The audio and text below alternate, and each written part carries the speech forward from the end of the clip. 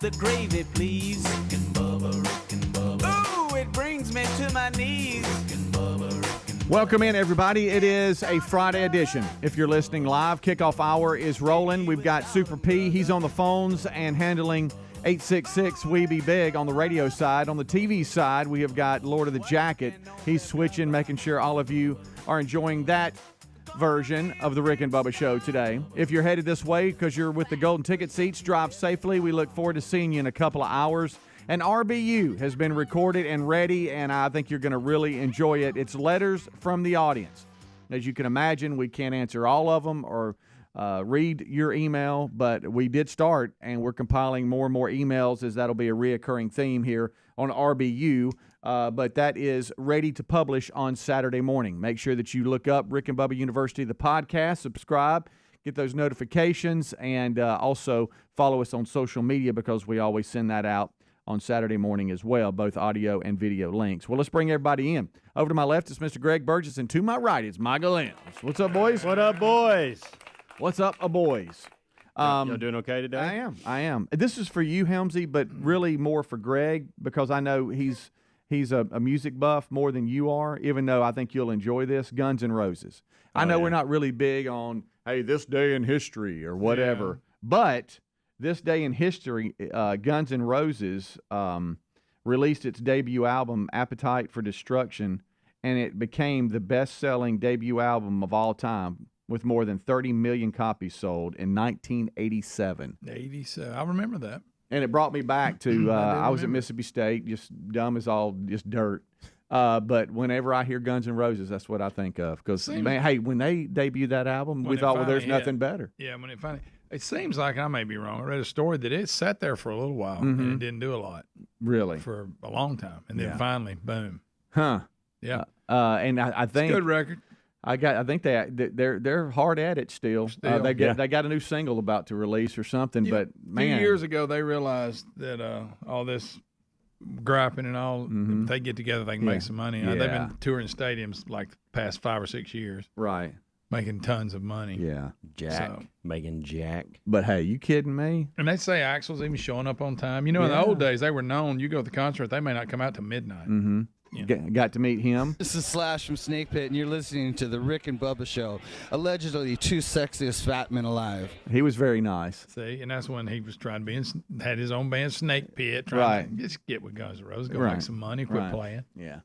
Come on. And are you a big y'all a big Creed fan? Yeah, Creed. Yeah, I was back in the day. Were you really? Yeah. They got a little overdone. You got Matter of fact, their song "One" good song. was my walkout song in baseball because I wore number 1. Okay, all right. Good song too. Yeah. Well, apparently they're reuniting. They're getting back together for some big cruise. It's Summer of '99 cruise in 2024. It's going to mark the first time in 12 years that the group has been back together. But whenever I heard that they were getting back together and I heard Creed, I did think, hey, I like them. Yeah, they're pretty good.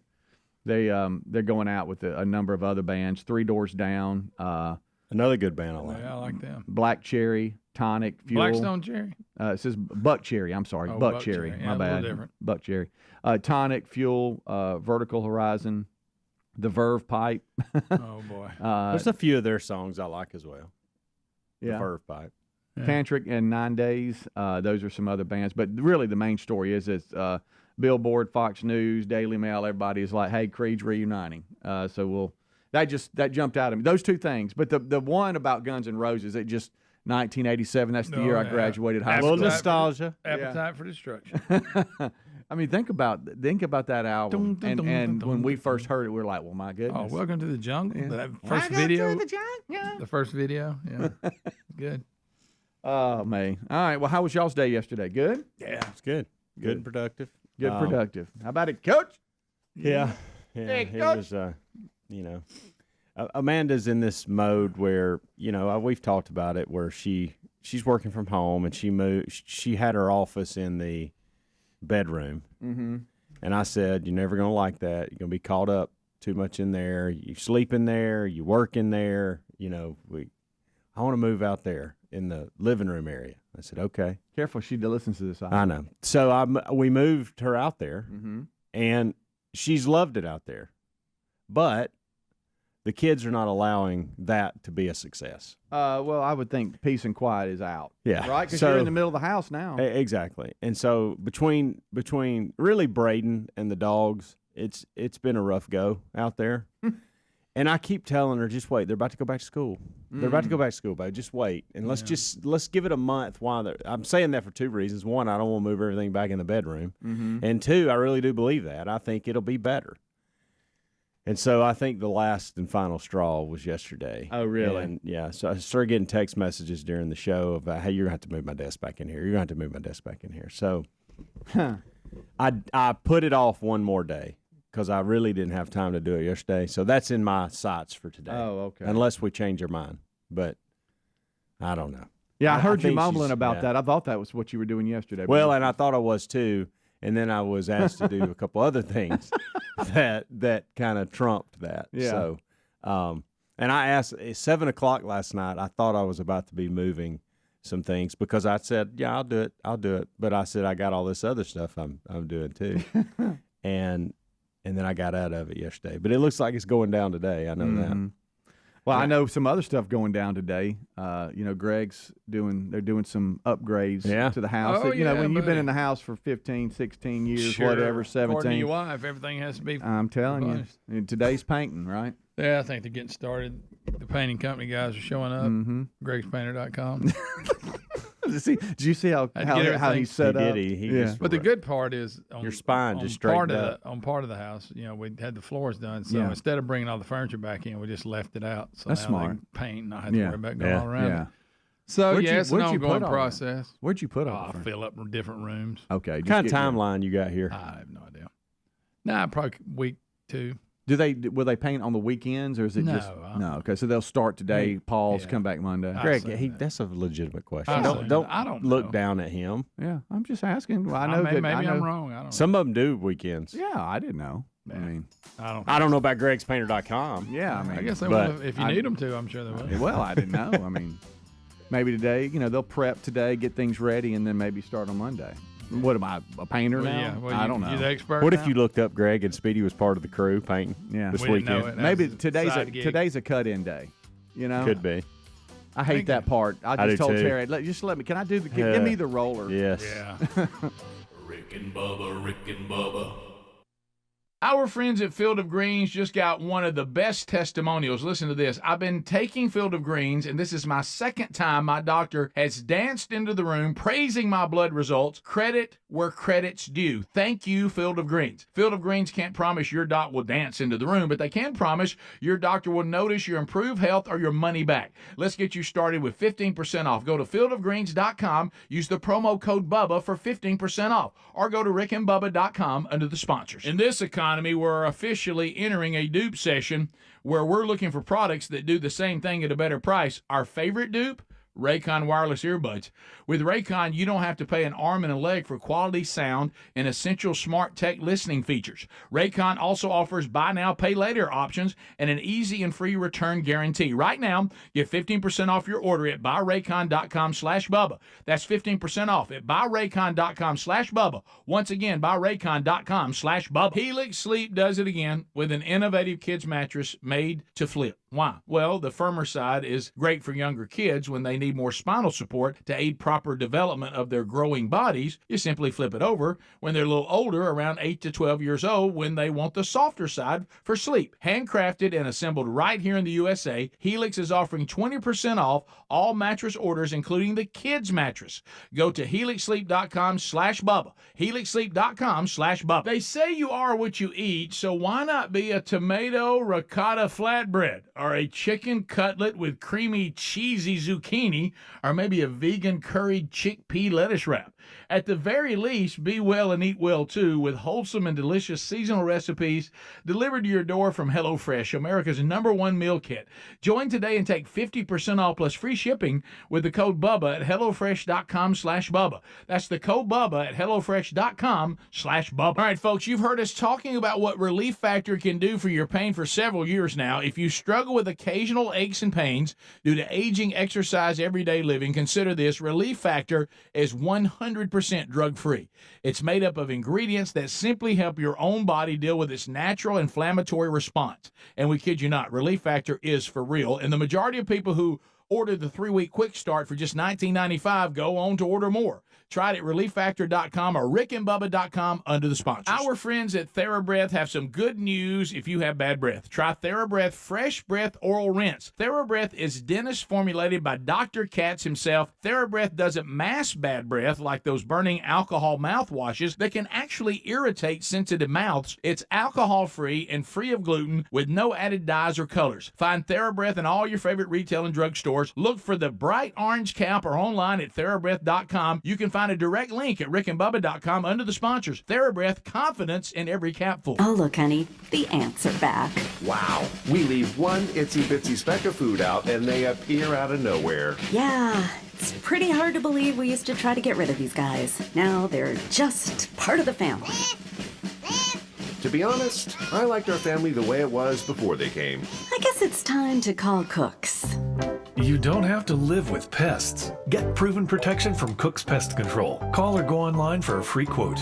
Cook's Pest Control. Looking for peace of mind when it comes to your car's performance? Look no further than our friends at CarShield. With plans for every budget, CarShield offers protection plans that cover more parts than ever before. Whether your car has 5,000 miles or 150,000 miles, plus they offer plans that come with roadside assistance 24/7, courtesy towing, and rental car options. Call CarShield today at 800-465-6550 to save 20% on your plan. 800-465-6550 or go to carshield.com/Bubba. Our friends at Simply Safe were recently named Best Home Security of 2023 by U.S. News and World Report. So they're probably resting on their laurels, right? Definitely not. They're always innovating, like their new 2-in-1 smoke and CO detector. It's hazard detection. It distinguishes between fire and cooking smoke, so you get fewer false alarms. Get 20% off at simplysafebubba.com. That's simplysafebubba.com for 20% off your new system, or visit rickandbubba.com under sponsors. There's no safe like Simply Safe. Attention, all you coffee drinkers. There's a brand new brew that you definitely want to make part of your daily ritual. If you enjoy delicious, good coffee like us, My Coffee needs to be your new drink. It's organic, which is so important because if not, then it contains chemicals banned in this country decades ago. You've heard us talk about My Pillow for years on this show, and now they've got My Coffee direct from the mystore.com website. Go to mystore.com, enter the code Bubba to save 25% off your order of My Coffee, or find a link at rickandbubba.com. Rick and Bubba's in Ohio. Rick and Bubba. Pass the gravy, please. Rick and Bubba. Ooh, it brings me to my knees. Rick and Bubba. I can't start another. Rick and Bubba. Day without 'em, brother. 21 minutes past the hour. Thank you so much for tuning into the Rick and Bubba Show's kickoff hour. That's what we're doing. We're kicking it off for the guys. Yep. Rick, Bubba, Adler, all join us in about 40 minutes from now for the main show. But, hey, right now we got the Good Time Gang. I'm Speedy. To my left is Greg. To my right is Helmsy. And we have our two interns here today. Super P, taking care of things on the radio side right now, getting show prep ready and answering phones. And then Lord of the Jacket handles the TV side. RBU has already been recorded and ready to publish Saturday morning. Letters from the audience. And it was a great chance for the guys to kind of go into storytelling and explaining and some history and look at emails that were sent in, and a lot of them. I was going through them and trying to highlight them and organize them, and it was funny because Reese came down and goes, Dad, a lot of people probably don't think y'all really do this. They think that y'all probably just say you're doing it, but you just talk about what you want to talk about. He goes, this is actually proof that y'all go through the emails, and it was a lot of them. QFTAs are a good measure on that too. Yeah. Actually happens. And so the guys had a great time, RBU, this weekend. Also, don't forget Golden Ticket seats are coming in today. Golden seats. Elite Grade 8 will fill up, and the Wheel of Meat should spin, and we'll just have a good time together as Friday is off and running. All right, so I had a conversation with a buddy of mine, Hobie, and he said that he had returned from out of town, and he had to come back in to do some work, and then was going to go back to the beach. he was on vacation, but the way things happened, he couldn't get out of the 2 really big meetings that he needed, so he came back home for about a day and a half actually, and was going to knock those meetings out and then go join the family again for the last 3 days or so of the vacation. But he had to come home late one night, got home by 11, 12 for the next day, and found himself, he goes, I got to admit something, and I don't know if anybody ever will. Have you ever been scared in your own house? And I'm like, scared in your own house? No, I've never been scared in my own house. He goes, I got to tell you, last night I started hearing things, and I was scared in my own house. I said, Hobie, you weren't doing Airbnb. What were you hearing? I don't know. He said he started hearing noises, and I'm like, in your own house? Did you walk around and check everything? He goes, I guarantee you, people have been scared in their own house, but they won't admit it. Yeah, no, well, I know you have because you got the ghost in your house. Well, no, I mean, I've come home before and like something be out of place or a door be open that may have blew open and I thought somebody was in the house. Those kind of things, I've done that and been, a little nervous about, hey, family, y'all don't go in yet. Let Daddy go in and look, and if y'all hear something that's not good, call 911. That's happened a couple times. Yeah. The closest I can get to that is concerned and scared. I wouldn't say I was scared, just concerned about what's Yeah, he was situation. Saying, hey, I'm on edge. I can't get comfortable. Yeah, or whatever. I've been there before, and I'm like, buddy, it's your house. Yeah, he needs to grow up. That's what now I told him. I'll say this: that was Greg. I've never actually been inside my house and like the whole family being there, and we've been in there all day, and then all of a sudden something happened that kind of goes, "What was that?" Nobody moved. Yeah, none of that. The closest we can get to that is that we had actually gone away for dinner or something like that. Nobody was at home, and I had a neighbor call and go, "Hey, your front door is wide open." Yeah, this is what I'm talking about. And I'm like, "What?" Yeah, that's different. Yeah, hey, your front door is wide open, and this is the house we used to live at that was way off the road, and so it's pretty dark back in there. We're like, "Huh." And so I started thinking, I'm like, do I just bust up in there? Did we leave the door? Because we're known to just, hey, we got to, we're families running around. Did we forget that? Did we leave it cracked? The wind blow? What's the deal? So we ended up calling the police, and they came and said, let us walk to the house first, and then call the police. And Helena's Finest showed up, a couple of cars, and they said, we got this. And they went through and canvassed. They canvassed the whole house and came out and said, y'all are good, there's nobody in here. Yeah. But at first we were like, is there somebody in here or not in here? That was a little spooky. But, I mean, once I got in there and settled down, I wasn't scared. Shake your head in and go, hey. But to his point, he's just saying he was sitting in the house and suddenly got scared. Yeah. Well, he did. And he came back and he said something on the screen porch didn't look right when I got there, and there was a floodlight was off that we turned on, and I guess the light went out or whatever. Calm down. And I did. I told him, hey, I got on him pretty hard. Hey, you know what it might have been? It might have been that goat. He lives in Mountain Brook. That's true. It may have been the goat running around. It was the goat. You talking about the one who was up in an abandoned hospital looking out a window? Yes. Yeah. It may have been. Son of a gun's covering some ground. Yeah. What if it was the goat? Yeah. Have y'all heard from your ghost lately? No. Huh? No. You haven't? Old man Nemeth? Yeah. No. There we go. What? I'm just telling you. I have not. I never heard from him. Y'all said that. I don't know. You've brought in some stories. There was that one, but outside of that, no, I haven't. I wish the ghost would do some dishes and laundry every once in a while. Yeah. If he's gonna hang around, why are you there? If he's there, why not? Oh man! Amanda asked me last night. She goes, "I'm not." She smashed her finger in the door, front door, trying to let the dogs out or in or whatever. I mean, it is nasty too. Amanda. It's purple and swollen. Yeah. And she did this a couple of days ago, and so last night she was like, "Hey, these dishes are like stacked up in here. Can you do them?" And I said, "I tell you what, I'll make a deal with you." I said, "I'll do them when I get back from the show in the morning. How about that?" I said, "But I don't want to do them right now." She goes, "Well, I don't either." I said, "Well, just leave them there. Let's just leave I'm them. not this person, but just leave them there, and I'll deal with it when I get home tomorrow." It is kind of funny because sometimes I'll look at Terry because some things just we're both the same but different in areas, and it was just bothering her. Like the table looked a certain way, and I just stopped and said, "Can we do that tomorrow?" Because actually nobody will even be here. Yeah. It'll just we're the only ones seeing that right now. Can we negotiate that maybe tomorrow? Let's knock that out. And it's so unlike either one of us because we never want to go to bed. We don't want to wake up to that. Yeah. You know what I mean? I got you. And gotcha. and usually it doesn't bother me because I'm here with y'all for Yeah. a couple hours, and she's Right. at home. So I was like, hey, as long as you're good with it for about 4 or 5 hours, I'll be home and I'll knock it out. Speaking of They were still stacked up in there this morning, too. Yeah, looking right back at it. Speaking of knocking things out, yesterday afternoon I knocked out the backyard. It needed cutting. But grandson Little River's coming over for a play day. You got to get the golf course ready. And so I'm like, honey, when you got dogs and that's the area they poop in and stuff, I'm like, hey, we kind of need to clean it up. Well, then I started looking at I started looking at the hill behind the house, the little berm we have. Yeah. And I'm like, probably need to knock it out a little bit too. And so I started on it, and I've got a new system now. I've told y'all I have my new system is I wear my boys' baseball cleats that they're done with, so I don't slide down the hill.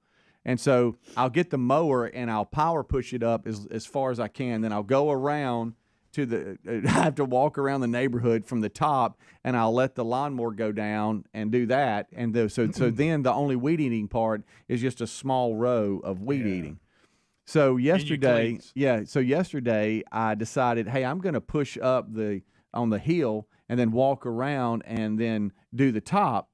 And I got lazy. Instead of walking back around, I said, you know what I'm going to do? I'm going to ease down with the lawnmower and then just let it go and be done with it. Well, I didn't have the cleats on. I just had my tennis shoes on.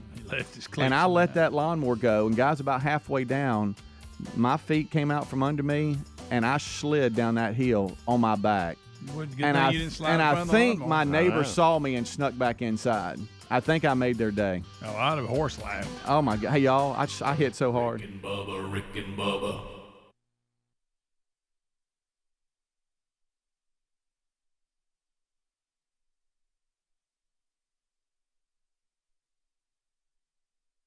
If you're a frequent listener, well then, you've probably heard us talk about Simply Safe. You know they were named the best home security of 2023 by U.S. News and World Report. So they're probably sitting around resting on their laurels, right? No, definitely not. They're always innovating, like their new 2-in-1 smoke and CO detector. It's next generation hazard detection that distinguishes between fire and cooking smoke, so your home is protected and you get fewer false alarms. With Simply Safe's 24/7 professional monitoring service, trained agents stand ready to respond to an emergency. Monitoring service costs under $1 a day. Simply Safe is easy to set up yourself, or you can have a certified technician install it for you. Financing through a firm, you can secure your home today and pay over time in installments that fit your budget. Right now, get 20% off when you sign up for interactive monitoring. Visit simplysafebubba.com. That's simplysafebubba.com, or visit rickandbubba.com under the sponsors. There's no safe like Simply Safe. Folks, we've been talking about Relief Factor on our show for quite some time now. Do we guarantee Relief Factor is going to lower or eliminate your occasional aches and pains? No, we never make a claim like that. But what I can tell you is that the majority of folks who order the 3-week Quick Start Pack for only $19.95 go on to order more. Now, what we really like about Relief Factor is it's 100% drug-free. It's a supplement that's made up of ingredients that simply help your own body deal with its natural inflammatory response. For a lot of us, that's very important. Getting older, working outside in the warm weather, even exercising can cause frustrating aches and pains, or maybe it's the occasional back, shoulder, or hip pain that's bothering you. Relief Factor has helped us and so many of our friends, so when you think of it this way, is $1 a day too much to see if you can get out of some of that frustrating pain? To order this 3-week Quick Start Pack for $19.95 plus shipping and handling, just go to ReliefFactor.com. That's ReliefFactor.com. Let's see if we can get you out of some of that pain. Also, you can go to RickandBubba.com. Look under the sponsors button for a link. Are you looking for peace of mind when it comes to your car's performance? Well, then look no further than our friends at CarShield. We know that auto repairs can be a headache, especially when they come out of nowhere. That's why we have CarShield. You don't have to worry about the rising cost of car repairs. Plus, you can lock in your price and it will never go up. Even if your car is over 3 years old, it's still prone to expensive costs. With plans for every budget, CarShield offers protection plans that cover more parts than ever before. Whether your car has 5,000 miles or 150,000 miles, plus they offer plans that come with roadside assistance, 24/7, courtesy towing, and rental car options to get you back on the road quickly. CarShield is dedicated to protecting what you drive because it's just a matter of time before you're going to need repairs, so don't wait till it's too late. Call CarShield today at 1-800-465-6550 to save 20% on your plan. Lock in your price and it will never go up. Call 800-465-6550 or carshield.com/Bubba to save 20%. Our friends at TheraBreath have some good news if you have bad breath. Try TheraBreath Fresh Breath Oral Rinse. TheraBreath is dentist formulated by Dr. Katz himself. TheraBreath doesn't mask bad breath like those burning alcohol mouthwashes that can actually irritate sensitive mouths. It's alcohol-free and free of gluten with no added dyes or colors. Find TheraBreath in all your favorite retail and drug stores. Look for the bright orange cap or online at TheraBreath.com. You can find a direct link at rickandbubba.com under the sponsors. TheraBreath, confidence in every capful. Attention, all you coffee drinkers. There's a brand new brew that you definitely want to make part of your daily ritual. If you enjoy delicious, good coffee like us, My Coffee needs to be your new drink. It's organic, which is so important because if not, then it contains chemicals banned in this country decades ago. You've heard us talk about MyPillow for years on this show, and now they've got My Coffee direct from the mystore.com website. Go to mystore.com, enter the code Bubba to save 25% off your order of My Coffee, or find a link at rickandbubba.com. Have you tried the innovative Helix sleep mattress yet? Well, nothing beats a great night's sleep, the kind you get with Helix. So we love them, and Helix has over 12,000 five-star reviews with customized mattresses that fit your sleep needs because they know everyone is unique. They even have big and tall mattresses and mattresses for the kids. But how do you know which mattress is right for you? Well, Helix has you covered. Just take the Helix Sleep Quiz and find the perfect mattress in under 2 minutes. Place your order and your mattress will be delivered right to the door free of charge. And the best part, Helix knows there's no better way to try a mattress than by sleeping on it in your own home. That's why they offer a 100-night trial for you and a 10 to 15-year warranty. Right now, Helix is offering 20% off all mattress orders at helixsleep.com/Bubba. Best offer yet, by the way, and it won't last long. So if you've been waiting to try a Helix mattress, here it is. Now's the time. Head to helixsleep.com/Bubba for 20% off your mattress order.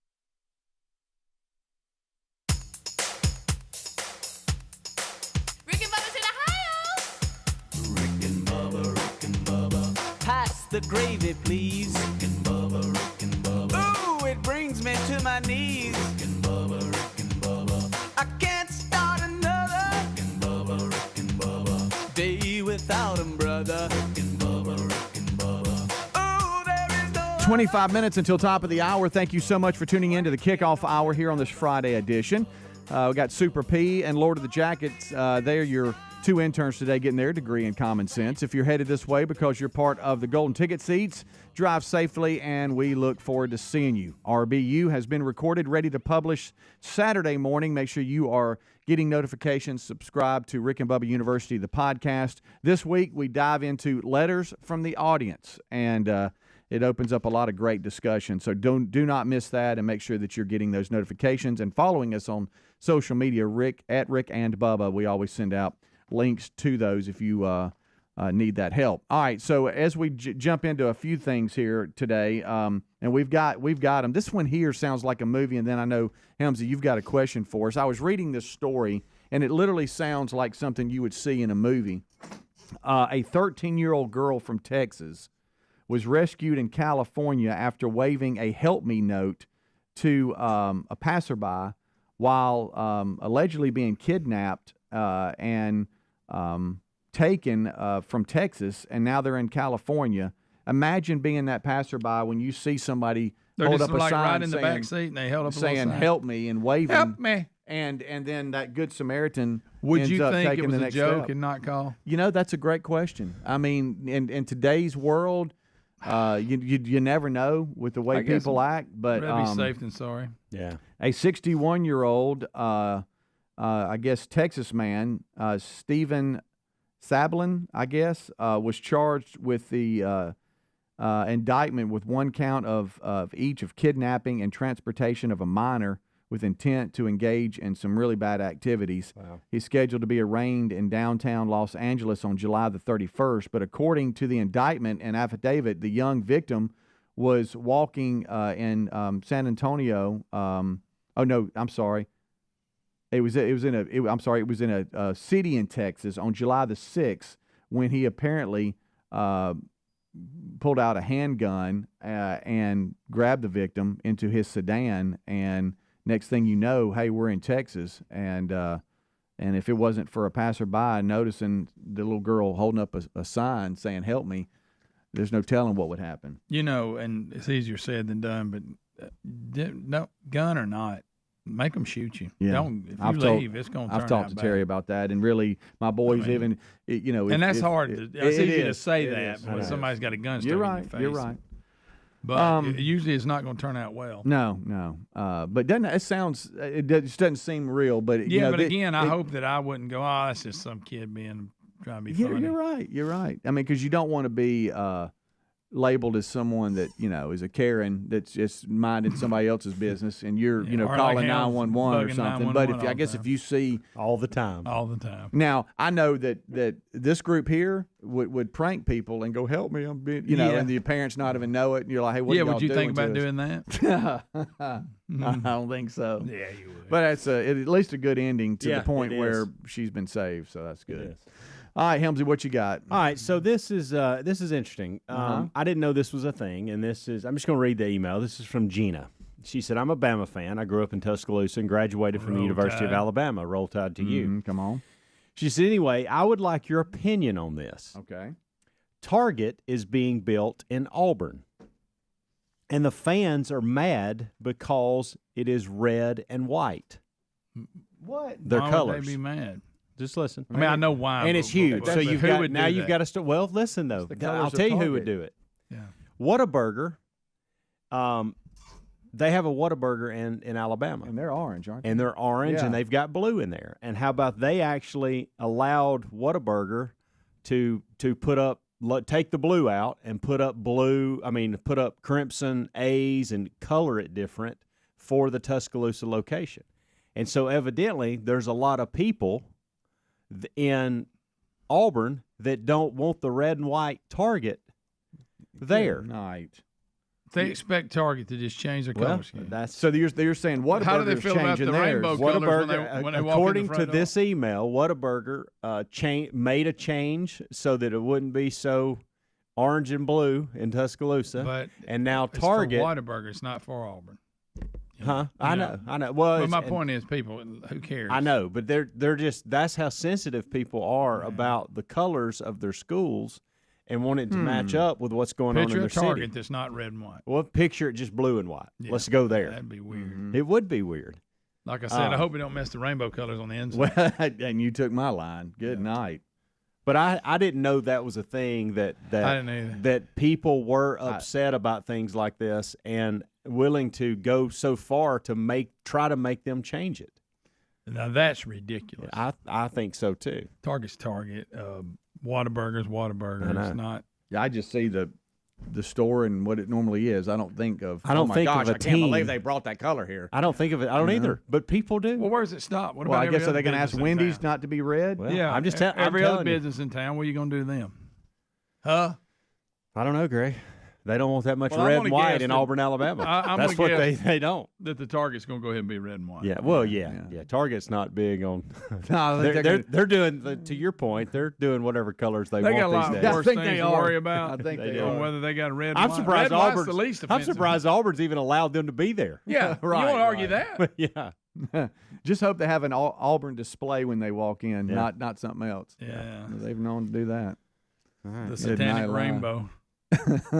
We're not big boycotters because once you start that, then you start investigating things. You're going to have to boycott everything. But this last move did it in for Terry. Yeah. She was like, and we're out. And again, I know I got it. You go somewhere else, you start investigating them, you're like, well, heck, they did the same thing. All of them do. But it's something about Target throwing it in your face Yeah. and having a display right up front and proud of it that kind of changed things, I guess. Yeah. You know what I mean? Yeah. Yeah. You got it? It's like I know 100%. everybody had, Yeah. it's just, wow, so there. I know. Okay. They're gaudy about it. One other thing, if you had to be take a blue collar job, now, Greg, you can't say power company. Okay, that's off the table. But if you had to take a blue collar job, what job would it be? Let me think. I think I'd be a fireman. It's in the blood. Dad was a fireman. I took the fireman's test coming out of All right, then we have to then we have to take that out for you. Yeah, you can't. You can't. No, I said Alabama. This changing the rules This too. is what the Helms. This ain't what the Speedy.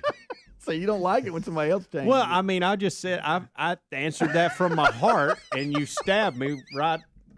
All right, I'm gonna let you be a fireman. I will. You can be a fireman. Go I would ahead. own my own lawn care business. There. I'm gonna be an underwater welder. With your allergies. Yes, absolutely. An underwater welder. Okay. Not just a welder, an underwater welder. Well, say that fast. That's 3 hard times. to Do it. Ready, go. Underwater welder. Underwater welder. That's what you would be. Hey, they make some jack. Now, are you being dangerous? Hey, but you know how serious. I want to be serious. I Like, would. are you being serious? Yeah. Huh? Yeah. Are you just throwing the first thing that comes to your mind? He's over there about to cry Have you about ever? being a Have fireman. you ever thought about? I'll tell you what I'd like to do if I ever had to be out in the blue collar world. I'd like to be an underwater welder. Yes. That's actually come to your mind, Greg. Yep. I don't believe that for a minute. Sitting here trying to think. I really do think I would want to do a lawn business. I mean, if you're not going to allow me to be a fireman. Well, You can be a yeah, I was just worried about your allergies. Yeah. But I mean, that's Well, fine. Maybe you're pointing around having other people do it. No, You just no, run I it? want to get in there and get after it a little bit. All right. I'd settle for just a regular welder. But Yeah. just regular. yeah. Took a little welding school. Did you? Why didn't you stay with I it? didn't learn anything. You didn't learn anything. Nah, I don't want to work in Is it because you didn't want to learn anything? pretty much. I don't want to work in a factory or something because I want to be able to be out and about and go different places. Mm-hmm. Yeah. You know, I don't want to be just punching a clock at a big factory. Right. Speedy. I'm trying to think of what I would want to do. Auto There's just body so and much. fender. Oh, that's not a bad one. I've always wished I could work on cars. I do Yeah, too. I know. Yeah, me too. I see these guys do that, and I'm like, wow, I wish I knew how to do that. I know. I went by a body shop the other day. I was just driving by, and I was in Jacksonville, and this guy had this nice body shop. It's over there close to your house, Greg. And I thought, and he would, I know you could you tell, don't. and I thought, well, they got it going on, a lot Yeah. going on there, Yeah. a lot Lot going on happening. there. Yeah. Real hot though. Real And hot. I was thinking, I bet a lot this, of hard I work. could tell the guy that I saw kind of walking around, he owned the place and all that. You could just tell he had it together. Yeah. And I thought he's just living the dream. For him, he's got it going on. Mm-hmm. Working hard, loving life, and a lot of business. Yeah, a lot of business. Busy's good. Yeah, people wreck a car. Yeah. Oh, you can bank on that. I don't know. You're still thinking, aren't you? Yeah. That mind is just I wouldn't turning. mind. I like to build homes for a living. There you go. That's hard work. Home builder. Now you can't be the guy that points. You're Oh, talking my about out there swinging the hammer. Yeah. Am I framing it up and all Yeah, that? you're doing all Oh, that. wow. All right. Rick and Bubba.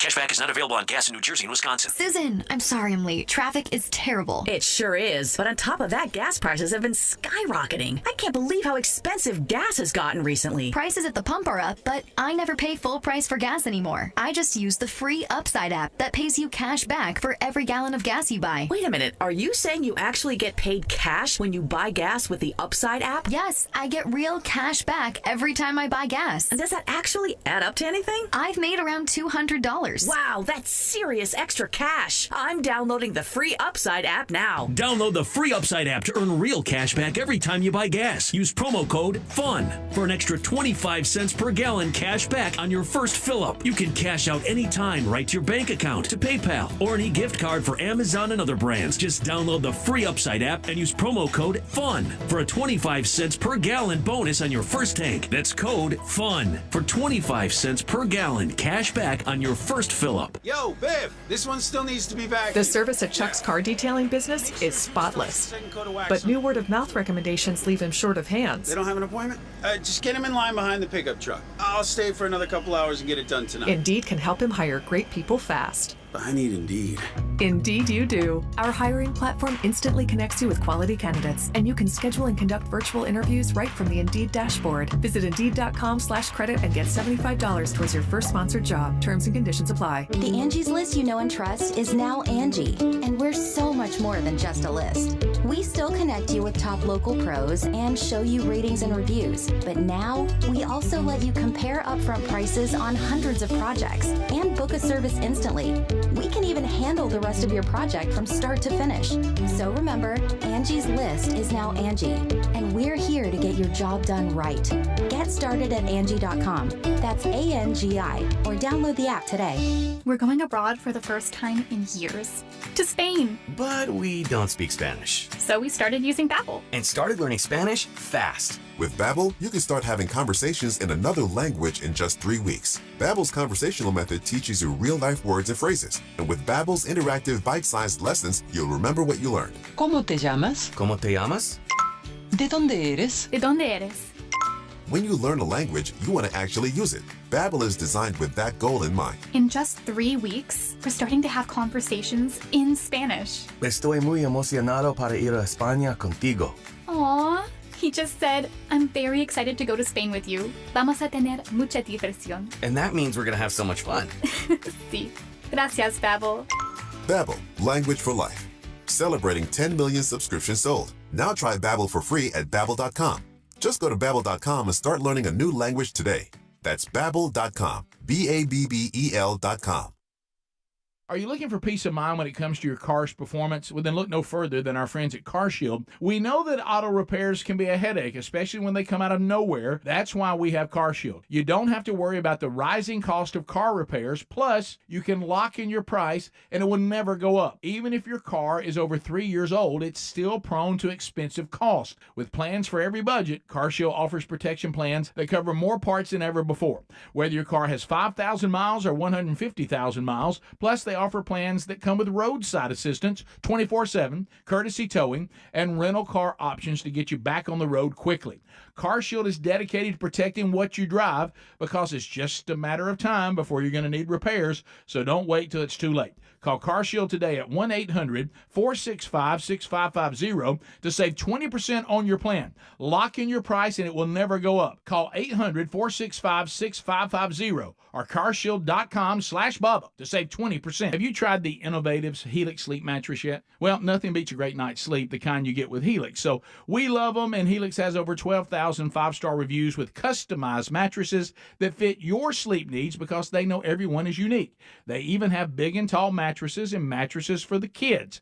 But how do you know which mattress is right for you? Well, Helix has you covered. Just take the Helix sleep quiz and find the perfect mattress in under 2 minutes. Place your order and your mattress will be delivered right to the door free of charge. And the best part, Helix knows there's no better way to try a mattress than by sleeping on it in your own home. That's why they offer a 100-night trial for you and a 10 to 15-year warranty. Right now, Helix is offering 20% off all mattress orders at helixsleep.com/Bubba. Best offer yet, by the way, and it won't last long. So if you've been waiting to try a Helix mattress, here it is. Now's the time. Head to helixsleep.com/Bubba for 20% off your mattress order.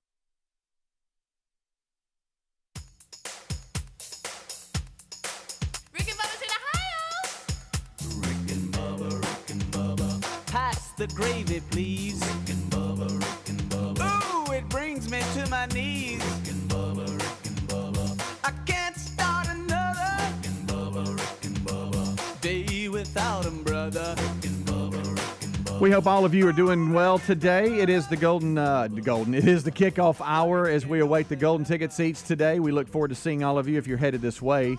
This portion of the show brought to you by LearBubba.com. With all the bank issues and the economy, and look, we hear about it, it is a safe bet to bet on gold. Smart investors value gold as a hedge against the inflation that we're experiencing. Plus, as more countries move away from doing business in U.S. dollars, our country, the value of your bank accounts and retirement money is all at risk. So look at LearBubba.com. That's LearBubba.com. 25 years of experience and thousands of 5-star reviews. You ought to look at LearBubba.com. A lot of you have already because we've heard from you. As a special gift, all new LearBubba.com customers in our audience will receive a free 1-ounce silver bar for every ounce of gold that you purchase. You can speak to them directly if you'd like to call them. 1-800-707-4575, or you can go to LearBubba.com. Again, that number, 1-800-707-4575, or go to LearBubba.com. Get that special gift as a new LearBubba.com customer and receive 1 free ounce silver bar for every ounce of gold that you purchase, and talk to them directly. You can also go to rickandbubba.com, look under the sponsors button if you'd like to do that. All right, so we are just trucking right along. I did see, yesterday we talked about the lottery winner that was sold in California for over $1 billion. I saw where the, I guess, convenience store owner was interviewed about. What do they get? Don't the store get some money? Yeah, he was pretty happy. Yeah. Pretty happy about it. I just thought about that. They win too. They do. They get a little something for it. They do. They do. For just selling the ticket. A couple of highlights today that we're going to give you on the kickoff hour, the video-wise too, is we've had someone race the freeze at the Braves game. And, I'd like to see you race and slips up and loses traction and starts to fall forward. Had him beat, I think, or close. I think he did. It was close. And then just does a head-first dive towards the line trying to get there. Freeze's record is, I'm sure he wins way more than he loses. Oh yeah, probably for sure. 90-something%. I like when fat people I would think so. Do you do? Yeah. Okay. But I'd like to see you get out there and take the freeze on. You know it? I would need a little head start. Won't you do that? Would they give you that? I'm talking about a little more than they give you. Oh, yeah. Yeah. For the show. I think he would pass me. I need to be in right field. He would pass me in left center. You know what I mean? And go. 1 Mississippi, 2 Mississippi, and run. Freeze past him. Hey, he can run. Yeah, Greg. That's why he's that's called the freeze, buddy. That's all he does. Greg Greg with the most obvious statement of the day. Is. He can run. What his other job is? Surely it ain't just being the freeze. I wonder what the freeze makes. I'm good with that. Haven't we done that before and I forgot? No, that was mascots. Okay. Well, you look at me like that again, see what happens. Wasn't a freeze. Freeze is not really officially a mascot. Did you say how you looked at me? I know. They have a Braves mascot. It's some weird looking thing. I'm not sure what it is. Can't be an Indian. Do it. I dare you.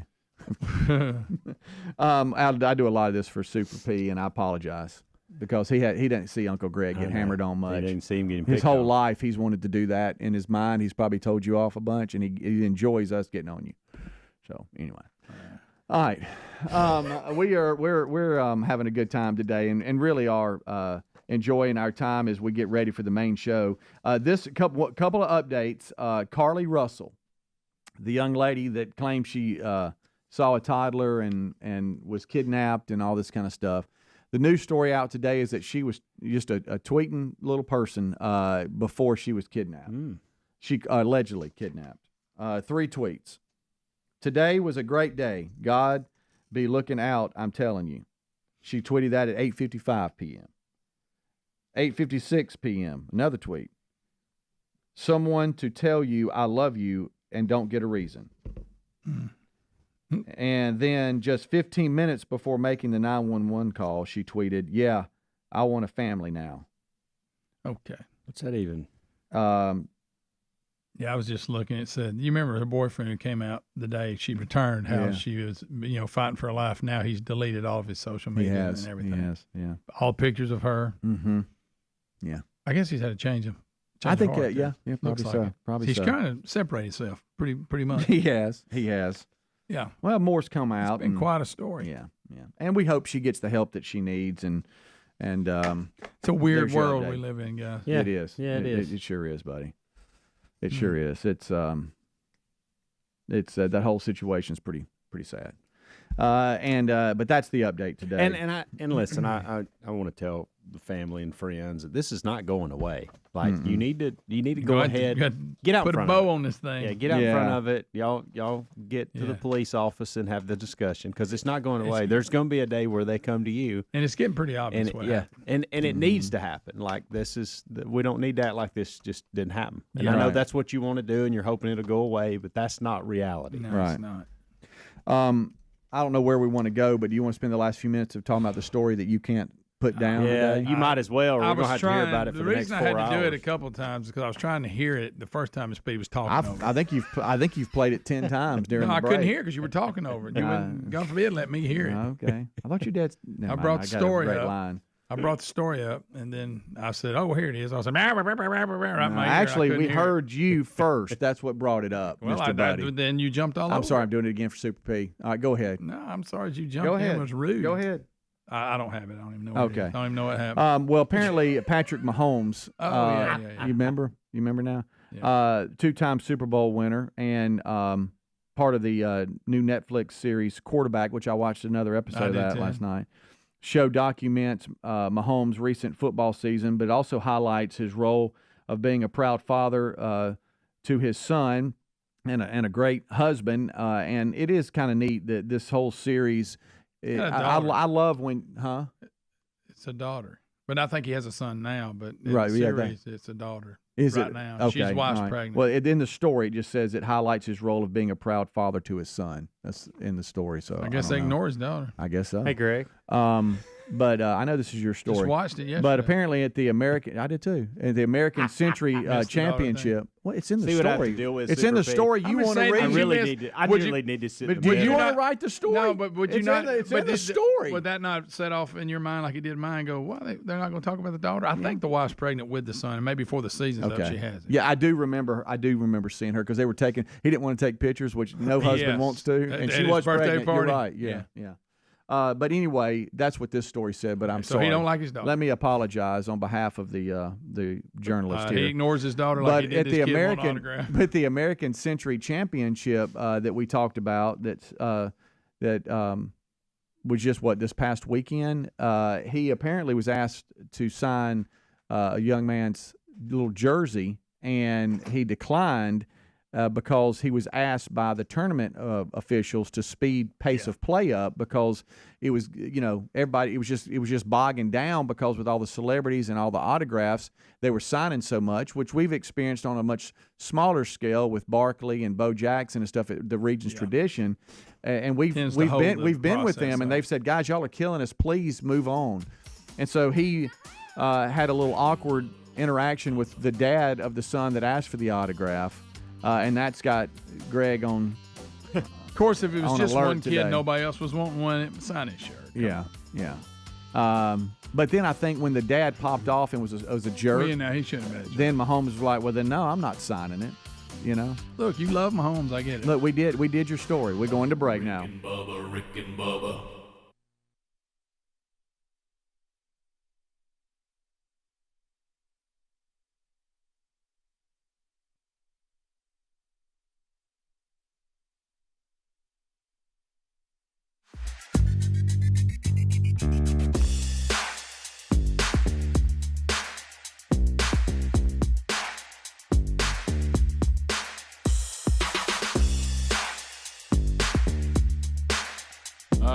You mean I'm so lonesome I could cry or die?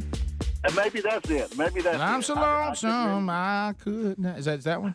Please, y'all pull that up and watch that. Oh, I had no idea Terry Bradshaw sang. I'm like, what? Well, I heard him singing that song "Shine On" just then. I mean, it wasn't like spectacular. but it but wasn't I don't know if you heard. I don't know if you heard them sing. But I mean, he was in that pocket though, wasn't he? He was.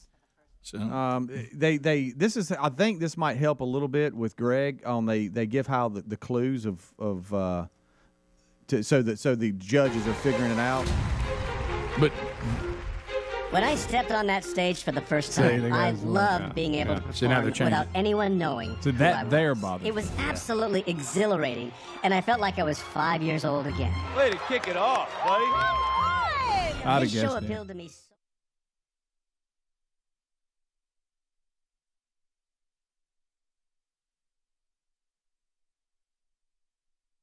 A lot of irritating things about that. So I don't think that's for you, Greg. Nah, I think I'm going to pass, Rick. Dave is calling Z93 out of Gadsden. Dave, go ahead. What's up, guys? Hey, Dave. Dave, how are you? Good. This is Dave, Dangerous Dave the Magic Midget. Well, Dave, I mean, my goodness. How you been? Good. I've been trying to get in with touch with y'all guys, man. Been missing y'all. And Yeah, all right. Helmsy, base. Helmsy's throwing a timeout because Dave, what are you doing now? this was prior to the Helmsy, Greg, and Adler era. Well, I'm roofing, while I'm at home, but I also, I've been doing a lot of midget wrestling lately. Oh, so you're doing the wrestling deal, huh? Yes, sir. I noticed you've used the M word twice. Is that okay? Is that now? okay? Because I remember when you were here, that was before all of the politically correct movement had really taken hold, and you proudly, as you said when you called Dangerous Dave, the Magic Midget, and now you're saying midget wrestling, so that's twice. So you're not offended by that word? No, sir. Okay. Well, Dave, I'll tell you this: when you were on the show, it was some of the greatest days. We had a lot of fun. It was. I miss you. I missed it, guys. I miss you standing on this console right next to me, and those were great. Don't days. even bring up St. Patrick's Day. Oh my gosh! You remember how it felt for me to throw you? Yes. God, it was fun. We got to get in there. We got to get some more of that stuff going. I hope you hadn't put any weight on you. I'm getting older. No. Yeah. I maybe put some more muscle on. But Yeah, I bet you are. I bet you pumped up. Greg, Greg may have seen you wrestle. Are you with what group are you with, Dave? I'm with Micro. Micro, hey, there you go. That's walking dog. That's big time right there. There it is. Well, I mean, small time, but it's small of the big of the small. Right. So Dave was number one. We used to go do remotes and stuff. I remember one. We had a long day They in used to Tuscaloosa. set me on top of the. I remember Speedy used to set me on top of the phone book so I can look out the van. Yeah. What a memory. I wanted you to see, buddy. Yeah. How's your family doing? They do good. Mom's, she had a back surgery recently. And she's paralyzed from her breast down. Yeah. Well, tell her we said hello and tell her Speedy's still with us. Right. It was good. It was good to meet her. Yeah, we're glad to hear from you, Dave. Glad you're doing good. I'm glad y'all are doing good. And I listen to y'all, and whenever I get to work, we listen to y'all every morning. Thank you, man. That's awesome. And well, tell everybody guys, we said hello, and I hope that I get to throw you up on my hip one day and carry you through the new studio. Oh yeah, I look forward to that. Well, hey, go out there and win some matches and keep on bringing glory. Micro. One of Greg's favorite things, micro wrestling, baby. That's it. Always, brother. What's your stage name? Little Papa Pump. Oh, yeah. Yeah, Dave, I didn't know because I ran across you're talking about you do roofing. One of the builders that was at the expo said you used to work for him. He said you was a good worker, by the way. He also said somebody tried to mess with you one day and you took him down. That a way to go, Dave. Yeah. Yeah. Dave, don't take Dave, when you roof, do you get to do some things that maybe some of the bigger guys can't do? Thank you, buddy. Yeah, like do the smaller areas and stuff like that, like where other roofs come over another roof, it's tiny up under there. Yeah, they'll call me over there. Oh, that's cool. We're so proud of you, man. So proud of you. That a way to go. Yeah. So thanks, man. Glad to hear you're doing well. When you're in the area, come by and see us. Speedy has a question? Yes. When you're at work, do they call you Dave or they call you Little Papa Pump? Well, my boss calls me Baby Guns. Listen, I've seen the flyers from Micro Wrestling, and Little Papa Pump is the featured act. Yeah. Oh, yeah. He don't play. You're the man. Yeah. I like that. That's good. Well, Dave, I bet could get after it. He was pretty athletic back in the day. Oh, yeah. This is another Rick and Bubba success story. It is. The way he slid down that hall was incredible. Oh, yeah. Absolutely. I remember when our new boss showed up and you ran through his legs. He could not believe it. He really did. True story. He really thought we were making all this up.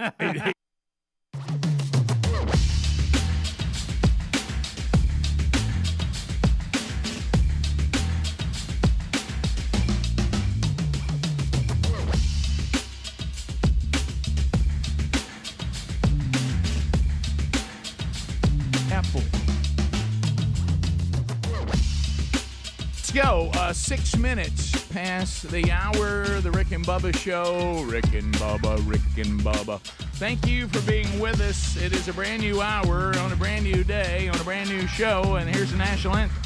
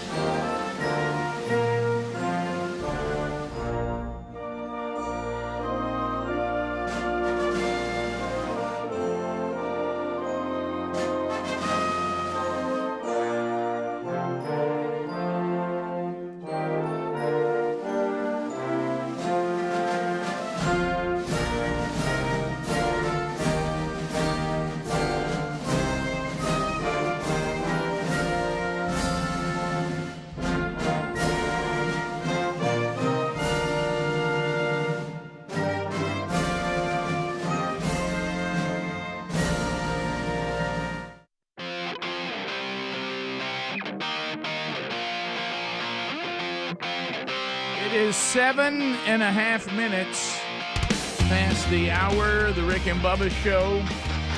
Thank you for being with us as we move forward. Speedy, Greg Burgess, Helmsy, they've done what they normally do Monday through Friday, and that's give you a kickoff hour on all the Rick and Bubba platforms. Catch it live or archived on your own time. Find out how to do that at rickandbubba.com. We now join them and all go forward. Eddie Van Adler takes over the YouTube option, live and archive for you. If you're not a subscriber, join the over 100,000. Had somebody yesterday say, hey, I just got an alert. That something new is on the YouTube channel. Did y'all say, are y'all talking about a goat loose in Mountain Brook? And I said, you know what? You got the alert that is out there. Go watch it. You'll enjoy it. So you do get alerts on what's happening. It's free. Doesn't cost anything to subscribe. And you can watch the show in its entirety live, or you can watch it in its entirety archived, or you can watch the 1 hour best of archive on Blaze TV and on our YouTube channel. Also, the show is archived every day, audio only, on the Rick and Bubba podcast channel. Catch those audio archives every day, including a best of hour there. And then, of course, you can catch the show live on America's boldest radio stations, the Rick and Bubba TuneIn app, or as I just mentioned, the Rick and Bubba YouTube channel. So we do have interns, Super P and Lord of the Jacket. They take your phone calls today. They will also take care of the Elite Eight, or it looks like it could be everybody's Heaven 11 coming up. I don't know. I'm checking the seats here. It looks like it could be 11 today. So how many ever get here? Our guests today will be in the golden ticket seats, and the interns will take care of them. And we'll grip and grin, take some pictures, and spin the wheel of canned meat today. So be standing by for that. We're missing one, the silver-tongued one, the man with a golden voice, Professional Lunch Eaters Man of the Year, the inventor of pizza in a cup, Shakespeare's worst nightmare, and the master of the King's English. Ladies and gentlemen, put your hands together for Bill Bubba Bison!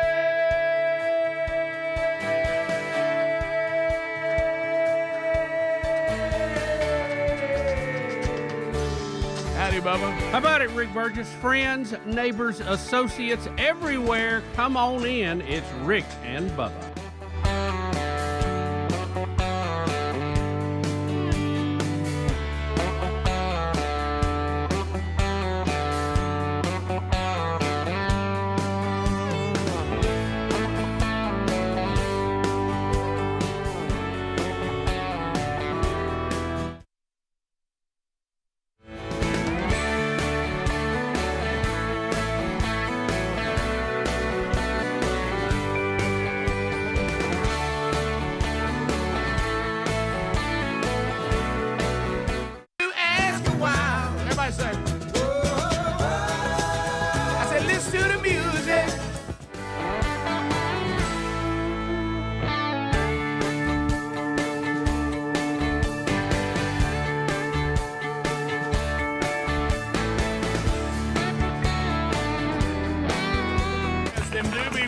Bubba. Yeah, about it. How about you, sir? Don't you feel it coming? So, Bubs, we got a lot to unpack today. We do want to let everybody know it was done yesterday. A new and hopefully reoccurring series on Rick and Bubba University, the podcast. We talk to guests, we talk about topics, but we started a new series. It'll happen this weekend. Letters from the audience. And Bubba and I, you will see it if you watch the YouTube version of it. The video version of it, we literally just sit here with stacks of letters and just roll through them. Speedy helped us by trying to put them into 3 different groups, and then we just sit there, and I'd read one, Bubba read one, I'd read one, Bubba read one, and we answered, some pretty interesting things. I mean, would you like the answer to the question, how many times in Rick and Bubba history, give us examples of times when it looked like the show would not continue? Yeah, how close has it come to running aground? To come to running aground, and we answer that question. So we get that and all kinds of stuff. So and we each had an answer on that. Yeah, we did. And I don't think we didn't scratch the surface. There were so many letters, but we got in as many as you could get in 45 minutes. So and we saved the others for a future. Maybe another edition of that same series. Yeah, so Rick, a lot to cover today. A lot. We have 2 potential blockbusters opening on the same night. Most of them will be sharing the same cinemas, and I don't think it could be any different crowd. Yeah, So this could be a good week for the theater people. Yeah, and one of them, I feel like they won't be ready for the crowd. Well, you know? and my desire cannot be. There cannot be a bigger chasm on my desire to see them either. There's one that I really, really, really want to see, and there's one, unless I'm on the most boring Sunday afternoon ever, and it's on streaming, and I've heard that it's not. It's something that it's not something I would regret watching. And then, Sherry goes, what do you think about watching this? That'd be the only chance I'd ever see that Barbie movie. Well, no how. I would go if my wife wanted to see it, and support her in it. That would be about the limit on that one. I did watch Fat Man and Little Boy again yesterday. Of course, I could brief myself. Could be Fat Man, could be Little Boy. Of course you did. That was a great movie. I mean, they'll have to really do a good job to beat that one. Yeah, that's a tough one. So we'll see how that goes. My goal is this is the thing Sherry said not to do, but everybody knows about it anyway. My goal is to see Oppenheimer sometime today. Yeah, I'm going to try to also. I know there were some sneak previews last night. Mm-hmm. One of them started at like 9 o'clock or something. So I was at one point I thought, could I take a nap and go see it? Yeah. Does this mean everybody needs to see it before Monday, Rick? Correct. Okay. Correct. Yeah. Because I'll be unpacking it. If I can. Now, look, this is going to give you some hope.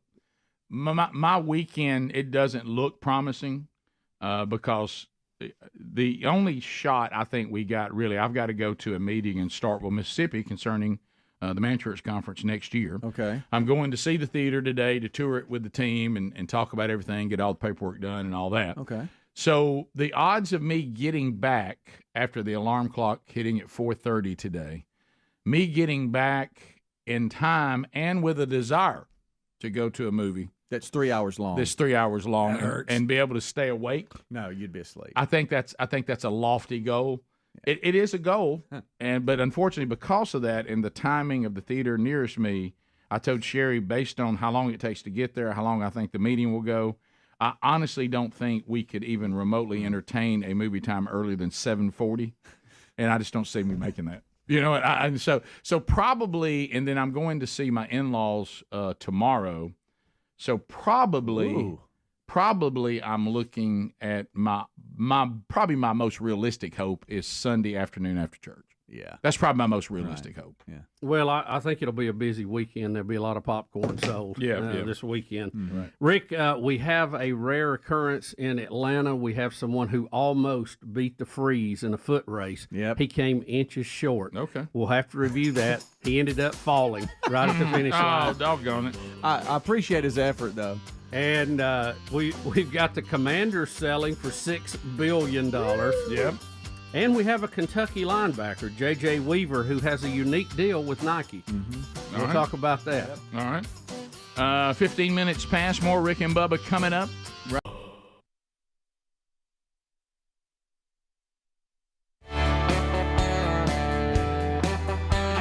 He didn't know it was really going on theaters. He really did. Oh, Dave. We love you, buddy. Good to hear from you. Good to hear from you. I love you guys. I hope to see y'all soon. I hope you do too, man. I hope you get to see us. Thanks, Rick. All right, thank y'all. Bye-bye. Little Papa Pump. Wow. It's tough. Yeah. Yeah, at the expo, one of the big those were the days. Was telling me about it. People weren't near as sensitive, No. and people laughed, and it was fun. It really was. Yeah. And I've never seen little people be so happy before all this started. It used to be you take one up and toss him to somebody else, they'd light up like a little lot. And he has no problem with the M word. No. Obviously listen, not. He used it twice. When Dave was here, he was outstanding. He was. I mean, he got after it. He was fun. Got the he had job a great done. sense of humor, and we had a lot of He's fun. obviously a hard worker. Yes, very much.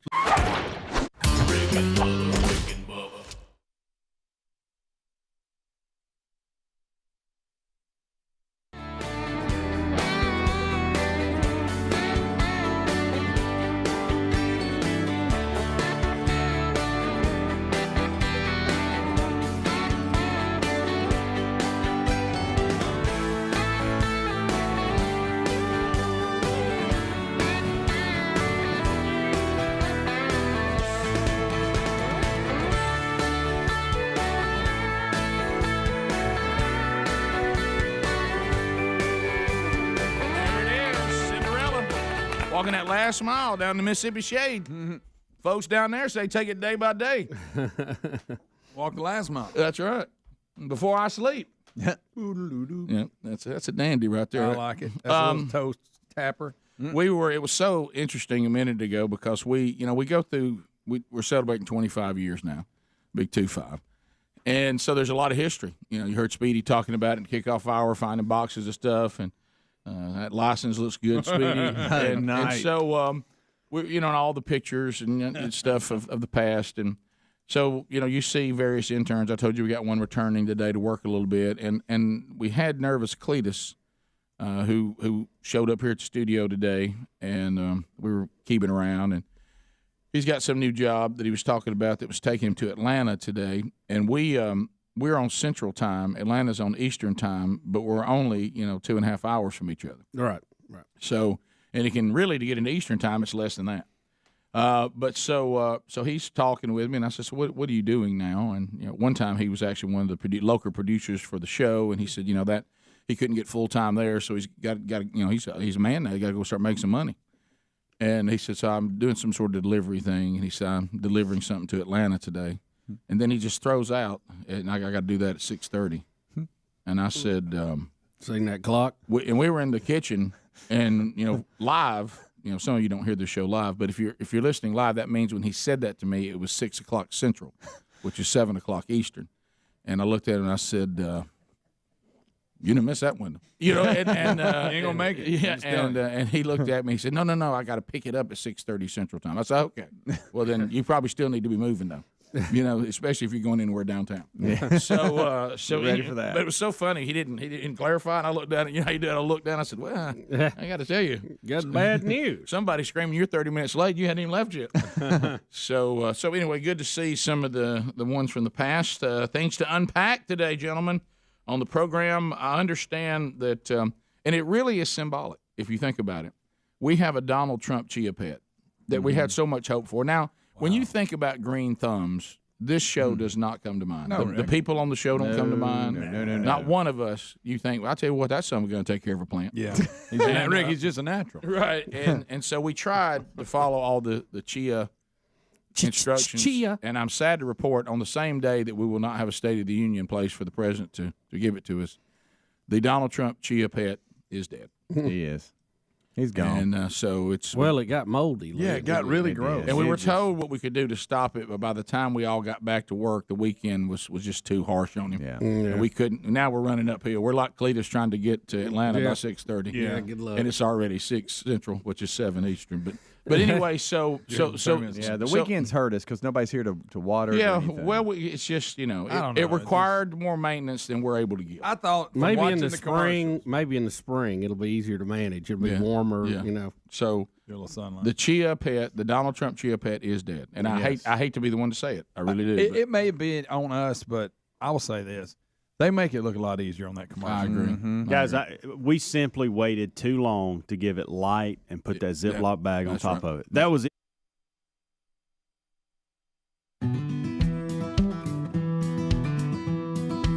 It is 21 minutes past the hour of the Rick and Bubba Show.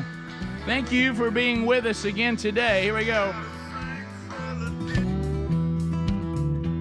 From the audience of Rick and Bubba University, the podcast. Your letter may have made it. Catch it wherever you get podcasts this weekend. So, Bubba, yesterday, it'll kind of tie into this next story. So on I don't know what the reoccurring frequency is, but Sherry's in a little Bible study with some other women, and they do it at our house on Thursdays every now and then. I haven't picked up the rotation yet. I'm just told when you start the day on the Thursday, don't forget I have that. So usually I have to find something to do. Well, I had thoughts yesterday of I had to go because I was injured again in my age, but I don't know how I was injured. I think it was throwing a kid in the pool. I'm pretty sure that's what it was. And the therapist yesterday seemed to agree that that's what caused my lower back to lock up. So I went and did some back therapy after we did the podcast and after I had a lunch. And so I was like, well, my original plan was maybe going to the farm, But in Sweet Home, Alabama yesterday, it was 1,000 degrees. According to Omar, it was one of the hottest days in 120,000 years. Right. And which is pretty hot when you think about it. The farm, honestly, the farm isn't all that great when it's 1,000 degrees. Right. It's not the most pleasant experience. Yeah. So I said, there's a lot of things that bite and itch. I think I'm going to drop kick that idea. And then I thought, well, now I've become that bip at the house that's kind of in the way. And I thought, but there's, I can find a nook, since all the kids are gone. We're empty nesters now, where I can just sit down and watch something. So let me tell you this, man. I was able to sit down and watch Quarterback on Netflix. Yeah. Just one episode after another, and I loved it. It's good. I loved it. And so Bubba, Kirk Cousins is on there, of course. So I was able to really research him. And interesting person, and it takes the three quarterbacks, and you go through the 2022-2023 season. So I think by the time it was time to go to bed, I think I got maybe to episode 5 or something. But it was very, very good. I enjoyed it. Maybe I'm not episode 5, but I think there's I know that the Vikings are 6-1. How many episodes that took? Okay. So, because I remember that being one of the last things I heard before I was, falling asleep uncontrollably. So anyway, and so they showed Bubba when he played with the Commanders. That was and how he came onto the scene and how they had the injury. But he was a Redskin then. Yeah, we're correct. Because remember, this was the most evil franchise ever. Right. Because they wouldn't change their mascot. So first of all, fellas, thank you for the heads up on Quarterback. Loved it. Yeah, it was good. Yeah, I want to see that. I've never been so thankful that y'all told me that. You know how you're struggling for content, and all of a sudden you remember, hey, the guy said something about Quarterback. And I remember, that feeling when I found it and I searched it and it came up real quick. Yeah. And I clicked on it and it started spinning and all of a sudden I heard, dum, dum, and I'm like, I'm in. I mean, I'm just here watching. Let's go. I'm watching mic'd up quarterbacks. I'm watching football. I'm behind the scenes. I'm getting all the things I like. So today, you have a question? No, just about that, about Kirk Cousins, and I've tried to talk to Bubba about it because Bubba blames Kirk Cousins for everything that's wrong with the Vikings last season. I don't. I don't. That's incorrect. What would you incorrect? What was your takeaway from him? I know he's very intense. Yeah. He's very family oriented. Yeah. Oh, no. The human being kind of dude. Yeah, the human being versus the quarterback. That's two completely different things. There's a lot of quarterbacks that I know could win me a championship, but they're not worth a crap as a man. Right. You know what I mean? Yeah. And timing is everything too right. about quarterbacks that might be average NFL quarterbacks, but they have a great team surrounding them and they win a Super Bowl by doing it. Actually, Bubba, behind the scenes, what you'll see, I believe that Kirk Cousins is a good quarterback. I believe he's a good man. I like his character. I love his work ethic. I like how he lives his life. Got a cool fire pit by his lake. I do not think. Yes, I do not think he's an elite quarterback. No. Okay, which is Bubba's issue. And I think that one thing, it was clear to me that some of the things that might have affected the season not continuing this excellent season they were having has a lot to do with the fact that these quarterbacks get beat up really, really bad. And he spent a lot of the season with ribs and upper body problems that were really, really substantial. And he's already beat up, and it's 7 games into the season, and he's beat up pretty bad. And it does affect you being able to throw the ball when you can't hardly lift your arms. So, but that job requires you to throw the ball. No, it does. It does. But what I'm saying is, it helped me to understand it a little bit more. I understand. Because remember, when we're sitting in the stands and we're watching on TV, eating chips, we think that this is a video game, right? And we don't realize that these are actual real human beings who are getting hit really hard, and you don't know whether they can breathe. You don't know, what happened between them and their kids and their wife that day. You don't know, what's going on with their psyche. Now, I wasn't prepared for some of the things he does with his brain.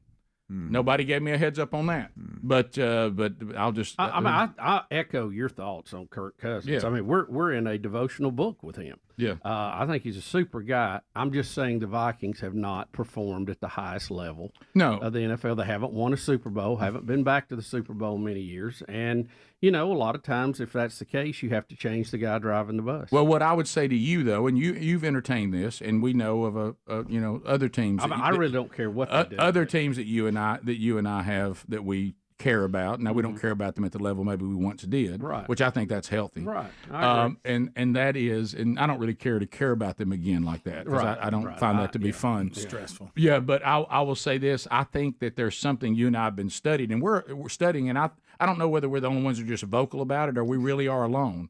And we're studying something that we know can't be true, is that a uniform and a logo can actually... And possibly a location. Right, a location limits you to what you can win. And I know that's not possible, but the Vikings have had Fran Tarkenton. They've had some really outstanding quarterbacks. So Tommy Kramer. what I would propose to you Randall is Cunningham? that Kirk Cousins isn't the problem. The Vikings are the problem. And because they've done it to others long before who are even better than Kirk Cousins.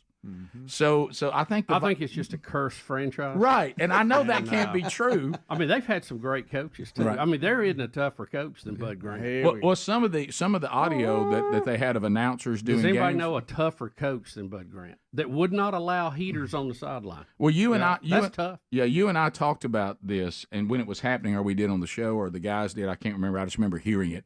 You know, there was a narrative in that 2022-2023 season where it looked like it might be possible that the Bills and the Vikings would play each other, and those two fan bases would finally get a Super Bowl win. One of them. Yeah. Being a Vikings fan, I know exactly what would happen. Right, That yeah, is not a right. team I want to play. But I didn't realize how that's too close much pressure. I didn't realize Yeah. how close we got to Yeah, that. yeah. But there was a chance that was going to happen. And but anyway, love the series though. Now, you know, don't just good. be aware that in the heat of the battle, even some of the people that you may see as some of the people of some character, you know, they will not Kirk, he doesn't. But you know, Mahomes got a mouth on him. He does. You're right. And He says sometimes he blacks out, doesn't even know what he's saying. Him and that defensive line going at each other was pretty good. That for was the Raiders. outstanding. Yeah. I love that a lot. Yeah. But anyway, so we come back. We'll I talk. do like the Vikings coach though. The young guy. I was think impressed. I think he's going in the right direction. Sometimes if Kurt would listen to him, they'd actually win games. Yeah, that's another problem. But they dealt with that, by the way. But what did Coach say? He said, you know, did you call that on your own? And he said, I did. He goes, you know, I could have got you in a better situation if you'd have just listened to me. Yeah. But Kirk was like, I acknowledge that. You're right. I'm sorry. I just got caught up in it. And he said, look, he's a competitor. He tried to win the game. I got it. We'll be back. Rick and Bubba, Rick and Bubba.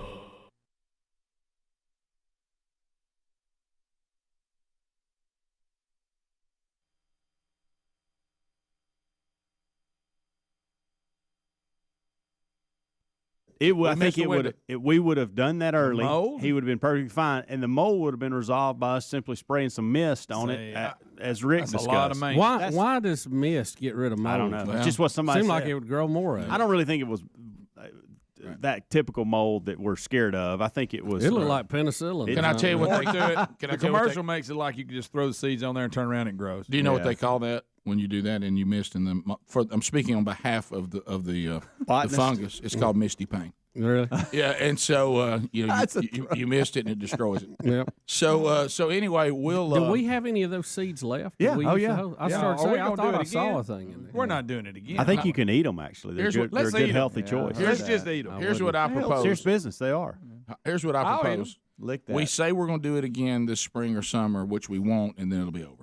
Yeah. Okay, but at least we won't feel like it's over today. Right. You know, Yeah, we'll go with that. and so that'll work. But so we'll talk about that when we come back. So I guess I think if we'd have bagged it earlier and got it a better start. I don't know. Yeah, we that's did. Yeah, exactly look, what we we should've didn't. I think we had a chance, and what we were able to give, like in so many situations, me personally and professionally, Yeah. I just didn't have it in me. You're right. You know what I mean? Yeah. Toby More Mac says most responsibility than days we I ain't got thought.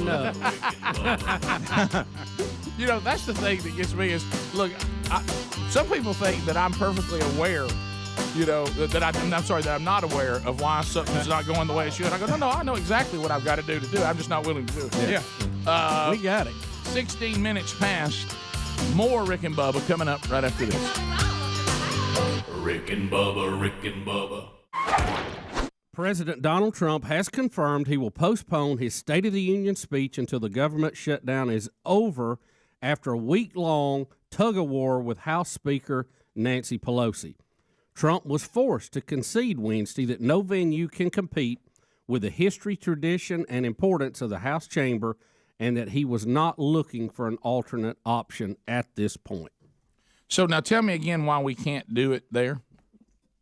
Well, Nancy Pelosi is the Speaker of the House and has pretty much control over that chamber. Got you. Okay.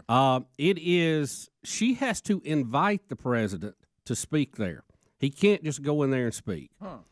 So it is pretty much a rubber stamp type thing, tradition. The Speaker invites the president to come and deliver the State of the Union, which she had already done when she was elected Speaker again. It was one of the first things she did. Right. Well, she had told the president she thought it was a safety issue, which we know is not true. The people who were in charge of that said, no, that's not an issue. And then she said she thought it would be inappropriate for them to have the State of the Union with so many government workers not working. Valid point or not, you can debate that. Trump had looked at several options, but when it all came, push came to shove, he decided not to do it. Now, she basically had disinvited him. We're talking about the uninvite? Yeah, the uninvite to speak until the government shutdown was over. Yeah, we've seen that before, haven't we? Now, several senators have called for the Senate to host that, but Trump has said he will postpone it at this point. My favorite word is the word. Is the word. The word. Isn't it a beautiful word when you think of it? Word. So is this just a strategic move, or is this the first sign of Trump crumbling to Nancy and Chuck? All right, now we know that. We got to ask that question. That's a fair question. It is a fair question, and I know that the media on both sides can be a shoot, ready, aim situation. But I'm looking here, and some of the people that we have respect for and usually agree with, they are very critical of this. They're slamming Trump over this crumble. Well, yesterday, and I was completely out of the news loop past afternoon, but before this shocks me because yesterday I heard all this. There's no telling what's going to happen. He may end up at right there knocking on the door, demanding to come in, and he sent a letter to Pelosi that had some typical Trump language in it that we would have all laughed at. And so then I'm hearing this morning. I'm thinking, wow, okay, so it changed awful quick. Yeah. Well, if I was Trump, I think I would just go ahead and say I'm going to give it. Now, the Constitution requires that he comes before the people to give a State of the Union, although I don't think the time and, the window that he has to do it is specified, best I remember. But so there's some leeway here about what he can do. So I don't know. Is this...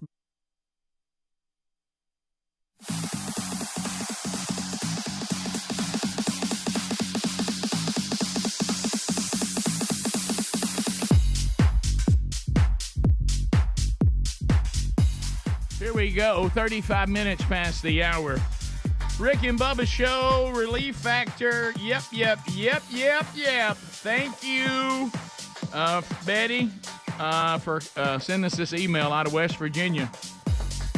Betty. She said the results, and you know what she calls us? Let me tell you something, sexy fat man. The results from Relief Factor border on amazing. She said, my knee pain is totally gone. The throbbing is gone from the arthritic thumb joint. And who's talking? Sorry, I heard somebody talking. And you can go right now to relieffactor.com. 3-week supply, only $19.95. 3-week supply, only $19.95. And I know the popular over-the-counter stuff, they certainly serve a purpose, but they are not designed for you to take those every single day. That's not in the directions. That's not what they were intended for, and you can get into some side effects that can be nasty. So this is all natural. 4 botanicals. You hear Betty from West Virginia. You've heard us talk about it. It's a routine for me that has really, really helped. Speedy fell down a hill yesterday trying to mow grass, so he'll probably pop another pack today. I usually throw in a third if I've got something that's bothering me. So go to relieffactor.com or rickandbubba.com. Right there under the sponsors button. So, Bubba, we talked about Kirk Cousins and the series that the guys found and they were telling us about from Netflix. I got to see that last night, enjoyed it very much. And the Commanders, which, of course, at the time were the Redskins because they kept showing that time here when Kirk Cousins was like, what about that or whatever. And he had that game where they came back and he proved that he was a good player. And what was he calling? How'd you like that? Was that it? How'd y'all like that? How'd y'all like that? And he was screaming. Do you remember that? And then you like that? Yeah. And then all the fans had a sign, and all this. It was really good. I know you loved it. Was that the year they won the Super Bowl? No, it wasn't. Okay. Yeah.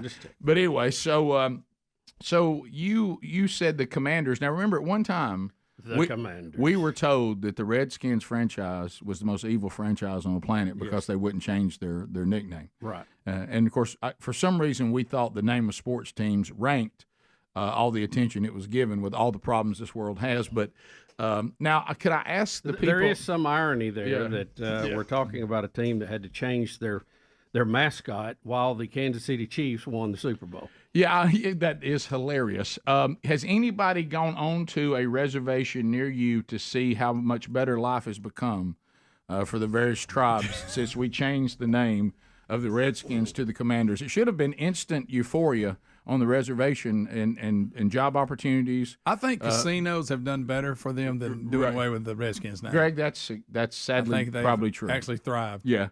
The casino seems like it's had more impact than changing nicknames. Yes.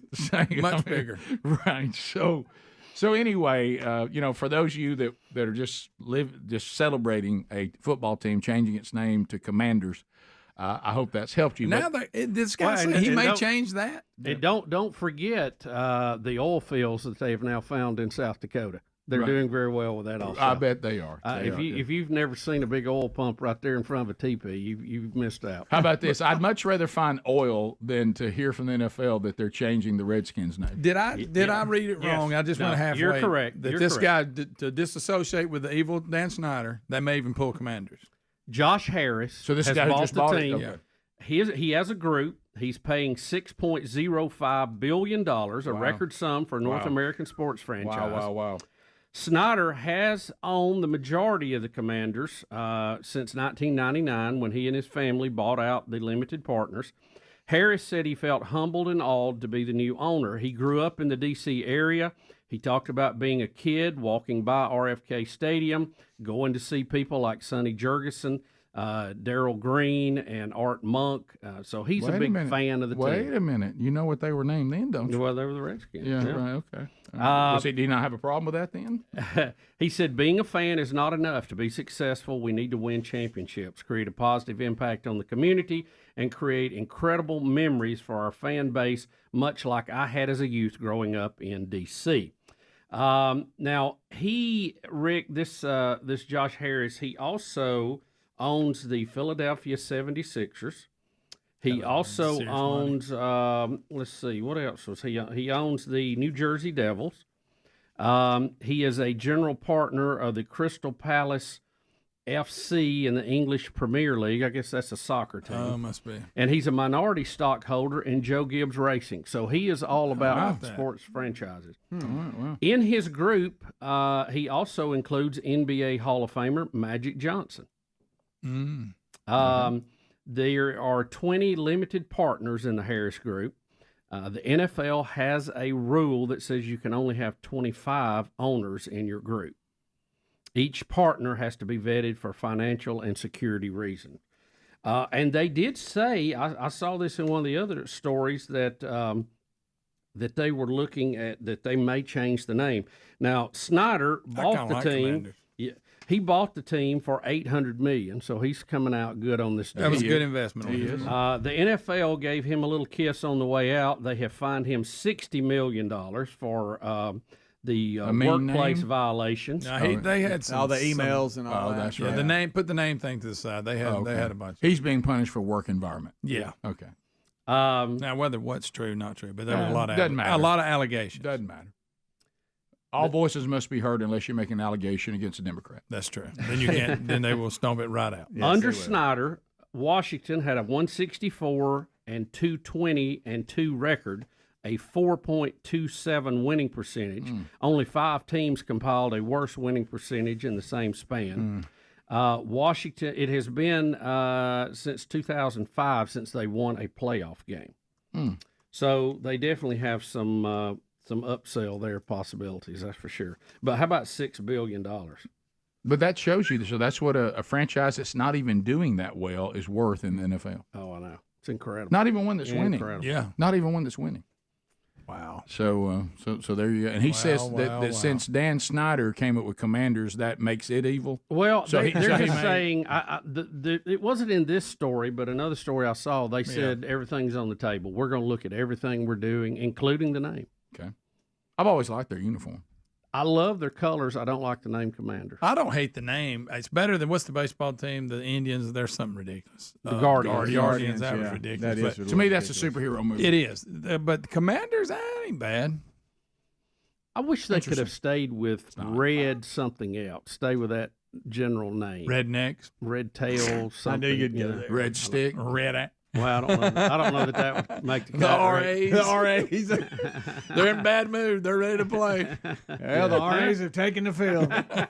But I love Look at your rumps of red. I love how we pick, and I hate to bring duress on your franchise, Bubba, but I love how we're just picking and choosing. So we can just let a team continue to be the Vikings, and they were wonderful people. I mean, there's none left. There's none left to be offended. Right? Yeah, So. but I'm talking about the Vikings. What if blonde hair people everywhere oppose the Vikings name? I will say this for the Vikings, okay? I hate to say know the I Vikings seem to were be- white nationalists. I seem to be somewhat negative toward it, but I'm just a realist. You know, Yeah. I've lived through a Right. lot of dark days. Yeah. But I do think they have one of the best logos, and I like their colors. You know, no one else has the purple, so not really. I mean, maybe the Ravens some, but they do. Yeah. Well, I'm all for the honkies up again, just for payback for all these years of using. You know, Okay. Yeah.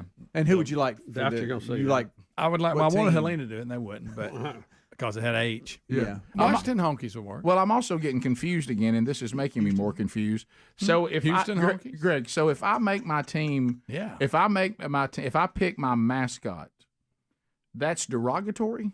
I still never understood that. Rick, I thought you That's- were honoring. You I thought want that- something. isn't that a, you're like- not making fun. You don't want a mascot that you're making fun of. Yeah. What's no, worse? you We've you had hold this your discussion. mascot I'm on high done. esteem. They've got it right backwards. They do. They It's almost absolutely like they do. just needed something to gripe about. Shouldn't we reverse it and say over here, the Indians are the Illini or whatever? Yeah, especially when That- you go by like yeah. Seminole, The- Illini. They're Sioux. they picked a mascot. They're honoring a tribe, okay, as warriors or whatever, Yeah. something good, conquerors, victorious.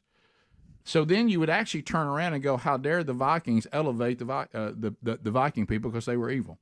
So, but we don't. If really it's all about being derogatory, I guess you get to be the Well- Vikings because now you're being derogatory toward Vikings. And Rick, we're forgetting this one piece of history that's very I can't embarrassing. figure out the storyline. The Indians actually stole America from the Vikings, Well, and that's and no one gives credence to that. you're going to have a tough time walking out that. Well, you narrative. just don't have good lobbying efforts. Right, yeah, that's just, you don't find a lot of pro-Viking people out there. Not really. No, not the actual people. No, especially those they pillaged and raped. right. Washington casinos. What about that? That would work. Still got an Indian tie? Right, sort of. Sort of. What about call them the swamp? There? What about the arrows? Can you use weapons? I don't know. We'll be back. Rick and Bubba, Rick and Bubba.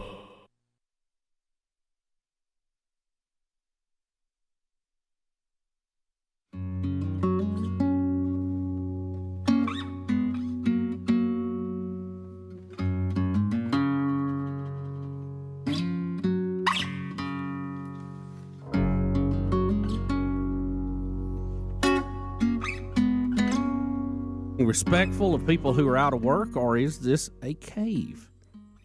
Well, can I ask this? And this is me showing. I don't think I know. I do know more than Ocasio-Cortez about the government and how it works. I do know that, but that's not saying much. But that's saying Clearly.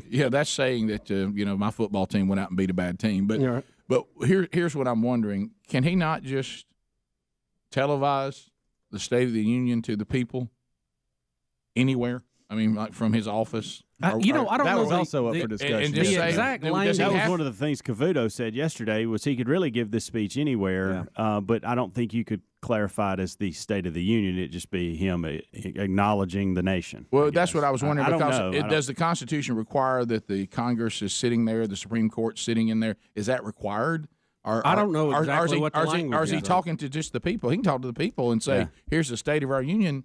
Anytime he can even have the vice president over and hand him a copy, or does it? We can do all that, can't we? Does it say that the president will come before the Congress and the nation, or something like that? It must. I really don't know. It must, because it seems like if that option was available to him, he'd simply. Yeah, this thing has been such a rubber stamp for so long. Nobody, really knows the details of it. What's required officially? Well, and again, this is not. Let me look it up here. I don't really.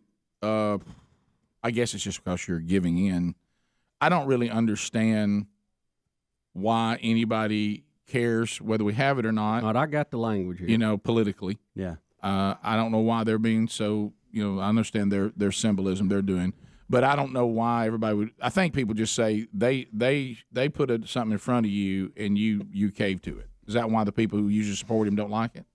I guess so. I heard some commentary yesterday that said that didn't want it to come across like they were having this prestigious event and you had so many that weren't working and they were just moving on and having, acting like they were having a good time, and they didn't feel like it looked.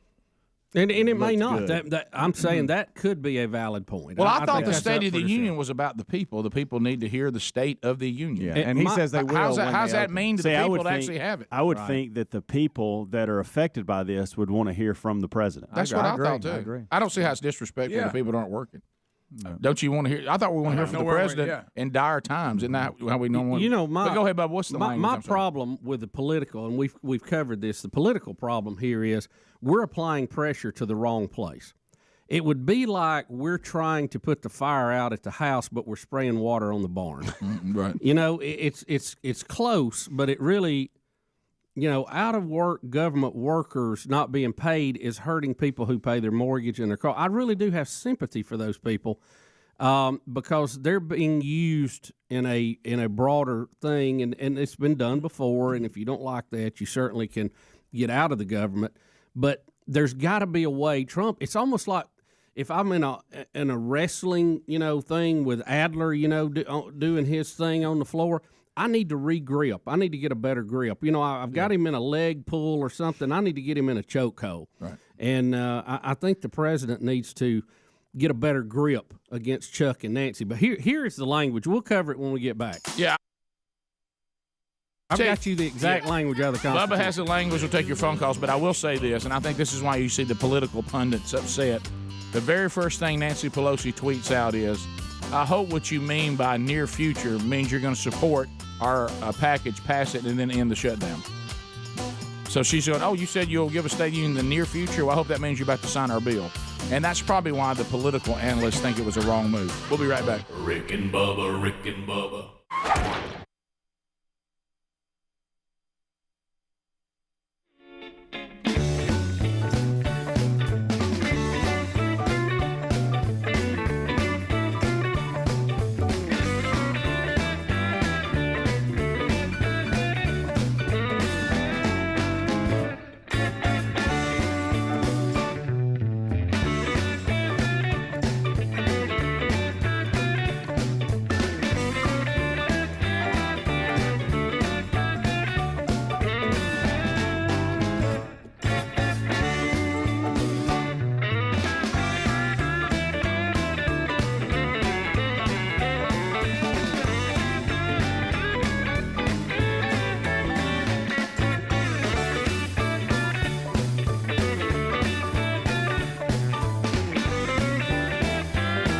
Here we go, 10 minutes to the top of the hour, the Rick and Bubba Show. Thank you for being with us. Rick and Bubba University, the podcast this weekend. We've started a series, Letters from the Audience. Enjoy that this weekend. We cover some really behind-the-scenes type stuff based on the questions you ask.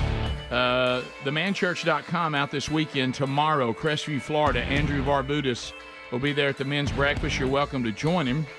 And then you can plug into one of our small groups there tomorrow in Crestview, Florida, as they roll through the men's discipleship strategy from themanchurch.com. Bubba, I think I have the answer.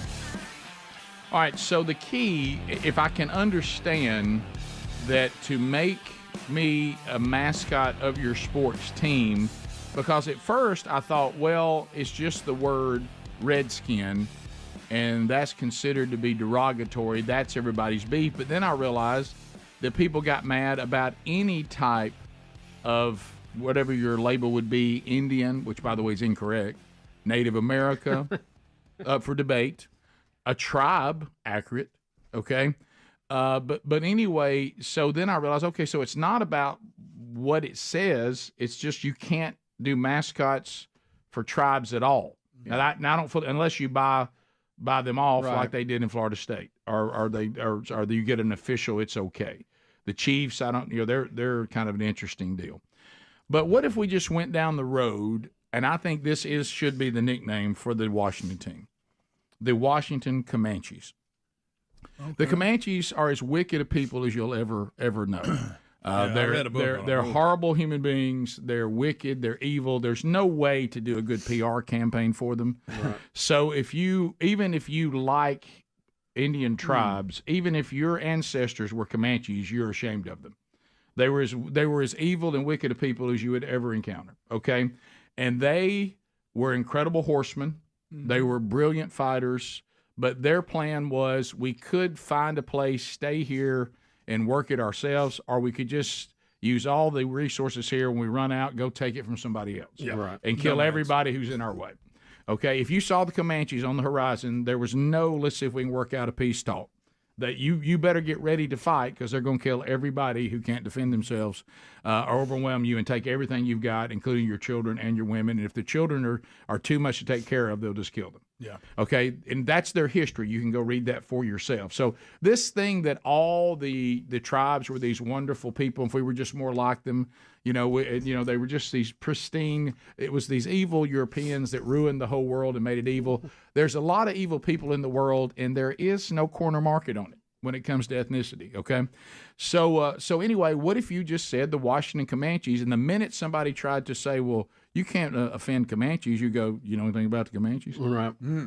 First of all, I don't know how being a mascot is offensive, but since we've declared that it is, and to me, you would, as soon as they came after you, go, well, the Vikings can't stand it. I mean, the Comanches and the Vikings, they got a pretty evil history there. No one can really defend the actions of the Comanches. So what I would do, that way you keep your team colors, you even keep some of your stuff. Yeah. You know it, and like you said, Bubba, you can then do a throwback uniform. And when someone sees feathers on the R, you go, oh, that's for the Comanches.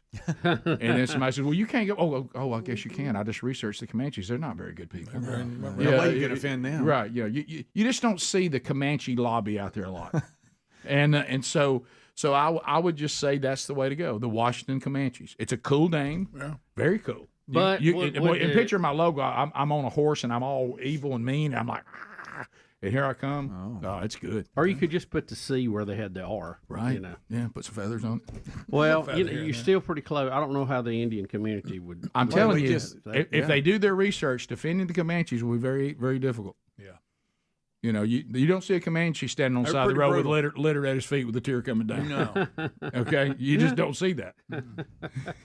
There'll never be a Disney movie about the Comanche, I promise you. Okay? So not if they're historically accurate. They really believed in torture too. They did. They didn't want to kill you quick. No, they wanted to watch it. It was not good. It was not good. You see them on the horizon. Now, they ain't a bunch of sew your eyelids up. Oh, sure. They loved it. They loved all that. They loved all that. Get your eyelids off, marry you an ant. Get your intestines and walk it out for you. Yeah. Sure. Oh, yeah. Terrible people. Bubba, just terrible people. But highly effective warriors. Yeah. And they mastered the horse long before anybody else could. They could shoot arrows off the side of a horse, no saddle. Maybe they should have mastered gunpowder. Gunpowder was a problem. Yeah. But research and development, not big. Mm-hmm. So if I was the new owner, you always got to keep moving forward. If I was the new owner, and control your borders, I think that's important. We'd be the Washington Comanches. Yeah, and buddy, I could roll out some merchandise, buddy. And my throwback uniform would be fine. Yeah. So I've always liked their colors. I hope they settle down and become a good team again. Well, yeah, I mean, we'll see. I know that the defensive lineman for Alabama just signed a sweet deal with them. Yeah. Payne, what's his first name? I don't know his first name. But he's a player. He is a player. You ever seen him slam somebody? Wow!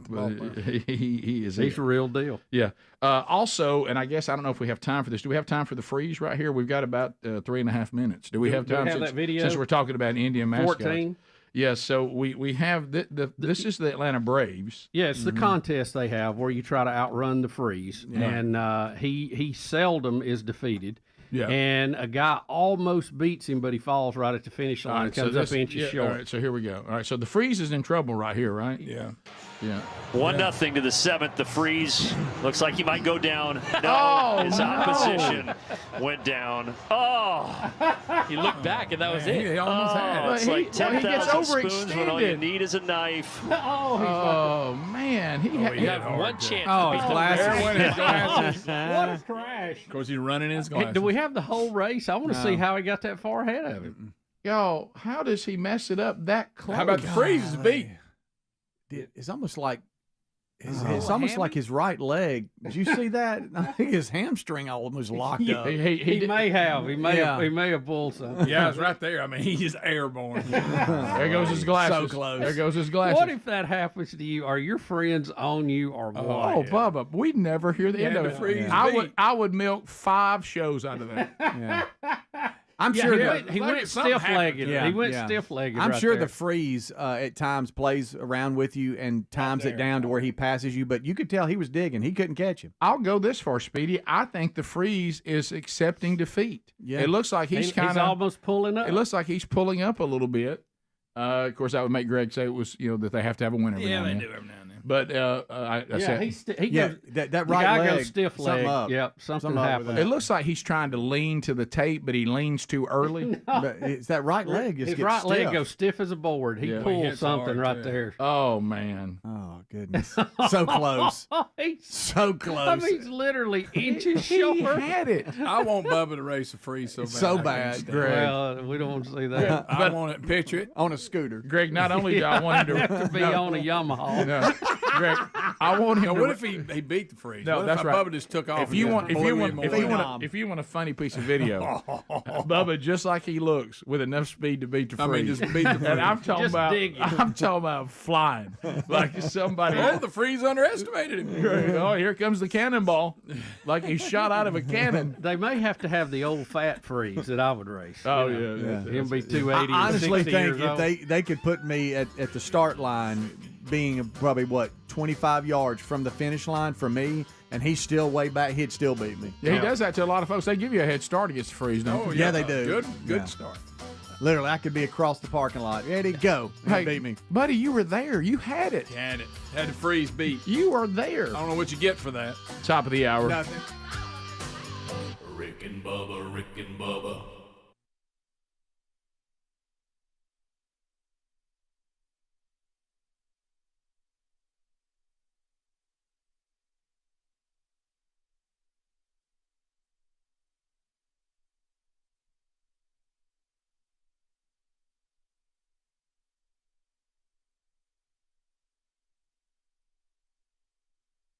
It happened again. Just day before yesterday, I was talking with Sherry, and I'd already told you when she said naturally it's clean, the stain remover was the best she ever used. We take another step.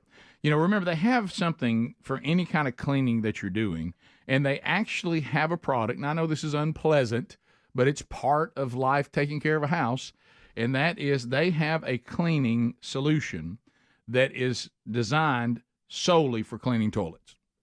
And Sherry said, Rick, I'm just telling you, the Naturally It's Clean toilet cleaner is the best product I have ever used. The toilets, after it was over, there was a clean that I'd never seen with any other products. So my wife is falling in love with Naturally It's Clean. Now, she likes it because it's doing a better job than anything else that she's ever used. But there is a good side benefit, even though that's not what they're trying to get you to buy it for. It is also eco-friendly. Bob Vila said Naturally It's Clean. He was using the carpet stain remover. He said it's the most eco-friendly carpet stain remover on the market today. And Bob Vila wasn't even hired by Naturally It's Clean to say that. He did that on his own. You're going to love these products. They have been doing research for years, and they have mastered these plant oils that were created and put on this earth to have a lot of benefits, but this is one of them. They do a great job of cleaning because they lift stains as opposed to kind of covering them or spreading them out. And the Essential Starter Kit would be a good way for you to kind of say, let me try these products, okay? It features 4 of the most popular products and one of their top-selling items. You can get 15% off for a limited time when you go to naturallyitsclean.com/RickBubba. This is a company that has conservative values. They're not on some woke agenda, but they are saying we are good stewards of the planet, and it just so happens that our products are providing this cleanliness naturally, which is good. So go get yours right now. But it has to work, and it does. Like I say, Sherry's already said that 2 of the products she's using, the best she's ever used. Naturallyitsclean.com/RickBubba to get that 15% off. Naturallyitsclean.com/RickBubba.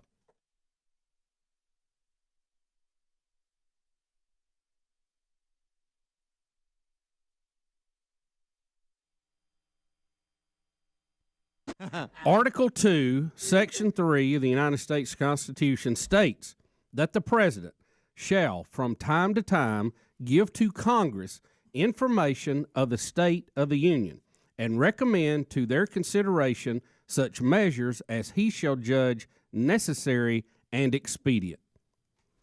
You realize that people who lived in our country before there were airplanes, telephones, the internet, electricity. Electricity. They really had excellent speaking skills and writing skills, which we have done away with and expedited it with Twitter. Right. What we now have is a bunch of nowhere near as well educated as these people were on this type of thing. They're the ones that should have been given the platform we have, because they would have known how to have been classy and intelligent with it. So really, we got the technology when we were the most ill-prepared people to actually use it. Yeah, I mean, I'm not saying things were perfect. They'd go out and settle things with a duel too. Sure. So you're simply talking about, and that shut some people up. Their ability to communicate and to write and to express far exceeds what we currently have. Yes, I think so. Yeah. I think we have de-evolved on several levels. No but question. I won't go into that. No question. Yesterday too, I don't know if you saw Ocasio-Cortez. The Democrats have passed a couple of bills in the House to end the shutdown, and they were unanimous except for Ocasio-Cortez. She voted against reopening the government because the bill also reopened ICE, Immigrations, Customs, and whatever. What is it? What is ICE? Forever. No, I don't know. Immigrations, Customs. No, immigration. What is that? I'm having what the letter a two-blocker right now. Yeah, but ICE, the people protect our border, and the agents that take care of it. They come and arrest what is people. that? Customs enforcement. Immigration and Customs enforcement. Right. Thank you. Too many abbreviations this too early. Sure. So she voted against the bill to reopen the government because it also reopened and funded ICE. Wow. Now, this is a U.S. congressperson that did that. Yep.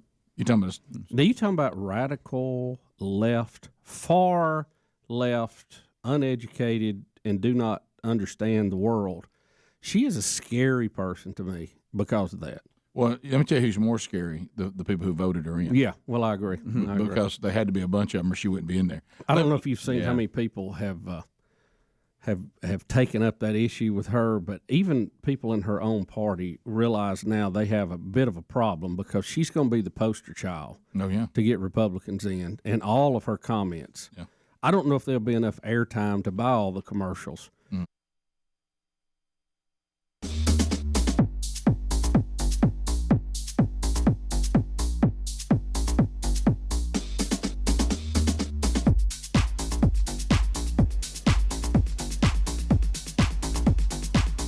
And here we go, 6 minutes past the hour. Phone calls coming up this hour. Super P has the phones at 866-WE-BE-BIG. You can join us. As you just heard, the gang is all here. He and Lord of the Jacket are interns earning their degree in common sense.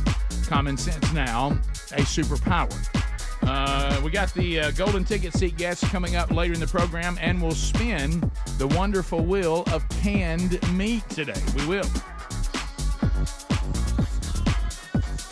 So, Bubba, as we start this hour, don't forget a brand new Rick and Bubba University, the podcast, out tomorrow. A new series that we're starting called Letters from You, the Audience, as Bubba and I sit down, read your letters, and unpack in an attempt to answer your questions or give you the background you're looking for.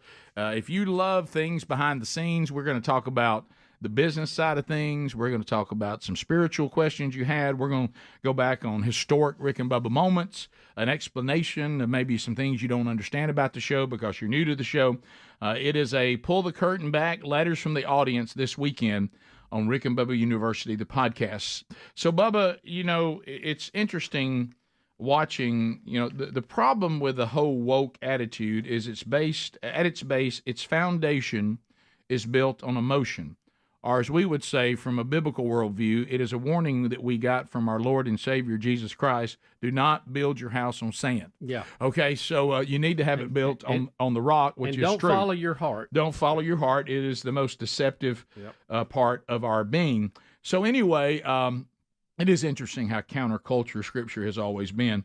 But anyway, so we've heard from the left that, you know, having a border that vets people out is wicked and evil, and it's denying people access to just a better life. And then we've had some of the most woke cities out there, you know, the ones with the raging crime rates, that declared themselves sanctuary cities. I'll tell you one thing, if our country's too mean to you, and you can get here, just come to us. We'll let you live on our streets, and you can actually, you know, relieve yourself on our sidewalks, and just find you a place to stay, and we'll get you some clean needles if you need them, and you know, you just come here and live come for this better life, being homeless on our streets, and which we all know is a better life. So anyway, but now we're going to hear from you know, one of it is our largest city, New York City. The mayor, Eric Adams, has something to say about all the illegal immigrants that have been sent to or have found their way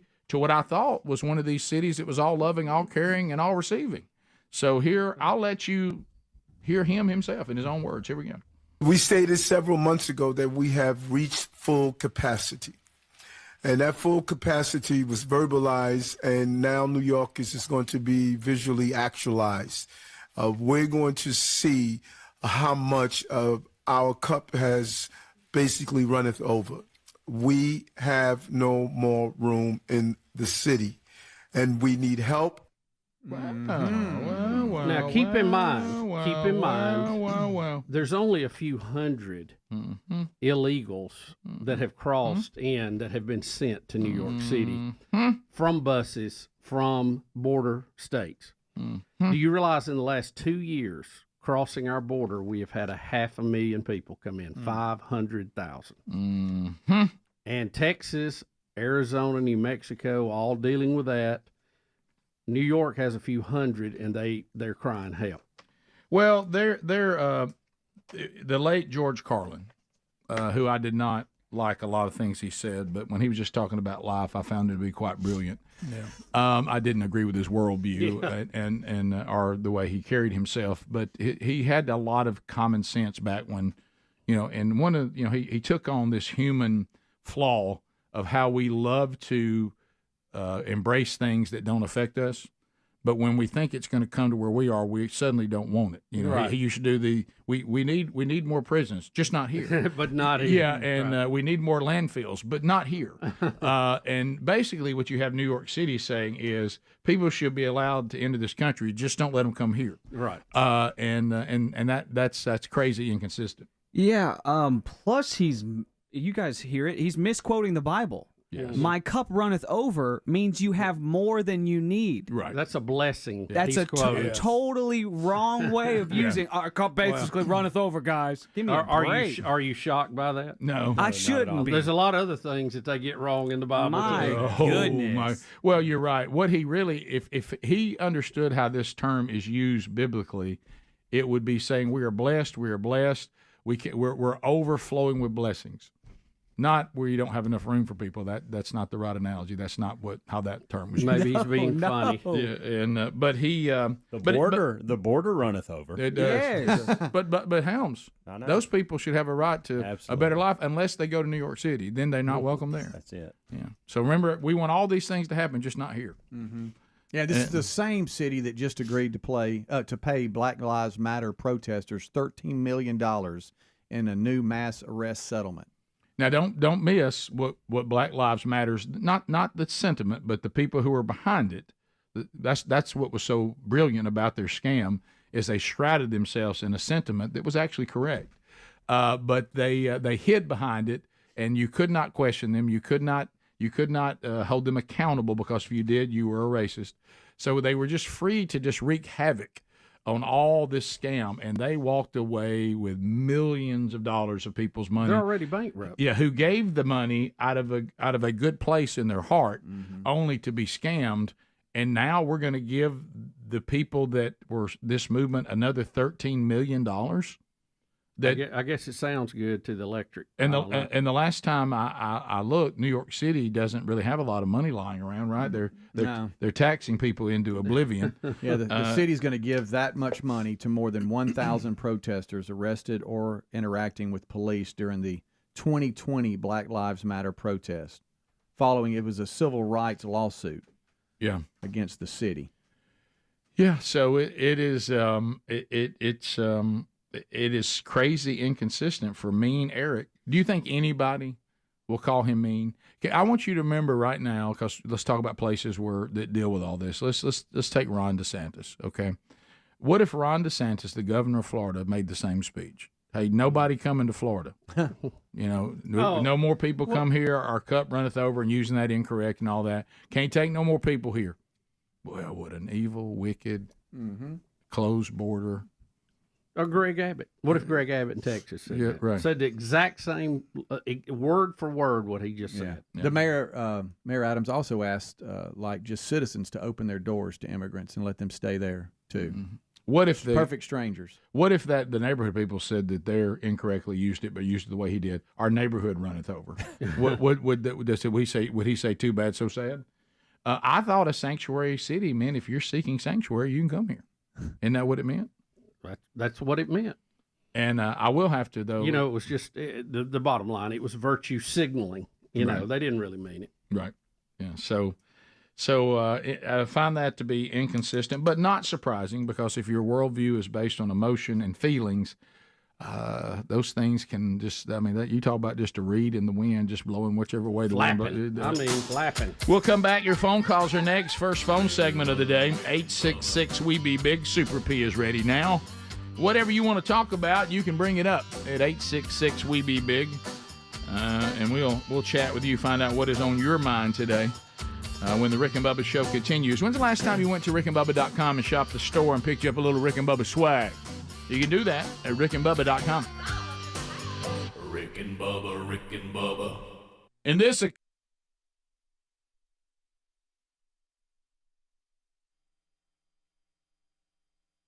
The idiotic things she's saying and doing. Well, let me tell you, and she doesn't even seem to know what she even believes. Now, I may be wrong about this, because I don't know much about things that I don't have a passion for, so I don't know a lot about socialism as far as what their tenets of immigration are. But I don't recall that socialist countries are all that crazy. Are they on open borders? I mean, is that even consistent with what she believes? Rick, they have a rather strict immigration policy, right. And you never hear about it because they don't allow the media to cover it. Right. They take you out and shoot you. Yeah, if baby, socialism is just baby communism. Yeah, so, it's just wannabe. Yeah, when it grows up, it's communism, and I know communist countries that their border control is severe. Yeah, let's just look at a recent example. Look at the rise and fall of Venezuela. Yeah, Venezuela. Wonderful people that live there. If you know anybody from there, very salt of the earth people.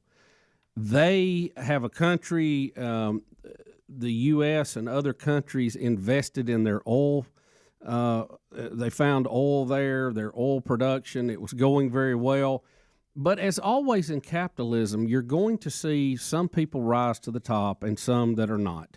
You mean socialism? In capitalism. Oh, capitalism, okay. And that disparity, people who are very good at making speeches and understand the psychology of the situation can exploit that. That's how they've always done. Well, they go in and they sell them that their country's being raped and robbed and all this kind of stuff, where many of them have very good paying jobs in the oil industry. And Hugo, you remember Hugo?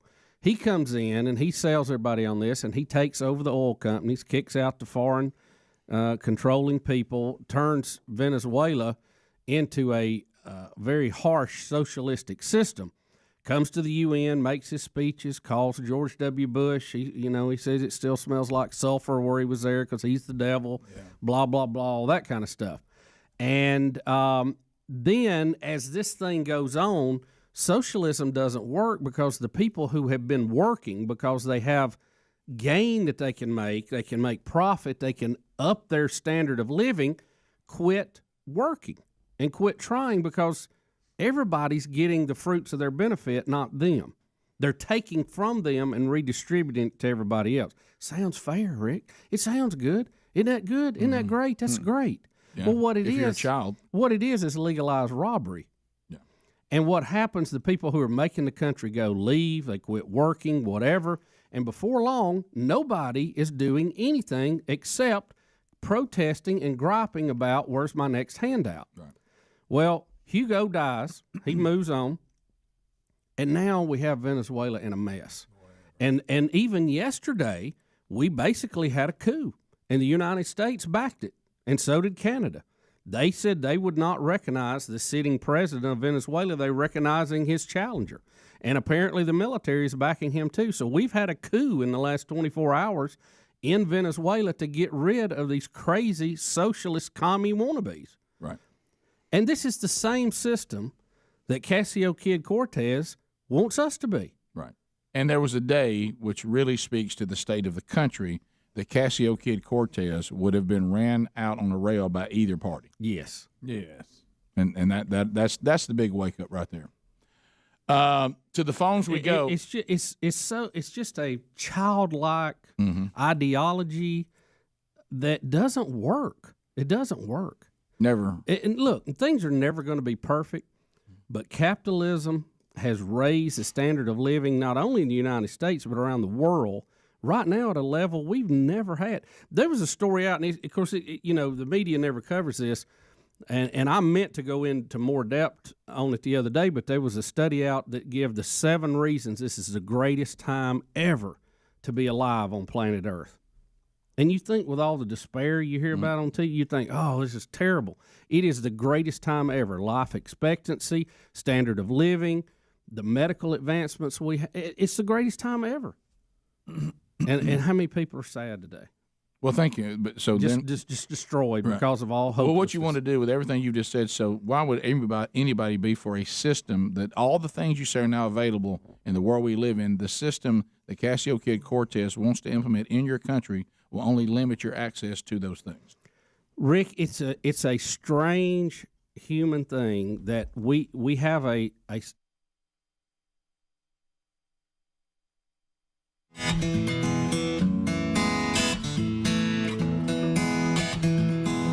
It is 20 minutes past the hour. The Rick and Bubba Show. 866 We Be Big is our number, and it's phone calls. Your time to be on the Rick and Bubba Show is now. Super P's got those lined up for you and ready to go. Let's start with Alan out of Trussville, Alabama. Alan has got us on 104.7 WZZK. Alan, welcome to Rick and Bubba. How are you today? Morning. So, guys, yesterday afternoon I was working from home, and I was listening to some best ofs, and the album Pull Our Finger came on, and it was the pinch, the ends off the banana bit. Yes. I never realized how much Greenwood and Greg sound identical in that bit. Oh, really? You can replace Greenwood with Greg, and it works perfectly. I've never had one human being say that Ryan Greenwood and Greg sound even remotely similar. No. Now, Greenwood said it. If y'all, They both have y'all play that bit, it's perfect. Yeah, but not all. You don't mean throughout the history of the show, but just on that one segment? Just that one segment. Okay. It's like Greg's voice and Greenwood's voice sound alike. No wheezing or any passing out, but it is very funny. Thank you. All right, thanks for listening to that. We'll check that out. Yeah, remember, all these CDs your people mentioned, they're all available out on iTunes. I see if this is our 30th year that we're about to complete, then there's probably 28 different CDs out there, something like that. Yeah. 27, 28. All right, to the phones we go. Linda out of Mississippi. Linda, go ahead. Welcome to Rick and Bubba. Thank you. I was just calling about all the people that's getting offensive with the Jason Aldean song. You know, at some point we've got to say these people are the problem for the whole United States.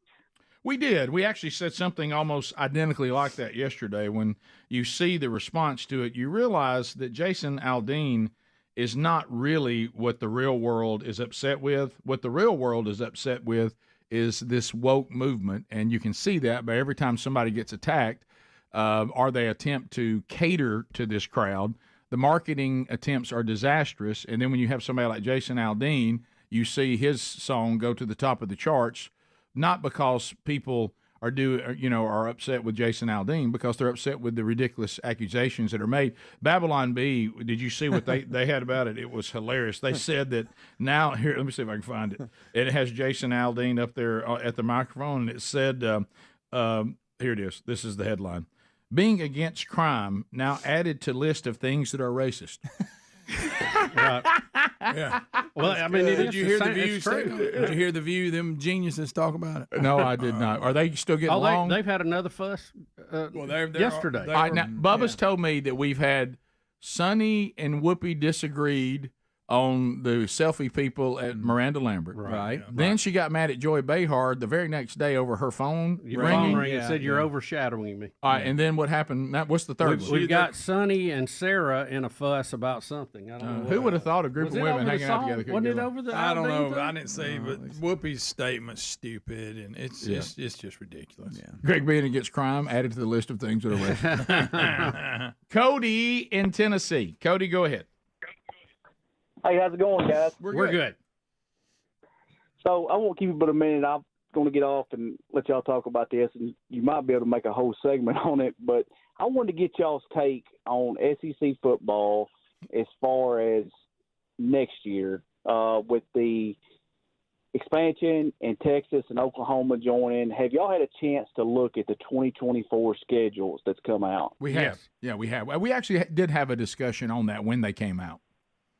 Okay, I must have missed it. That's all right. I know y'all are big football fans, and I can't wait. I love it. Yeah, I'm the same way. I love that they're joining, and I think it's just going to make it that much better. It's going to be some really good games come next year. Oh, I know. I mean, it's almost like, I hate to say this, I'm almost overlooking this season. Going, let's get on to next season. It's like this season almost seems boring now when you look at what's waiting on us in 2024 if you're an SEC fan. I agree with you. Think about one of the biggest SEC games of the year will now be the Red River Shootout, or they changed it to the Can't Showdown. call it that anymore. But you know what? The SEC, we may call it a shootout. Do you know who's actually going to do the national anthem at the shootout? Who? Jason Aldean. That's right. We're going to get to see Texas A&M play again. 866 We Be Big lines are available. Let's go to Maxwell in Georgia. Maxwell, go ahead. What's going on, y'all? Hey. You good? I'm doing good. I've been listening to y'all since I was about 4 years old, man. This is crazy. I've never called in before. I'm glad you did. Well, thank you. But have y'all had a chance? I don't know. I'm usually at work at about 6 o'clock, and we live in Georgia, so y'all start at that time. But have y'all had a chance to see that Sound of Freedom movie yet? No, I have not. I've talked to a lot of people who have had a conversation about it yesterday, and Sherry and I tried to go see it. Was it Wednesday? Yeah. And there was some kind of traffic issue, and we realized we weren't going to make the time we were trying to make. But I do plan on seeing it. But I've heard a lot of people talk about it, and you know the thing that I was talking to a guy about it yesterday. He said it does the job of bringing awareness, but it's also a really good movie. But it doesn't. Mm-hmm. But it's not trying to shock you. Because one thing I was thinking, like, man, what are some of the things we're going to see? Of course, if you've never heard our interview. Of course, he has to use a fake name with Mark, put quotations around that, from Lantern Rescue. We talked to a man who basically does what Jim Caviezel's character is portraying. I mean, he really does it in real life. And it was very, very, very, very troubling that the world is as wicked and evil as apparently it is. I mean, I know that it is, but I think the depravity is so much more than we can even wrap our minds more than around. we want to think. Unfortunately. We have Yeah. a story today where a teen in Texas was kidnapped and was riding down the road in California and held a sign up, I guess in the car or something, that said, "Help me," and a Good Samaritan passerby saw it and took action and actually saved the lady. I saw The where young girl. they 13-year-old signaled. girl. I know that they signaled them.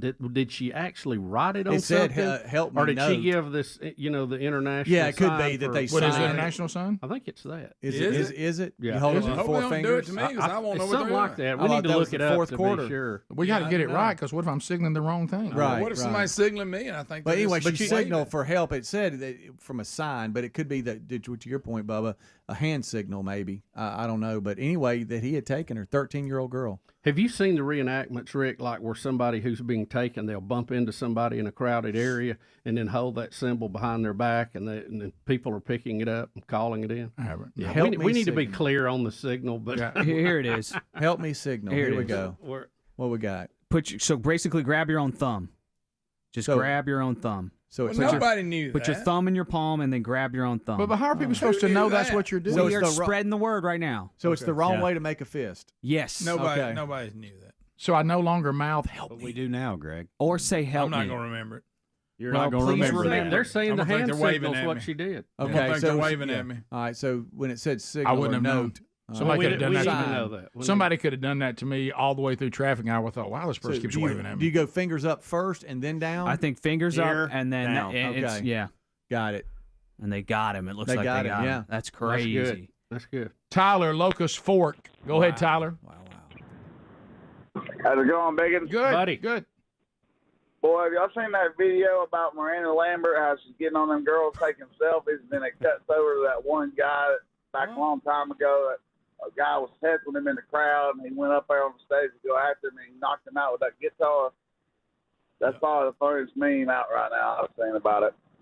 Now, who was it hit somebody with a guitar? I have seen that. I've seen both I videos. can't remember his name. But it is a guy, he's up there singing, and this guy keeps heckling him. He goes, well, buddy, you just come on up there. And then when he did, he just whopped him like a guitar. Then he went back. He goes, sorry, ladies and gentlemen, he just come after me. That's funny. Yeah, I saw one. I like to see that. I forget who it is. I remember that when Afro Man hit that lady. Remember that? Yeah. I mean, What? he smacked her good. We talked about it on the show. Afro Man was up there singing, and this lady was up there dancing, and all of a sudden he punched her. No, right in the head. I forgot about that. That's a troubling piece of video. Yeah. I think it was the Black Crows, by the way, that hit the fan with the guitar after the fan Yeah. invaded the Right. stage. I saw that. Huh. Yeah, I've actually seen that footage. Shake your moneymaker. That's what I'm talking about. Bottom of the hour. Rick and Bubba, Rick and Bubba.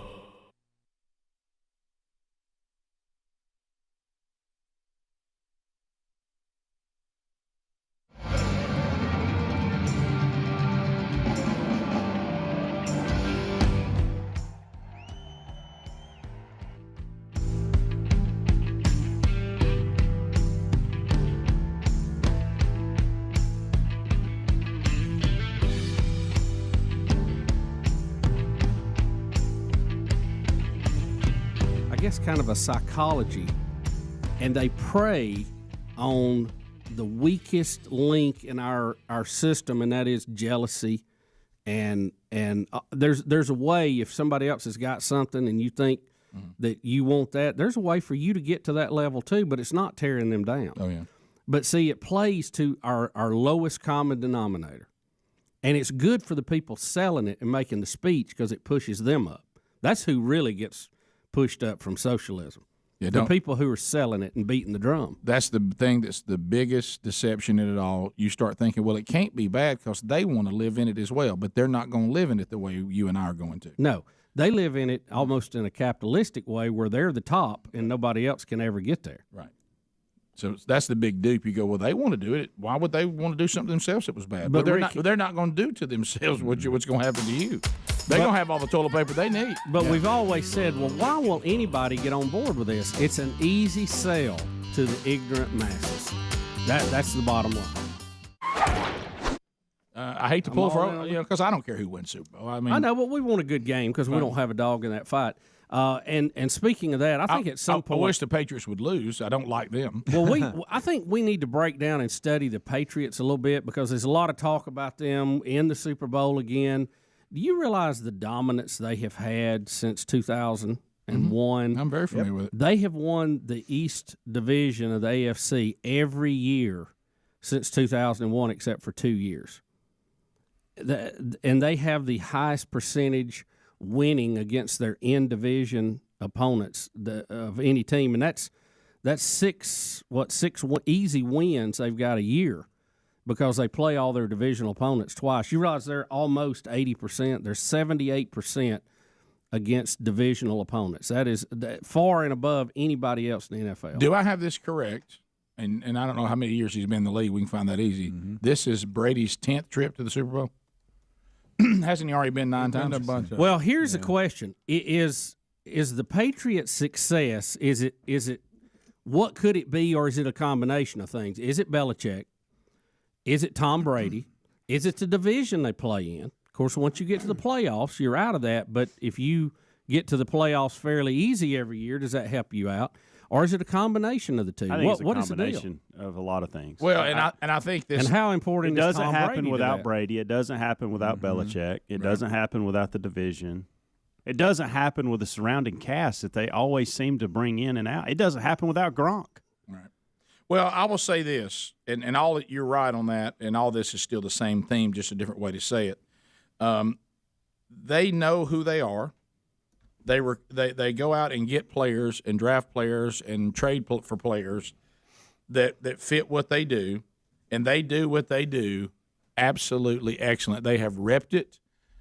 How would you describe it's second nature what to they them. do?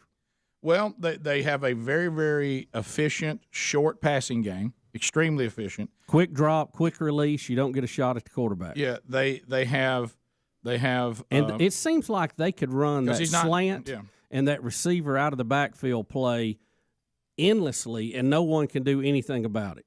You think someone would scheme?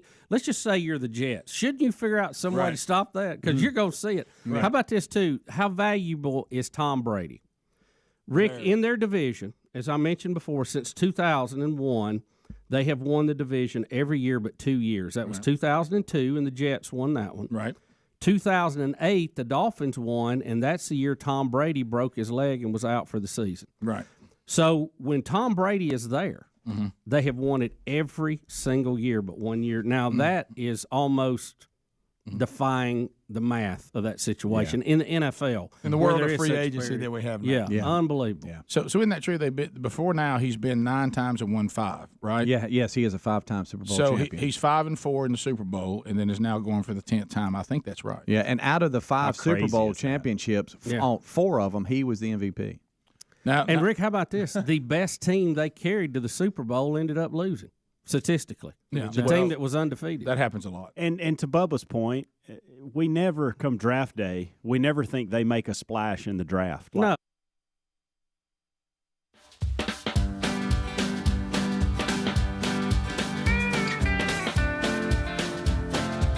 It is 35 minutes past the hour. Rick and Bubba Show, thank you for being with us today.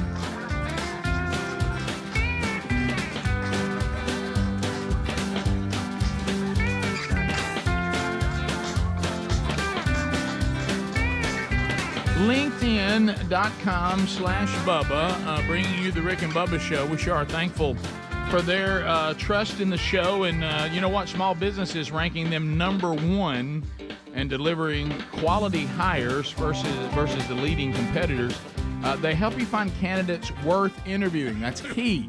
That's key. I mean, I know it's got Bubba choked up, but I want y'all to know that that's key because many times we are, you're trying to get a business rolling. You got a role that's available. You're looking to interview. You sit down with some Nimrod, and you're like, good gracious, I'm not hiring this person, and now I've wasted one of my interview slots. So LinkedIn.com/Bubba works with you, and we give you an opportunity to even post your job opportunity for free. So go to LinkedIn.com/Bubba and use some of their, their tools that are there that help you kind of weed out everybody and screen those that aren't really qualified at all.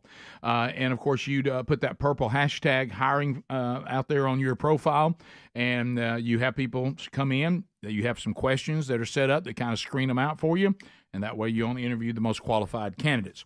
So find out more by going to linkedin.com/Bubba, or you can go to rickandbubba.com. They're under the sponsors button. Where did he go? He's hiding in the basement. Does anybody know? Basement Joe. Well, he is the leader of the free world. He's a rambling, mumbling mess, and we have more evidence of that again today. You realize again today, you hear me saying again today, not that we have one piece of video that we keep showing over and over again.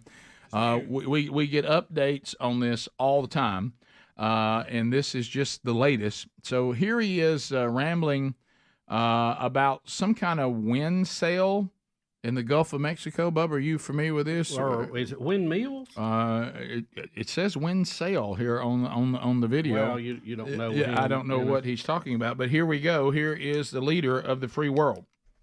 Today, we announced the first ever offshore wind sail in the Gulf of Mexico. We're going to the Gulf. Think I'm kidding? Ain't seen nothing yet. Good night. What is happening? What is happening? What is happening? Look, picture in the headset. Oh, he's going off script. He's going off script. Going off script. Is there a thing called a... I don't know. I thought he was going to the moon the way he was explaining Yeah, that. you ain't seen nothing yet. Hey, we choose to go to the Gulf of Mexico. Not because. I've been to the Gulf of Mexico all the time. American people, Mars, here we come. There we go. We do it As because it's President hot. Kennedy went to Mars, the Biden, how you say it, Bidenomics? Yeah. We will go to the Gulf Coast. You think I'm kidding? You ain't seen nothing yet. Today, we announced the first ever offshore wind sail in the Gulf of Mexico. We're going to the Gulf. Think I'm kidding? Ain't seen nothing yet. The last time I heard it mentioned like that is when Stacks looked at me at Troy and told me that's what we were doing this weekend. Yeah, we're going. Hey, we're going to go. If you think I'm kidding, you ain't seen nothing yet. We going. Let me ask you this: the I don't care if you environmental got that project due or not. We're going. the environmental wackos that think that wind energy is going to solve all of our problems. gosh. And look, it can be a nice add-on. Here we go. But do they think windmills out in the Gulf is an attractive thing? It seems like they would be offended by that. Yeah. Is it a giant sail? Is that what he's talking about? I don't know what he's talking What about. is he talking I'm about? not familiar with sails. It's evidently the Biden-Harris administration has announced the first ever offshore wind lease sale in the Gulf of Mexico. Oh, we're selling wind. So they're not even doing anything. They're just saying it's okay if somebody wants to do it. Is We're that right? selling wind. Yeah. Hey, ain't seen nothing yet. Greg. We've been having a lot of it here. Yeah, we for didn't free. get paid for Pull it. my finger. I'll sell you some right now. Say he's in wind. Some wind in the No break. charge. Either that or he's getting in a sailboat and he's going sailing. You got a coupon, no charge. Coming to the Gulf. Nobody thought you were kidding, sir. You just He said keeps it. doing this Nobody thing about said- where nobody thought you were kidding. Where are these imaginary people he thinks he's kidding? Okay. I'm not kidding. Today, we announced the first ever offshore wind sail in the Gulf of Mexico. We're going to the Gulf. Think I'm kidding? Ain't seen nothing yet. What is that country accent? Why does why all of a sudden So is the accent? they have actually struck a deal with someone to put windmills. The sail. That's what he's saying. To sail. We- To sail water. Yeah, that we've Sell the land of whatever they got to underwater- pay to put windmills up. We ain't seen nothing. I don't know. Windmill, So windmill rights. instead of leasing for drilling, I guess is what he's saying. They're leasing it for windmills. Yeah, I guess so. Windmill, yeah. I guess so. We've got a deal. Hey, I'll you tell you think this. I'm kidding, Bubba? Going to the Gulf. No, You think I'm I'm sure kidding? I'm We're sure going you're to the serious. Gulf. Which is all good if the wind's blowing. Yeah, what a. If it ain't, it's awful dim at the old house. And even the logo behind them Bidenomics just looks like a loser. I'm gonna tell you that name will come to haunt him. It will. Yes. Historically. Hey, you think I'm kidding? No, nobody thinks you're kidding. Nobody thinks you're kidding. We wish you you were. were kidding. Yeah, about a lot of stuff. All right, next, Bubba. You Going to the Gulf. Bubba, next, the Biden is going to tell you something you may not know. Who built the middle class? Are you ready? All right, here we go. They didn't build the middle class. They didn't build America. The middle class was built by the middle class, and the unions built the middle class. Middle class, don't Word class. salad. Middle class. I'm just not that deep to really be able to pull anything out of Yeah, that. I right. guess. Yeah, I know. I'm still on the wind sail. Yeah. You think he's kidding about the middle class? He's not. He's not. You ain't seen nothing yet. The middle class Seriously. built the middle class. Seriously. And the middle class will build it middly going forward. Uh-huh. All right. Now he's going to do that thing again. He keeps telling everybody he's lowered the deficit by 1.7 trillion his first 2 years. I don't know why he keeps saying that, because all the analytical people are saying that's not true. But he's going to say it That's again. incorrect, sir. Here he goes. And guess what else? What else? Hey, we're I guessing lowered again. the federal deficit by $1.7 trillion in the first 2 years. And guess what else? What kind of number was that? I like how he leans forward, y'all. Look, you look at him. He goes, Hey, guess what?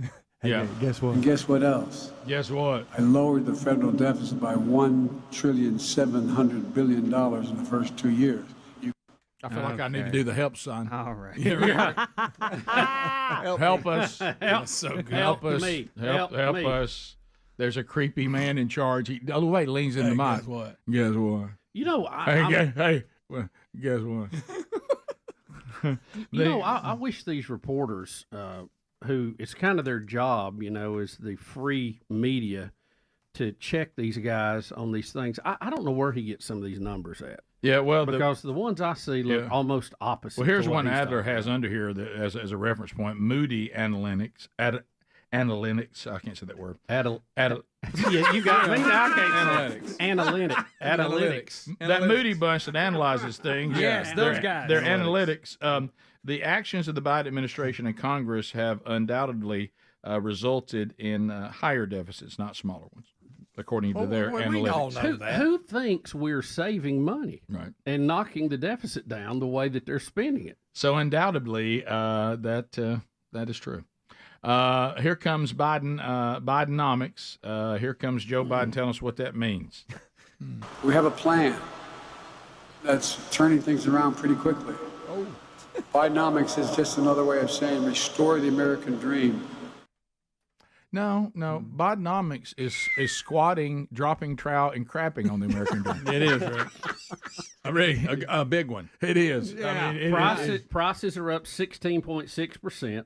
Real wages are down 3%. Gas cost over $1 a gallon more than the day he took office. Debt has skyrocketed, and most Americans have lost $10,000 plus paying for the increased cost of living. They never talk about the increased cost of living much, do they? That'll rain down on them. Hey, guess what? Hey, guess what? Headed to the Gulf Coast. Yeah. Hey, Gulf Coast. And Rick, I got to apologize. Seen nothing yet. They've done it again. He's wrapped up the speech and he doesn't know what to do on the stage. I don't know. I don't know why this continues. So this is every time now. This is your dream, Rick. Every time. This gets fixed. Well, can I tell you? I just don't understand people that see problems and won't fix them. That drives me nuts. I'm sorry I don't have confidence. Man can't find his way off stage. Look, here we go. What do Where's I do? the Jill at? Look, the music throws him every Look, time. he goes, do I go that way? What do I do? Okay. Oh. No. What do I do? Back Go this that way? way. Oh, we're going, okay, I'm going that Guys, way. that's not real. Why does this It's not continue? real. It's like a comedy bit. It is exactly like How about where the Still rail lost. is? Still lost. Look. I He think tells he did somebody the- not to jump. Don't jump. I'm sorry, Rick. They need to tie a string to him so Look they at his keep up face. with it. What have we got to do to fix this? Like a June bug. Yeah. Sir, the rail. Oh. Oh my gosh. Where is Jill? Unbelievable. Jill's supposed to be Again, there to help him, Rick. These guys here are She's doing a terrible exhausted, job. Bubba. She's exhausted. She has nothing left. Confidence is so important. Leave with confidence, sir. Lead with confidence. And what's so bad? We need it. Let me tell you what's bad is when you're the president. Guess what? When you're the president of the United States, and everybody's there with their phones, and the videos they're shooting are not because they can't believe they're in this historic moment and in the room with you. They're shooting videos so they can send the latest goofy thing you've done to everybody and laugh at you. Yeah. Okay. And poor old Secret Service, you see them? When's Looks the like he last- was doing a 5-10-5 trying to keep up with it. When's the last time he finished a speech and just turned and walked off? I can't remember it. No. He gets hung up. He's pointing. Greg, I'm with you. It seems like when the music starts, it freaks him out. Yeah, it does. He gets him confused. It two blocks him. Guess what? It two blocks him every time. Bubba. Every time. We'll be back. Rick and Bubba.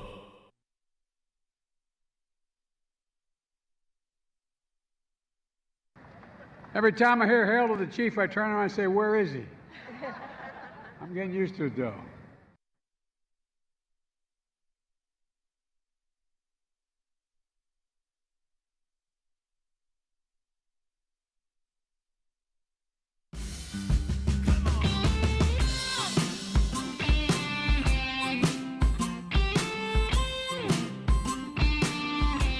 Never talked about. Well, they never get a big name guy that you go, oh yeah, they. But this is it though. But you got to watch what they do. It looks like they get people nobody else wants. Back to the system. Back to the system. And that this will go to Belichick and everybody else he's hired in his organization. They are also the best, almost to the point of cruelty. They know when it's time to get rid of somebody. They do. They know, like they wanted to get rid of Gronk before this year, and he's only played in 3 or 4 games. They tried to trade him because they thought his time was coming to a close based on their standard. Mm-hmm. No matter how incredible you've been for them, if they think you don't have it left, they get rid of you. Yeah. They don't keep people too long. Yeah, think about all those running backs, Woodhead and all them. You know, they spun him off. What about Edelman? Think about Edelman and Woodhead and all these little running backs. Hogan, Rick, by NFL, NFL prototypes, they do not fit the size or speed issue. Well, they're looking. They're like guys nobody would have. They're looking for a certain type of receiver, and it's like just different names are on the back of jerseys of the same person. A lot of them have head in it. Yeah. And then they're going to get a fullback, power back guy that's going to look the same and have the same body type. They're going to have a featured running back that's going to have the same body type, and they're going to do that. And this is set up that on the snap of the ball, but they know their offensive line is good. Is great on run and adequate on pass protection because you don't have to protect Tom Brady long. And when they don't, he has problems. But on the few times it doesn't happen because he gets rid of the ball so fast. Yeah, I think I found what you're looking for. Here are the NFL records he holds. Best touchdown to interception ratio in a single season, most games won by a quarterback, most Super Bowl wins by a quarterback, most Super Bowl MVP awards, and most Super Bowl appearances, and it has 8. So I guess this will be his 9th. So this is the 9th. You know, so he's 5-3 in the Super Bowl and is going to his 9th. See, I was slow to say he was better than Joe Montana, but now at this point, the stats demand that he's better than Joe Montana. And he was overlooked and nobody wanted him. And as I heard somebody say the other day, he still has that as what drives him. Even now, after all the success, he still goes into every championship game, every game, as nobody wanted him. Still, he's never lost that Have mentality. You seen the pictures of him coming out of college? Do you see one the way on? He didn't look the part, did he? Rick and Bubba. You remember we had the great Ben Stein on the program. Is anyone listening to Rick and Bubba? Anyone? And so he made that drop for us. It's been many, many years ago. Yeah. Of course, Ben Stein also has a lot of political commentary and things that you've seen him do, documentaries that were very important. He's like a smart dollar guy, man. He really knows his stuff. He's one of those town criers that's just standing there calling out to our country, and he's one of those people that we seem to completely not listen to. But what he's saying, and when I say what he's about to talk about, everybody be calm, everybody take a deep breath and breathe. But I think one of the most outlandish political strategies going on right now from the far, far left is to convince you that the right are the fascists, the right are the ones that you need to fear, not us. But then when you look at what they're... If I was a good fascist, that's what I would do. Right. But if you look at what they're actually proposing, and Bubba already mentioned earlier on the program, and others have, but we've come back to it now because of Ben Stein's commentary, you got to know history, because if you don't know history, then when people revise history and take labels and put it on something that it really isn't, you don't know the difference. It's back to what we said before. We talk about it in our Bible studies too. If you're walking around and you don't have any idea what the Word of God says, you have no idea if anybody's telling you something that really is in the Bible or not. You can't spot a false teacher. You can't spot somebody that's got theology twisted, which is more likely what the adversary is going to do since he knows it forward and backward. And so, we talked about the folks in the Secret Service, the part of their job about counterfeiting. They don't show them fake money. They show them the genuine article over and over again. So they see the real currency so often. praying about how can we help an old deal to enable them to do what they do, equip them. That is something that we need.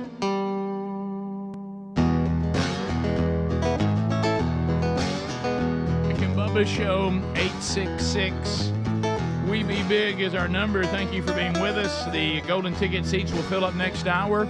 Still to come, the wonderful wheel of canned meat. We'll let some of those in the audience spin that.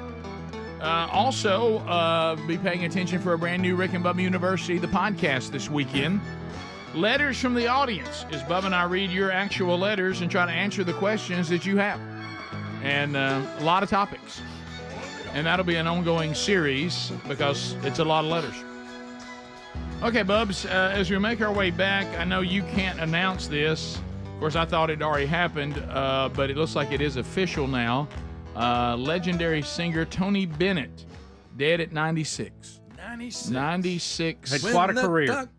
Yeah, and he was diagnosed with Alzheimer's in 2016, and now has passed away.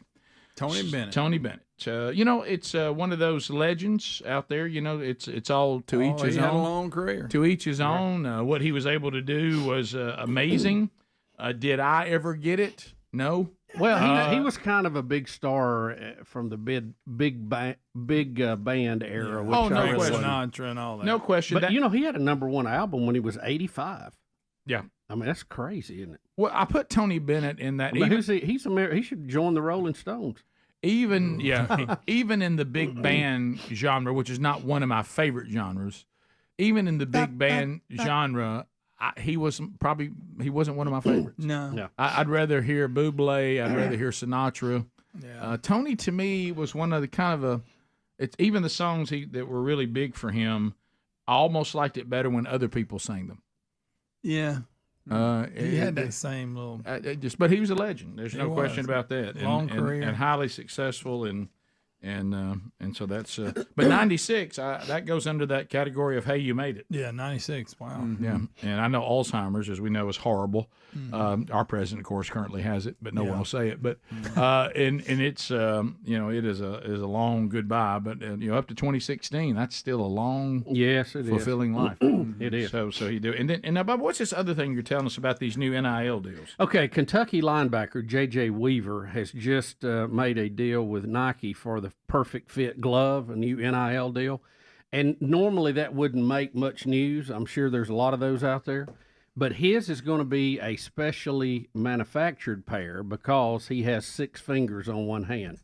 Oh, my goodness, he does. Look at that. They said he had 6 had 6 fingers and 6. I've always thought that would be a real advantage if you play baseball to be able to pitch with 6 fingers. I mean, you could probably throw a heck of a knuckleball, don't you? Greg, that's a substantial 6 finger. It really is. It's not like one little withering little. That's a straight they look up, like and it they're looks all functional. usable. Yeah. Hey, I tell you what, the linebacker coach though, he's got some great lines. If he lets go of a running back, somebody slips through his hands, breaks a tackle. Son, you got 6 fingers. Come on. Or if he's about to pick a ball off and drops it, and you go, "Come on, man, you got extra digits. Like you ought to be grabbing that." 2 pinkies. Yeah, I'd like to see that thing operate. Yeah, I'd like to see how. I want to know if it's quite up to snuff with the rest of the finger. See that thing operate. I would. I want to see that 6 finger in action. Rick, someone that was born with 6 fingers. You do. I do. And their child was also born with 6 fingers. Am I forgetting this? It's I don't know if you've been told this before, but it's a mutual friend of ours from another place. Functional? Well, what they do is they actually, from what I understand, just put a rubber band around the extra one. Yeah, when they're real young, and it kills it. Yeah. And they didn't kill this one? I guess they didn't have any rubber bands when this Kentucky linebacker was born. What's wrong with having if it works? Is it problematic? I think it with can be gloves. It can be. It can be problematic with gloves. And just with relationships, I think, too. So. With relationships? With relationships? Yeah. Why are you saying that? In the world. I want to hold your hand with 6 fingers. It doesn't sound as good. Well, it wouldn't make that much a difference. You just have an extra finger on the outside. One heck of a handshake. Yeah. Good at bowling. You know what I love? What if you had 2 bird fingers? What about this? That'd be cool. I knew you were hoping for that. I knew you were hoping for that. But can you imagine this? He really gets kind of, Greg, over in this caddy how some people say, well, in order for me to tell you that, I need more fingers. He can say he can go one more round. Let me help you. High six. He can count. Yeah, I can actually try this. I have one more. He can go to 11. Seems like when I was a kid, one time I saw this other kid that had 6 on each hand. I think you went dreamed right that. down that path, right? I had a teacher in school that had an extra one, so when you were learning to count, she'd really throw you off. Are you That's making funny. Are you That's making good. Are you just making She had it cut off. Yeah, that's funny. How many am I holding up? Well, have you guys seen 6. people with the crab hands?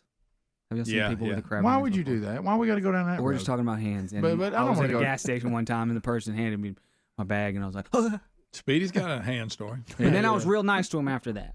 yeah. Oh no, I could see that's You overdid it. You know how you get awkward Like when a guy think you done- accused of stealing. Right. Yeah. When you accuse that guy of stealing, my goodness, thanks, you kept bringing it up. Yeah. I mean, you had apologized to him. I wrote a letter. I know. Wrote a letter and left it. Wrote a letter. In Spanish. And then the Sorry, woman- I accused you of being a thief. It's a tough letter. Yeah, I wrote that I letter. found the because I AirPods I accused you of. And you know that in his mind, he finally built the nerve up. Well, I'm going to have to say something. He's completely wrong. Found my earpods. That's on me. Hey, my bad. Almost got you deported. Sorry about that. My bad for stereotyping you. And He nearly pulled your visa. right. That's terrible. So back to the fingers guy. Yeah, a lot of times they'll put a rubber band around it. It'll kill it. Greg. I don't think. Greg, please, Greg, I humbly give your green card back. Would y'all rather have 6 fingers or stay. 6 toes? Toes. Fingers. I got No, web toes, fingers. so. Fingers. What's I that want about? to do something with it. You do? Yeah, I can't do anything with it. I think it'd get in the way. Yeah. But what about my You shoes? can, I you feel can like I'd wear be an extra uncomfortable. ring. I think you could throw. I think you could do some pitches people You may never be seen on before. something there. I want to have the extra finger in my hand that I use. I don't want Yeah. another one. Yeah, you're right. You know, What what's, if you shook hands with danger? what's pretty cool I about have. his is that it's like he's 5 got fingers and a thumb. a bigger pinky. It's in between the ring finger length and the pinky length. It's perfect. You know Yeah, what I mean? it looks functional. It's called polydactyl. One in every 700. Pterodactyl. One in every 700 babies is born polydactyl. And use time they'll just kill the finger, let it fall off, and they didn't for Kind of him. like a puppy's tail. I guess Right. so. But then you Yeah. got, but then you got a or gap in your calf. hand. calf. Turn You into know? a steer. Turn it into It a doesn't steer. gap. It does. There's no gap. It looks. What do you It mean? looks good. Let me see. I think that. How it is like. Well, I don't know. It That's seems like if you cut a tree down, there's going to be a gap. It's gonna be a stump. If you do it when they're real young, you have to do it when they're born, while your bones are still all rubbery and stuff, and then it works out. Suddenly, Adler's become an expert on I know extra about bones. Extra digits. But see, I think just being able to scratch alone is worth it. Yeah. Oh yeah. You know, Imagine the back it rubs. looks like. I wonder if he gets charged more for like pedicures. if you had an itchy back because of like dry skin or sunburn, he comes over with that extra finger. Oh yeah, it's like having a rake on your back. Yeah. Fantastic.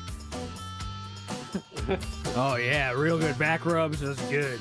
Yeah. It's got to be functional. Ari makes a good play. High six. Give me a high six. Top of the hour. Rick and Bubba, Rick and Bubba.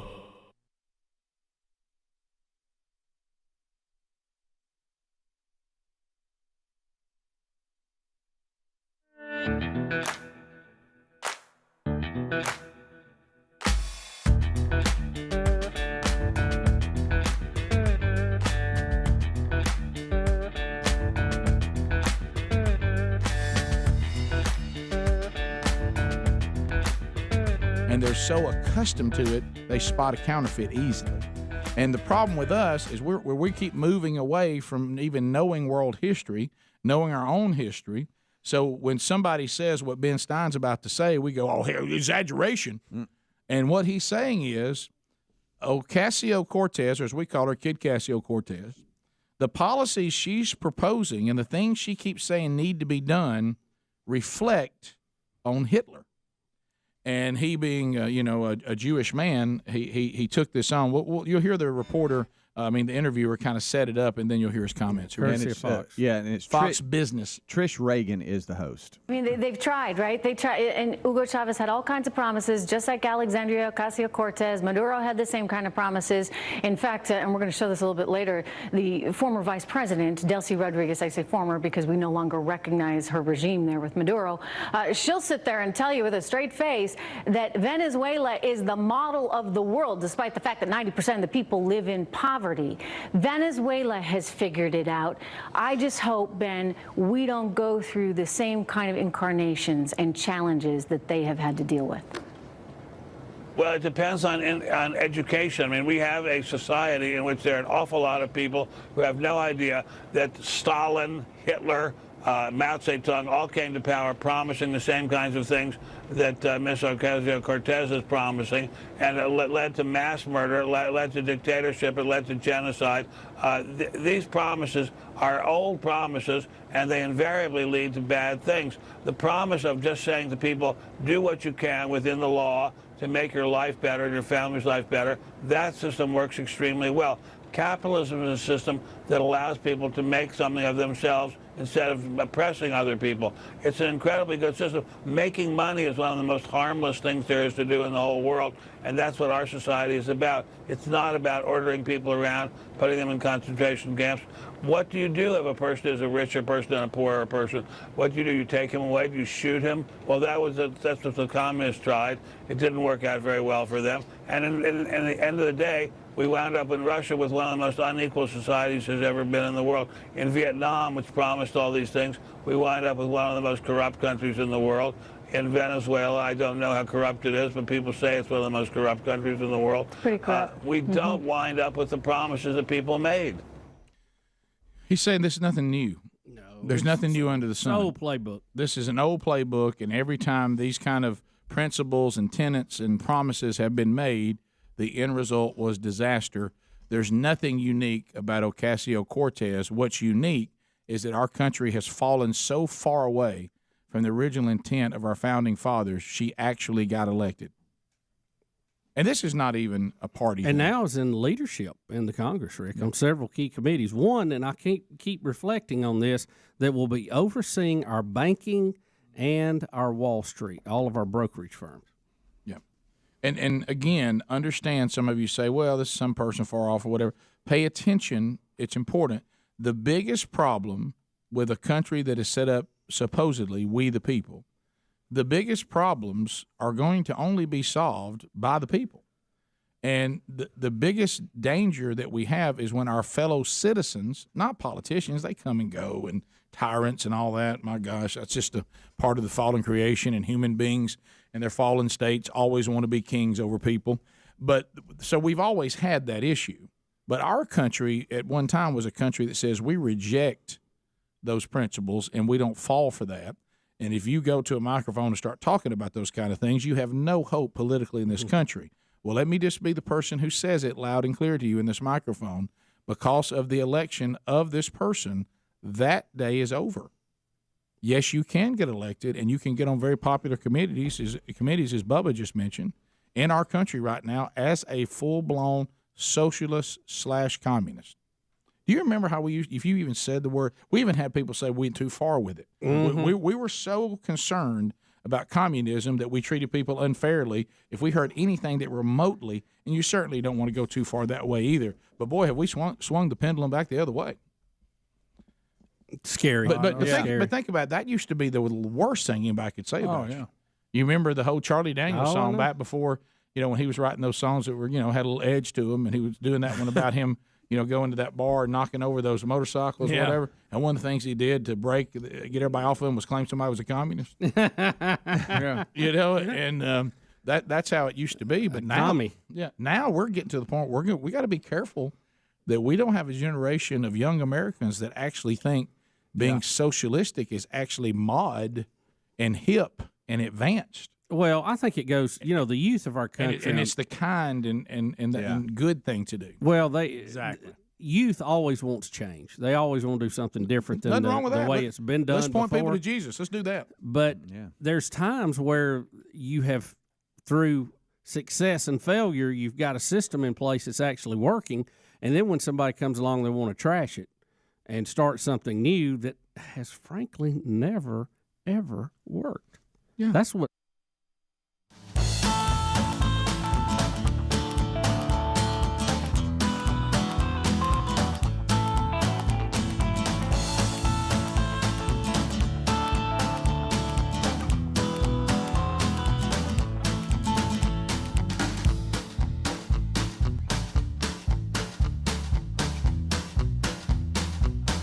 6 minutes past the hour. No Name Studio, living out on the bleeding edge of technology. From sweet home Alabama to the rest of the world. On all sorts of various platforms, including America's boldest radio stations. There's a live option. On the Rick and Bubba Radio Network. If you have a radio affiliate, you're good. Or you can watch us live on our YouTube channel. Welcome you again this hour. You can listen to us live on our TuneIn app, if you prefer that. Now, options for archives. Well, the YouTube channel has a video archive every day. Our podcast channel has an audio archive every day. And the TuneIn app not only gives you the live show, but it also plays back archives of old shows. So all sorts of options, and you can find them all there at Rick and Bubba. Spell out the word and.com. However you are with us, whether it be live or on an archive, we are thankful. Speedy, Greg, Helmsy here, Adler, Super P, Lord of the Jacket, our interns, and there's Bill Bubba Bus. Rick, glad to be here, and thank all of you for letting us do what we do. Bubba, we've got, it looks like the Terrific 10 are here with us in the golden ticket seats today. Because we're one short over there. So we have our golden ticket seats. They are ready to go. They come from all over. We've got some first-timers as far as ever seeing a show, and then we have some who've seen the show but not in this studio. Mm-hmm. So we don't have anybody that's been in this studio before, right? No? Okay. No. You? This your second round? Okay. Somebody help Daddy. All right, second round. So it's always interesting to get their feedback, and some of them will actually spin the wonderful wheel of canned meat before we're done today. Watch it. So we'll give you an opportunity to win.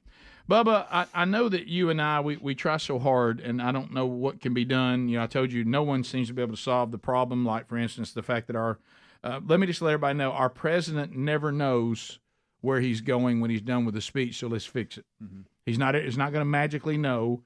I don't know how many more times he's got to wander around before we do something. Here's another one. Let me tell the world this. Yellowstone is a wonderful place to be, okay? There's wildlife. There's not a zoo, okay? They're not in cages. There have been not one, not two, not three, not four, not five, multiple people that have been hurt by bison. The idea of getting pictures made with wild bison is a bad idea. Mm-hmm. Okay, and it's not something it's not a hypothesis. Rick, why don't we just go to Photoshop if you got to be that close? It's not going to go well, and we keep having these idiots. Do they not see the videos? We've seen them. Everybody can see them. I think now more than ever, I'm going to go as far as to say to do something stupid now, saying I didn't know with modern technology is almost impossible for that to be true. Rick, you're just lying. I mean, you're just a dandy. Come on. Bubba, is it the human delusion that what's happened to everybody else in this scenario, somehow it won't happen to me? No, Rick, I'll tell you who to blame, and I'll tell you where the blame falls. Disney. Everybody thinks these are big stuffed animals that want to be your friend. Right. Look at this. And that is not the case. Look at this. The video. And she does not get gored. I think she gets away from this, and this is what gives folks false hope. Yeah. See, I mean, look how close she is. Yeah. I mean, if that buffalo decides to get up and toss her in the air like a rag doll, there's nothing she can do about it. Nothing. Well, at least it's laying down, so you know. But still, all it's got to do is stand up. But I mean, if you're going to approach one laying down. Yeah. So not that can just gallop at any moment. Right. No. And so you see this now. It's not going to work out. It's not going to work out. Why do you want to get that close to it? Here comes the rest. Oh yeah. It does go horribly south for this person. And this is a family. It looked like, and it's a little voiceover piece here from ABC, and it explains a little bit of it. Yellowstone National Park, a 71-year-old woman gored by the bison while she and her daughter were returning to their car. She's being treated for minor injuries. It's the third bison attack in the last month. A father was also injured when their family came too close to a charging bison. This was near Old Faithful on Monday. Officials reminding people to always keep a safe distance from the wildlife.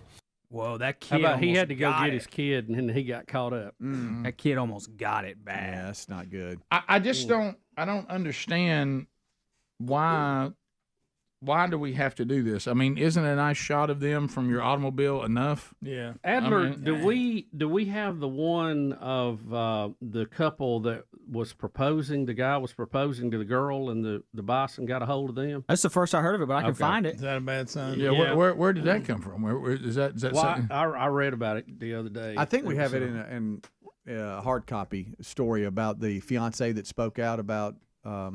I guess his future wife being gored. Is that the one you're talking about? You know, again, I know we like to have these proposals at special places in front of a giant animal. Yeah, right. That could charge you is not the place to be. There's also video of two bison, I guess, sparring in the middle of the road, and tourists are pulled over to the side.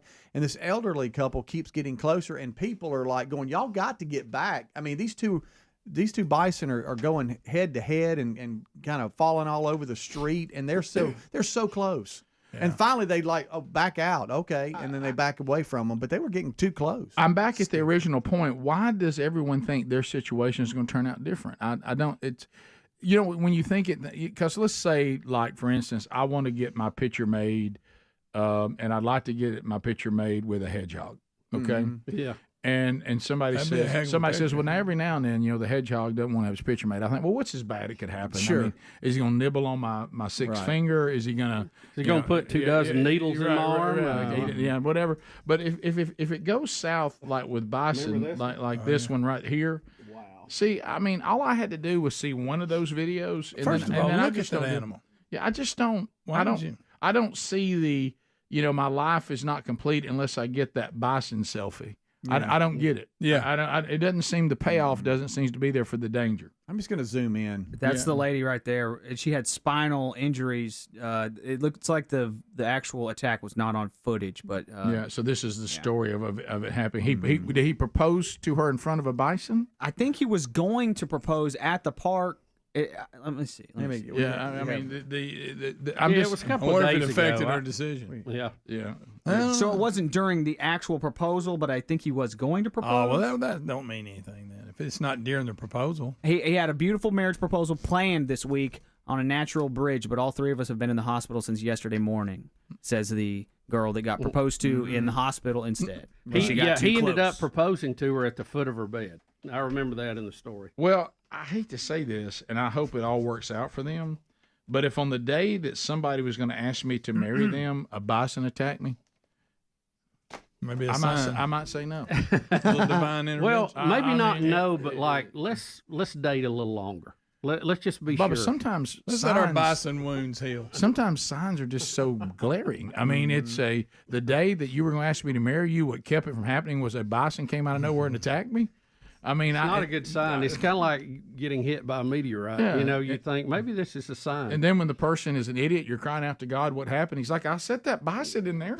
I tried to tell you. Did you not notice that I kept you from being proposed to by letting you get a spinal injury from a bison? Yeah. I'm trying to save you. All right, so details of the proposal. It looked like he was proposing, and the couple spotted 2 bison about 50 to 60 yards away. One started scratching at the ground and started screaming and yelling, I started screaming and yelling, trying to distract him from charging at Amber, but the bison hit her square in the abdomen. Oh, my gosh. And he said, I looked over my shoulder, and she was about 8 to 10 feet in the air, landing right on her back. So who do you think the sign was for, her or him? It might have been for him. Yeah, he's the one that's going to initiate this action. So if it's a sign, I think that it's to him not to do this. Yeah. Good night. This lady played dead to avoid getting run over by this bison. Look at her. She's like, oh. And then she just laid there, and the bison was like, all right, watch yourself, lady. Yeah, do that again. He's snorting on her, saying, don't come through here again. Oh, no, he's got that tail up. She better look out. That's true. Oh, no. That's going to be bad. I hope it's not springtime. Yeah. I was spraying on her. What's the closest call you guys have ever had with like a big old animal like that? You talking about a bison? Or anything? I've had some horse issues. Yeah. Gotta watch it. Walking behind them. Yeah. I was feeding the cows one time down at the Lenore Farms, and I had one, what they called Crazy Eyes. And they're like, if Crazy Eyes ever, don't look at her straight on because she will charge. And Crazy Eyes came at me, bluffed me, and stopped, a couple of feet from me. You remember we were I was doing like, oh boy, here we go. Wow. we were doing the bullfighter thing at the Yeah. Pacific Center, and we was out there goofing off. All of a sudden, that one stopped and give us this. Oh, and yeah. they were like, Greg almost got. better get out of there because you can't outrun them. No. I would have been kicked square in the chest by a horse if I hadn't fell down. That thing was trying to get me, and he was turning around about to kick me, and luckily I got tripped up and I fell right as his hoofs went over. Yeah. Lucky fall. Well, he stepped on my foot. If that hadn't happened, Wow. he'd have got you. Yeah. And then I was on a horse that got away one time, was running wild. Then there was that Great Pyrenees. Right. It's just a big dog. Right. I had a pit bull. Picture it. I was at a lady's house recording a podcast, and her pit bull was like didn't like guys. And this pit bull, like, it got me good, but I was face to face with a pit bull for a second. Rick and Bubba.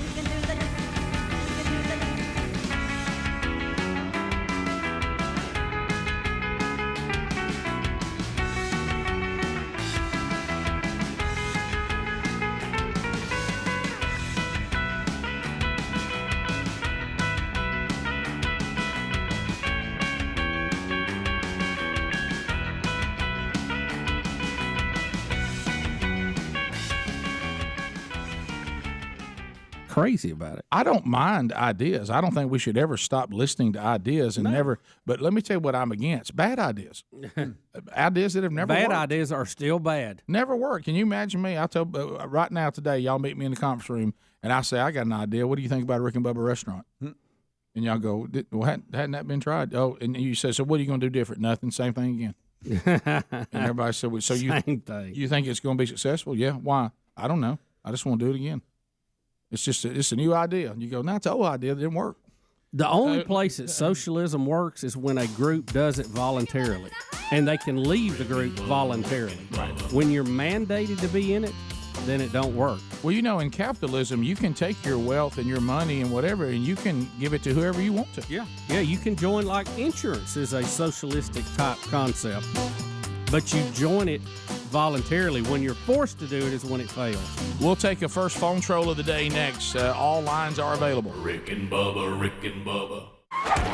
The part about it that was so disturbing for me in my spirit, I certainly understand. Let me be perfectly clear about this. I understand a dilemma out there, and I understand, especially when you talk about young women and men who get themselves in situations that, you know, certainly behavior led to that situation, but I don't know of any of us in here that said my entire life my behavior has been perfect. So we all make mistakes, and there's certainly, but then you got to take ownership and responsibility of the mistake. And where I think we're really messing up as a society is that we should be sitting around as humane human beings, not Democrats, not Republicans, not independents, not what's the other group that we're close to, but morally we wouldn't be with them. That really libertarians. Yeah. So none of that, moderates, whatever, that should be thrown out the door. And we're going to sit down as human beings, and we need to have a very long educational process of children and how they're made and who they are in the womb of their mother. Because the problem is we've never finished the debate on whether we're killing somebody or not. Now, certainly from a biblical worldview, I understand, and that's what I believe truth is. And as I've said openly, there was a time in my life I did not believe what I have now believed for the last, 25, 30 years of my life. So my mind was changed by Scripture and by science. So why can't we as human beings sit around and say, is this something that a humane society should be doing? And somebody will say, well, so you're telling me that a woman is going to be stuck with a child or a couple or a family they don't want? No. 22 minutes now past the hour. Rick and Bubba's show. Thanks for being with us. Still to come, the wonderful wheel of canned meat's going to spin today. You want to be there for that. Also, don't forget Rick and Bubba University, the podcast, out again tomorrow. A brand new one, a new series. You may see this reoccurring. Letters from the audience. Bubba and I sit down in this week's podcast, and we read letters from you and answer questions about things that go on behind the scenes, the history of the show, all kinds of topics, and we'll cover those, including talking about some of those times in Rick and Bubba history we weren't sure the show was going to be continuing. Yeah, that was one of the questions. Hey, somebody say, I'm nationwide. So, looking ahead at the weekend tomorrow, Man Church, First Baptist Church, Crestview, Florida. Andrew Barbudas there for the breakfast tomorrow. They're doing a breakfast for their next Man Church. Going into the curriculum after that for the small groups. And then looking ahead on Tuesday night, the 25th, next week, Rich Wingo, the whole association there in Linden, Alabama, will be coming to hear Wingo here. And also we'll have one of our pastors that will be telling the other leaders there how well this strategy has worked at his church as they all consider plugging in. And then it kicks off at Emmanuel Baptist Church in Crestview, Florida on the 28th of July. Blake Prime will be there. I go to Austin, Texas to speak to the men there at the men's event at City Reach Church in Austin, Texas. They, too, are ready to go with some of our curricula, plugging men into 40 weeks. They bought a couple of them, I believe, and they're going to be plugging in different groups. And then Starkville, Mississippi on August 6th. What's eating Scott Gorosky? Find out from a biblical standpoint. She'll speak to the men in Starkville, First Baptist Church on August the 6th. There's others. You can find them all at themanchurch.com. Bubba, Jamie Foxx, what a mystery. What has happened to Jamie Foxx? What in the world is going on with Jamie Foxx? Apparently, there's a new photo of Jamie Foxx and that says big things coming soon.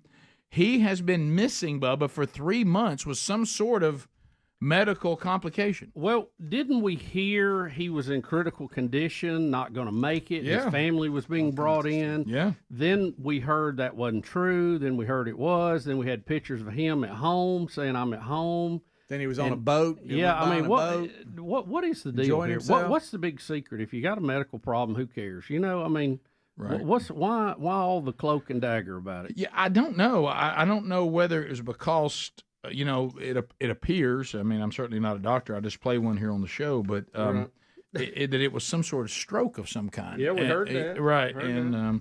I don't know if he just didn't want everybody to know that or, it's their own business. But he says he's got big things coming, right? That's what he says. So we'll see. So maybe we will get some sort of update. Maybe he'll sit down. Or he could be on The View, and they could argue about what really happened to him. Well, the ladies Big just things can't coming, they right? just can't get along on The View. I know, They're just arguing every day about something. Bubba, you were also going to update us on Deion Sanders. Yeah, Deion Sanders is having his second surgery in 4 weeks to remove blood clots from his leg and foot. He apparently is having problems with the big toe, the toe next to it, as well as both sides of his left calf. Yeah, I know he had a really severe leg problem, but Yeah. what caused it? Is this I don't know. Didn't he have surgery on it last year? did. Too, Yeah, during the season? it's blood clots now. So Yeah. they're saying that the potential that it might have to be amputated if they can't get all this. Well, I know squared that away. was out there once Right. before, so I guess it's back in trouble again. Yeah. Yeah. So I heard an update, and everybody was like, whoa, I think we can save his leg. But then you never know. I guess that's worst case scenario. As a matter of fact, in this particular story from Yahoo News, they have, I guess it's a typo. They've said that he has problems and eventually had to be amputated due to blood clots. Well, they've already got it taken cut off. off? Yeah, I think they've got a typo there. Yeah, then they got a quote from one of the players he cut. Said, "Good."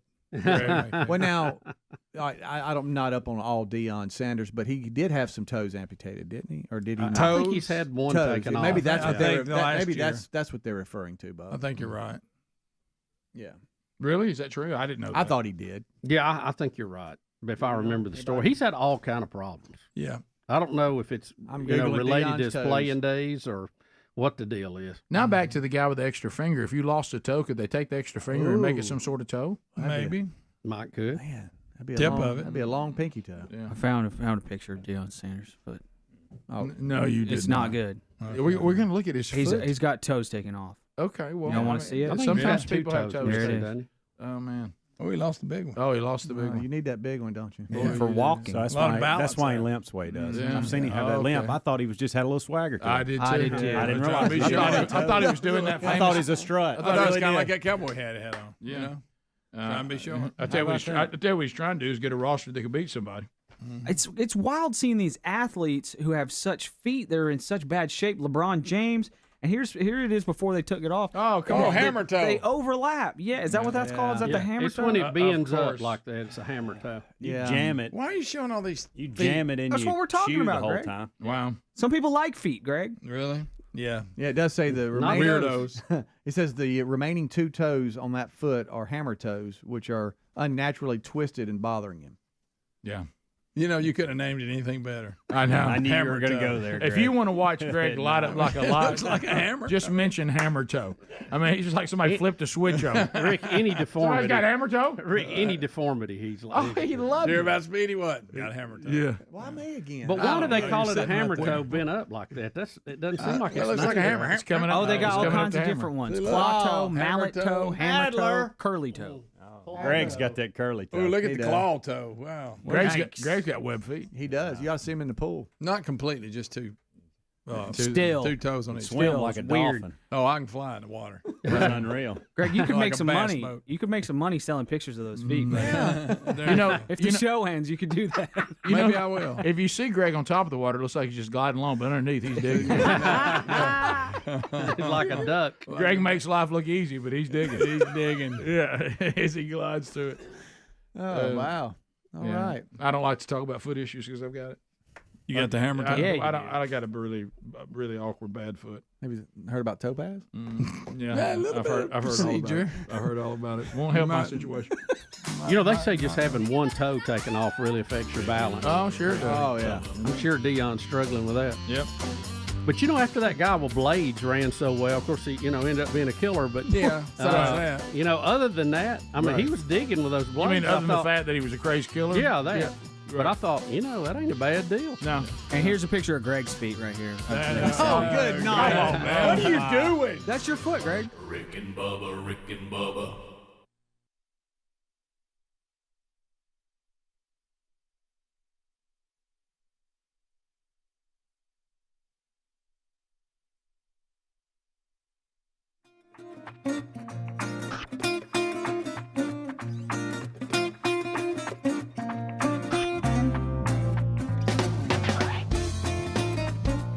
If you want to put the baby up for adoption, that's wonderful. I mean, I can give you countless stories of what a wonderful decision that was for everybody involved. Okay? And if we come to the conclusion, as we need to decide as a human race whether this is really a woman's decision about her body, or is it a woman's or a human being's decision about another human being? And we refuse to have that conversation, both scientific, because I know what you're saying. I ain't going to get in there with a bunch of Bible thumpers, and they're going to tell me about where life begins. We don't have to do that. We can just look at what we know as educated human beings about science and biology. And, it doesn't take us long to figure out, first of all, that's not part of a woman's body at all. It has its own DNA. That's science. So we have to decide as a humane human society, whether this is barbaric or not. Because what we keep doing, and by what was passed just recently, we've started out saying, well, maybe in the first 6 weeks, that's maybe we need to talk about. I mean, let's look at what it looks like. And now, again, that I believe it starts at conception because that is the scientific and the biblical worldview. However, I can understand somebody sitting around going, well, can you really say this is a human being? Yeah. Can you really say those things about, hey, this person wouldn't existed, because they were terminated? We can have that conversation. I still think we need to get to the right answer. But see, we won't stop there. Now we're saying, as of this week, that baby can weigh 5 pounds, 6 pounds. We can get down here and then see, we just keep devolving and getting more and more barbaric because we won't have the conversations morally and humanely we need to have. So I understand. See, even if you passed what you passed the other day, there should have been a solemn sadness, not a standing ovation. Right. Even if you passed it, there should have been, I just think this is something we need to do, and I hate doing this, and this is an awful thing here. Because even those that have made the decisions will tell you, whether they believed it was wrong or not, it was an awful hard thing to do. And we're acting like it should be celebrated, and we should all jump up and down and be giddy like our team is going through the city in a ticker tape parade because they've won a championship, because we got this push. Look at the smiles and look at the clapping. Oh my God, look what we just did. And then a room of people standing up and clapping. If that does not terrify you, that your fellow human beings have become this barbaric, then there's a screw loose. Something's happened. You've become so numb that now we're getting to the anything goes.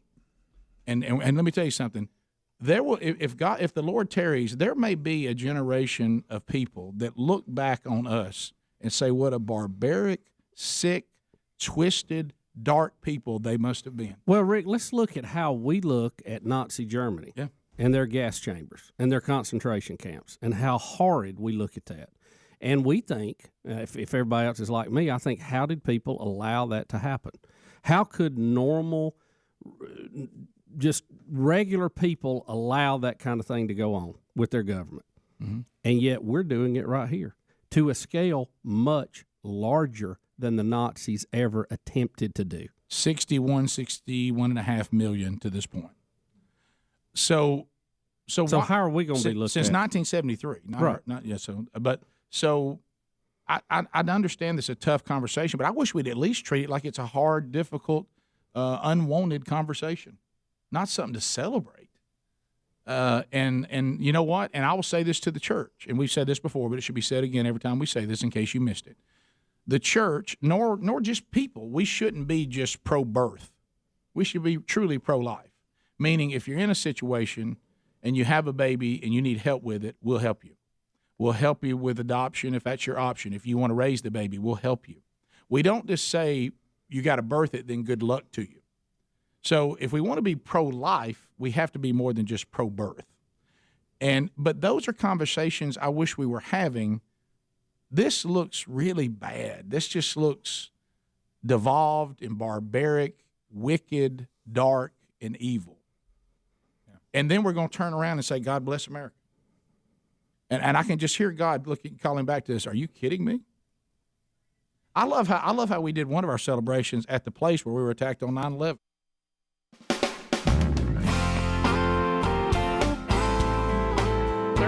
Minutes past the hour, the Rick and Bubba Show, 866 We Be Big is the number. Here comes a phone troll. The largest number of people in the shortest amount of time. All the lines have been opened for you. This means it's your turn to speak. At 866 We Be Big, you can make a comment, you can ask a question, bring some information to the table, not designed for meaningless shout-outs or shameless plugs. You do have to ask yourself this question. If you were listening to the program or watching it and you heard your own phone call, would you be informed? Would you be entertained? Or would you have to be honest and say, I'd probably find myself annoyed? No meaningless shout-outs, none of that. And that's El Buzzer. We'll take care of that. But it also allows a lot of you to work through here quickly asking comments or making comments and asking questions, or you could combine a question and a comment. It would be called asking a comment. HelixSleep.com/Bubba as you're dialing up. Here's what's going on there. Every study we see, it just keeps being affirmed over and over again that whether you get a good night's sleep or not goes a long way on determining your health. That's when the body does a lot of repairing. How many times have you gone to bed not feeling well and wake up and said, I think I feel fine? Oh, yeah. And then, of course, you've gone the other way, going to bed feeling fine, waking up feeling poorly. So your sleep, a lot's going on with the old body, so it's important to sleep well. How about a mattress customized for you? Go to HelixSleep.com/Bubba and get a tailor-made mattress based on how you answer questions like how do you sleep? Do you sleep on your side, your back, your stomach? They want to know that, or do you maybe combine two? How about this? What kind of firmness do you want? Soft, medium, really firm? Are you big and tall? Is this for a child? All these things are important for them to customize a mattress just for you. Then they send it right to your door. You got 100 nights to sleep on it to see if you still love it. And, of course, we know that you're going to. So get yours now by going to HelixSleep.com/Bubba. If you don't love it, they take it back and you get a full refund. 20% off right now. HelixSleep.com/Bubba or RickandBubba.com under the sponsors button. Robert in North Carolina. Robert will get us started on the phone troll. You're welcome to join us now. There are lines available. Robert, go ahead. You got 30 seconds. I just wanted to ask Bubba a question about Skinwalker Ranch. All right, go ahead. Bubba, now that they've practically done all the tests again, all at one time, don't you think it's time they just start digging up whatever this thing is under the ground they can't drill through? Yeah, I'm for that. I think they ought to dig that whole mesa up. But of course, in the area they're in, there's some sensitivities there. I've asked Travis that with the Indians. Oh, there you can't and just go everything. digging So around all that. Everybody gets all tore up about that. But you look, if we got a flying saucer buried in that thing, we need to know. You saying dig, baby, dig? I say dig, baby, dig. Let's get to the bottom. Come on, why are we piddling around? Yeah, I mean, we've surveyed it, we've radared it. I mean, we got images, we know something's there. Let's dig. Let's get to it. Let's get down to the We've bottom. tried to drill. We've hit it. We can't do anything with it. Let's dig. Anonymous caller. You know, in one of the thoughts, and I think maybe Travis had expressed this on the show, is they think there may be a flying saucer, for lack of a better term, that crashed there at some point in our ancient history, and it's sending out a distress signal. But all the people on board are dead. So that's one of the theories about what they're dealing with. Wow. I know. Yeah, that'd be a big find. It would. That'd be a big I mean, one. we've got people, whistleblowers, saying we have some of the ships. So I don't know. Well, I'll watch that on TV if they start that. But again, prosecutable evidence. I gotta see something, you know. Anonymous in Alabama. Anonymous, 30 seconds. Go ahead. Hey, Green Acres, guys. Thank you for the call. Go ahead. I emailed Speedy a picture I took with a bison, a selfie, and I felt perfectly safe. I didn't see what the big deal was. When it flips you up there. Yeah. But you have seen video of them attacking people, and we're not talking about one or two. There's dozens of them.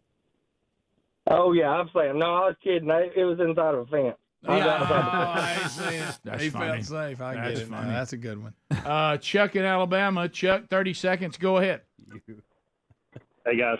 Hey, the people that are getting out there wandering around with those bison, that's your left laners right there. Yeah. They need to be taken out at all costs. You think those people go ahead likely and take yourself out? Yeah, you think they likely drive in the left lane as well? Yeah. Oh, yeah. That carries over to all walks of life. They need to be taken out. Okay, all right. Yeah, if we could have less left laners, I wouldn't want them to be taken out by bison. Right. But maybe a wake up call from the bison. Clean their sinuses out and go, wow, I need to rethink my life. Yeah. But I don't want them to get killed. Yeah, just kind of rattler cage a little bit. Looks like somebody wants to do an impression of Harry Carey. We okay with that? Oh, any Harry Carey. Yes. We okay with 100%. that? All right. Go right ahead, buddy. Hi. Is this the Rick and Bubba show? Blow my Nah, shit. it was horrible. very good. That is Nice. horrible. Sound like Cletus. Terrible. I feel like we Speedy, need to give us a find. shot. I feel like we need to find him and slap him. Rick, That's Speedy, so bad. you heard Speedy's version of Harry Carey? We need to track him down, get a white glove, and just slap him. Yeah, there it is. That ain't bad. Everybody hold your feet, let's sing. I won, and I two. Then his voice got real high. I mean, off the cuff. That's as good as the caller. That's better than the caller. How you like my glasses? He's trying to get something going. But, you know, the thing about it is... Man of 1,000 voices. The guy who called, I don't know whether to be mad at him or his friends who told him he could do it. Now, we've had a caller that's good No, at we've it. got a guy that will send us some emails with some audio Oh, messages, yeah, no, that's and they're hilarious. fantastic. And he's good. And you know what? The reason I said gave you the green light to that is I thought that might You be. thought that's who it was? Yeah. Yeah, he does some My good ones. mistake. That's on me. Apologize to you. It's all right. Hear Look, we that in tried the it. audience. We tried it.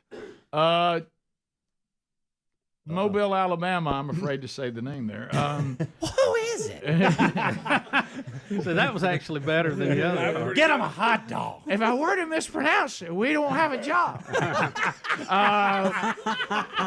Mobile, Alabama. Go right ahead. You want to talk about a wasp? Go ahead. Yeah, this is Chigger. See what I mean? Oh yeah, you don't This want is Chigger. you don't want to flirt. I with that. don't even like hearing that beginning. You know what I mean? It's like it's Yes. the level of entertainment that and I know that hearing us do the show, it makes you think that the bar is low. I get that. Yeah. And it is, but don't get lower than what Yeah, the right, bar already right. is. Yeah, let us be the bottom rung. It's not the biggest if amount possible. But in order for you to call a show and have a call that's going to own the room and people will beg for more is so low. Yeah. You know, so you probably want to get into the informative or a question. But when you start thinking, I myself will be the content, I will provide the moment, man, I'm going to tell you, it really takes a special call to meet that. Do y'all agree? Yeah. And every now and then it happens. You'll stumble across one. Don in Illinois. Don, 30 seconds. Go ahead. Yeah, I just had a question for Bubba. I wanted to ask him the things that they're doing to President Biden the way they are. I don't know how your law is, but ours in Illinois, that's real close to spousal or to elderly abuse. All right, I agree. I just wanted your opinion on that. I'm going to hang up and listen. Yeah, I really think you could charge the whole Democratic Party. I agree with that. I mean, it's 100%. sad. But Rick, we've pointed out if I have to manage this situation, I put Jill Biden on him on stage every single time and have her be the person that leads him off. And she's done that on a few and it worked well, but she doesn't make all the events. I'm like, come on, your husband's president. I think you can change your schedule to be with him. Yeah, see, and I guess the part that keeps getting to me is it seems to be that his actions are now predictable. So why not have the game plan and how you know it's going to go? That part I don't understand. If somebody says, hey, guys, has anybody got any more ideas how we can look really bad and for the nation to weep at night because our president has lost his way? Is there any way we can make him look worse? It's like are they trying to get rid of him? Or at least have a plan. Say, look, every time you're on stage, exit left. Every time. Yeah. Right. And have it set up. I mean, every time he turns around, starts going which way do I go? Or put on 2 different color shoes and tell him which way to go. Yeah. Or maybe a flashlight, something. Yeah. Marcus in Florida. Marcus, go ahead. Hey, good morning, gentlemen. I have a Harry Carey impersonation for you this morning. Okay. Hi, this is Harry Carey. Okay, he was making a joke. Yeah. It was a bad joke, but he was making I one. kind of like that. Yeah. Yeah, I'll take that over really trying to do it. Yeah. You know, because like we said, if you just, one of y'all said the other day, if you just say a phrase by the celebrity in your own voice, that's not an impression. It's really not. You're just quoting him. Right. Yeah, I mean, Which can be funny. right. Now, the standard here is a man of 1,000 voices. If you can't beat what Speedy can do, you're in trouble. You got to stay out of it. Haters are going to hate. I thought Harry Carey was pretty good. Thank you. I thought it was fantastic. We'll be back. Oh, man. 15 minutes to the top of the hour. 866 We Be Big is our number. More of the Rick and Bubba Show coming your way right after this. Rick and Bubba, Rick and Bubba.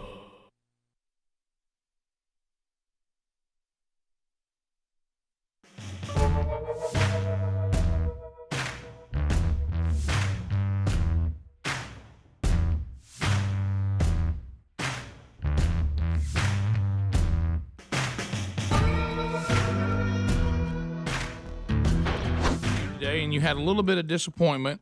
I didn't know were you trying to get a doctorate or something, or go back and get a master's? I don't know exactly what was going on, but I got a very, very nice letter from the University of South Florida that said I had been accepted as a student, and I was very excited to find out now that they sent out a bunch of them accidentally. How about doggone it? South Florida, St. Petersburg mistakenly sent out hundreds of acceptance letters. Over 430 they know of. People think they're going to college.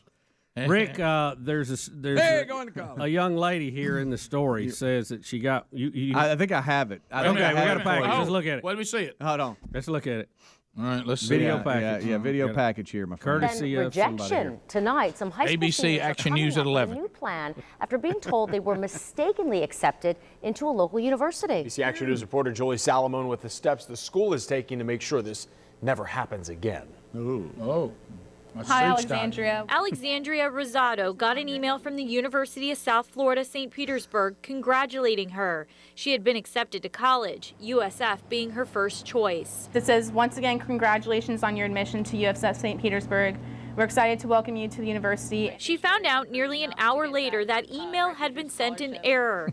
That second email from USF said, quote, "There was an error in the system. Please disregard the previous email." I was just so disappointed. I was very, very let down because I've been waiting for a final decision from them since November now. A spokesperson for the University of South Florida, St. Petersburg, saying in a statement, 430 acceptance emails were mistakenly sent out on Saturday due to human error. The 17-year-old says she was thrilled, thinking she got accepted.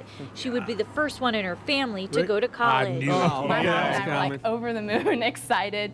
We were like jumping up and down and like shouting really loud. She's now waiting anxiously to hear from USF again, hoping next time around she's accepted for real. I really do hope to end up as a bull in the fall. A spokesperson for USF St. Pete says they are reviewing the incident and seeing what steps they'll have to take to make sure a mistake like this does not happen again. Reporting in Pinellas County. Oh my goodness. Oh my goodness. How That did you do is that? too. Let them come anyway. Yeah. Put them in there. Uh-oh. Yeah. Of course. Uh-oh. So she was, no, let me ask her this. I don't know how this works. If they didn't accept you this time, unless something changes, why would they take you later? Well, maybe Greg, you're don't be higher like up that. on the No, list. I mean, you I don't know. They put you on a list and rank you, and they Yeah, take so and many, some of them and fall then out, you then slide up. Yeah. Okay, I don't Good know. gracious I'm just alive. asking. She could go to Sawbriar State or somewhere like that. Mama, I broke the generation. Look, USF. First one to go to college. All right, did 30 somebody? minutes later, not now. All right, did somebody click the wrong button, or was this 430? I mean, how did they Imagine- find out? Right. And what is the first move when you go, did you send out those emails? How was that afternoon? Yeah, that when time. everybody was figuring out what Yep. the. Somebody got a little head. Oh yeah. Bump, bump. Yeah. Yeah. That's Mom, I'm going to be a bull.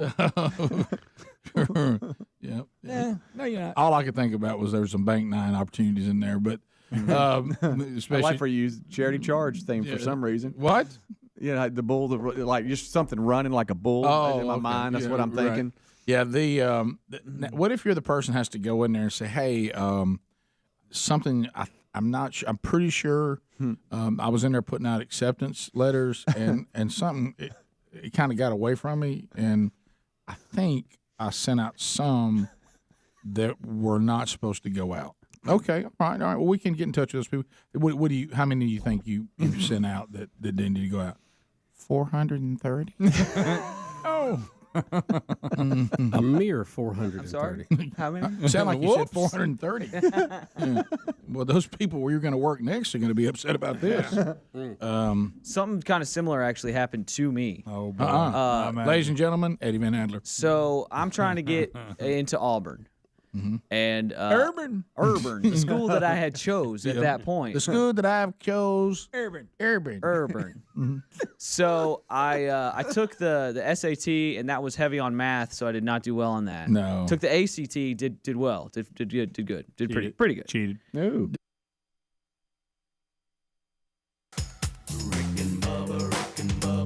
Pass the gravy, please. All right, 10 minutes to the top of the hour, the Rick and Bubba Show. Thank you for being with us. We're back. SEC Media Days continues to produce some colorful commentary. Lane Kiffin, you can always depend on Lane Kiffin. A couple of funny comments from Lane Kiffin as we get closer to the college football season, which a caller's already said, if you're an SEC fan, which that's the world we live in, you're almost kind of looking over this season. You can't wait for 2024.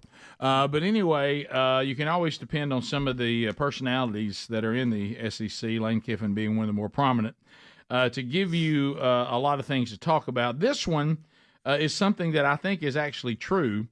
One of the worst things you can do if you're taking on a tough opponent is to anger them. Yeah. And so wake the sleeping giant, Rick. The SEC channel that ESPN, of course, has Paul Feinbaum, who's been on the show. We've worked with on and off over the years. The Feinbaum Show.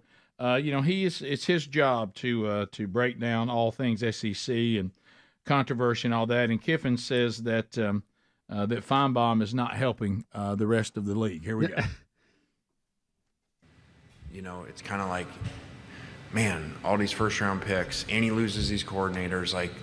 That's why we have Feinbaum, so he can motivate him every other year and say, his dynasty's over, and this is the end of Saban. And then we're like, hey, thanks a lot for pissing him off.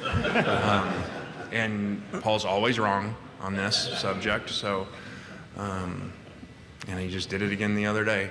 If he doesn't make the playoffs, he's not any good as a coach. So thanks, Paul. Yeah, and there's a lot of truth to that. Yeah, there's a lot of truth. Everything will be fine if Paul will quit claiming his dynasty's over. I tell you, Kiffin delivers, doesn't he? Yeah, he does. Time and time again. And it is true. And he lost his brush, apparently. Yeah. Well, I've said this, on the years that that people are. The only way really during the Saban era, once he got it rolling in Alabama, the only way you really beat them is just if they're bored. Yeah. If they get bored and they're kind of resting on their laurels and they're like catch them looking ahead. Yeah, and so when they get motivated and Saban gets motivated, it just makes trouble for everybody else. Or depend on the kicker. Right. Well, that's true. If you can get them in a situation where a kick needs to win it for them. But it's interesting to see. Georgia has kind of solidified themselves. And of course that's infuriating Saban that everybody keeps saying that too. Yeah. Well, in all honesty, isn't Georgia's success sort of Saban's success too? I mean, it is. One of his coordinators went and set it up. I mean, he just took the Saban playbook, right? Went over the border with it indirectly, and of course you saw that when Pollock told Saban that his time was over, ESPN fired him. Yeah, sure did. And David Pollock, wasn't it Pollock? Yeah. That's what I just said, I think. But I thought you said it was somebody else. No, I said Pollock. I said it cost Pollock his job. Okay. Yeah, I didn't understand what you said. That's all right. I probably mumbled it. All right, so this next one is pretty funny, and that's Kiffin. Now gets a question. You may not be able to hear the question. No, Should I tell you're him going to have to tell him. You think I should tell him? So the question is that my mom tells me that I look like you. Correct. Yeah. So here we go. I sent that to my mom, and she was like, "Is that you?" Like she did not know. What's your mom's name? That was an easy one. Okay, you see him look at the room. He looked at the room like that. He couldn't even help but grin on that one. That the biggest fan of that line was Lane. I didn't like that. He loved it.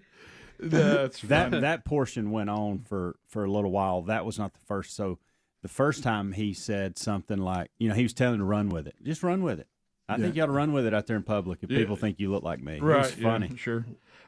Also, back over on the professional side, we mentioned the show Quarterback earlier in the program. And of course, Bubba, you can speak to this directly, and so can Speedy and those of you that have played in these pro-ams before.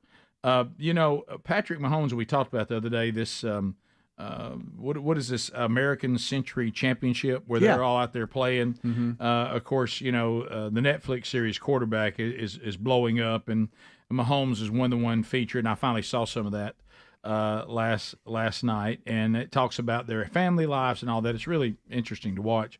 So anyway, there's some dad that is out trashing Patrick Mahomes because he would not do an autograph for his son, which led to an awkward exchange. But Mahomes is saying something, Bubba, that you can speak to firsthand. Speedy, you can too.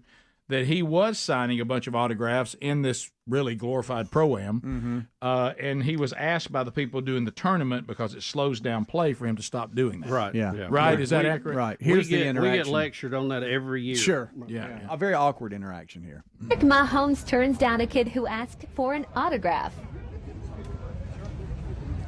Will you sign my jersey when you got here? I can't make everybody happy. No, you can't. You can just make one kid happy out of 100. I'll make 99 sad. That's all right. 1 out of 99. That's at least it ain't 0%.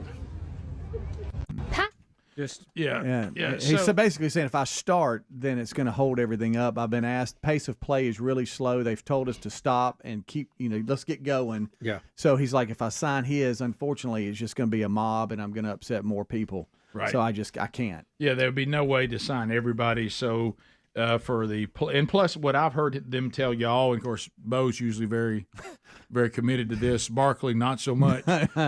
Is that they didn't have to tell Bo. No, is that if you guys are going to sign autographs every time y'all stop, this round's never going to be over. And of course, there's going to be people that get upset because you got those two people, but you didn't get to them. And Mahomes said they've asked me not to start that, not to do it. And I think the dad of the kid needs to be a little more understanding. And what's happening, he's making the biggest mistake. And I'll tell you this when dealing with people that you might want to be getting to sign something. And the worst thing you can do is start being a jerk about it. And then the person who was maybe considering it says, it's really your attitude now toward me. There's no way I'm doing it. You're really better off to try to attract with honey versus vinegar. Is just there's several ways you can do this, Right. and there's places along the course you're going to be held up waiting on another group, right. And that's a good time. You can do a lot of signing there. Most of the time, most of the folks, as they're walking on and off the course, they'll sign 2 or 3, not break stride. Yeah. But then you leave a lot of people that don't get it. Barkley screamed last year, "Hey, I'm here all day." What's the big fuss? Right. Yeah. Right. Yeah. Right. But this was his second shot. He was in the fairway. And now the kid was very polite with the way he asked. Probably Dad just needs to leave it to the kid. He might have had some luck where, hey, I tell you what, go up there and when I'm coming off the green, I'll try to, try to get it, or to Bubba's point.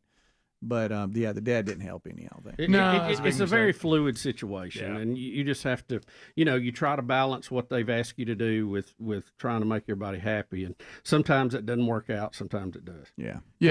But you're always better off to keep trying to be gracious and kind about absolutely. it. And once the dad started his routine, really the kid's chance really just went away. Yeah. Thanks, Dad. It was, hey, thanks, Dad. I think I could have got it with my little childlike voice. Right. It was very sweet. I'll see you on Netflix, and I love you. It is funny when you see. I would have started doing that. I'd start doing a kid voice. Yeah, go ahead and let him sign it. I'm a kid standing over here too, but I don't care. I want him to have his jersey signed. It's funny when you see these little kids and they're just cute as they can be. They're just tiny. Oh yeah. And they're standing there, That's what I've done. If it was my son, I would have pretended to be a kid that was okay You're the with greatest it. ever. The rest of us don't care. Just sign his. Rick and Bubba, Rick and Bubba.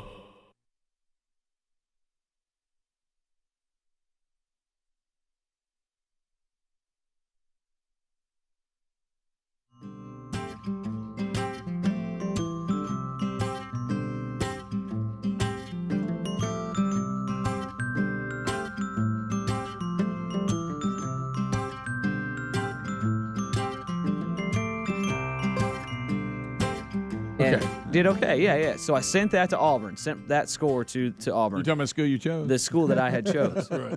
And they send me a letter back, and they're like, wow, your test score is great. You've been accepted to Auburn University. And I'm like, awesome, this is amazing, cool. How quick did you tell somebody? Told my parents, told everybody. They were so excited. They were like, just send us your high school transcript with your GPA and that. And you were like, is that really important? Wait a minute, the school I have chose.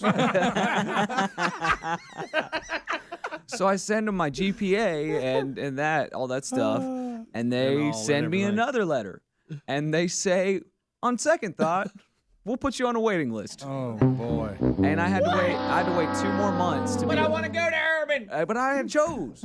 At that point. I told Mom I was going to Urban. So Dang it! I had Sorry, to wait. Mom, I'm not going. Another 2 months, and then they said, "Okay, all right, buddy. Come on. All right, come on, man." So that was that. Oh wow, a little setback there. Yeah, it was a tough place. Did you cry? Be honest. Did you cry? I've never cried. I have never cried, Speedy. Yeah. I think the funniest one, Greg, for you and me is when I was actually being recruited by Vanderbilt. Yeah, that was a waste of paper. And we were just trying to discuss whether we still would like to take an official visit. Yeah, because you always got to take a guess. Just to go see Nashville. And because Greg said, have they remotely looked at your academic situation? Talking about Vanderbilt. Vanderbilt. Mama, thinking I might go to Vanderbilt. Even my mom didn't even look. Just, honey, that's so nice. Put it in your scrapbook. What a sweet thing to say. Put that letter in your scrapbook so Mama can find it. Yeah. So we can at least document it happened. Yeah. Evidently, they don't dig very deep. When they I don't think they were looking for students. Yeah. But that was nice to have. The school that you chose. Yeah, the school that I chose, Vanderbilt. Vanderbilt.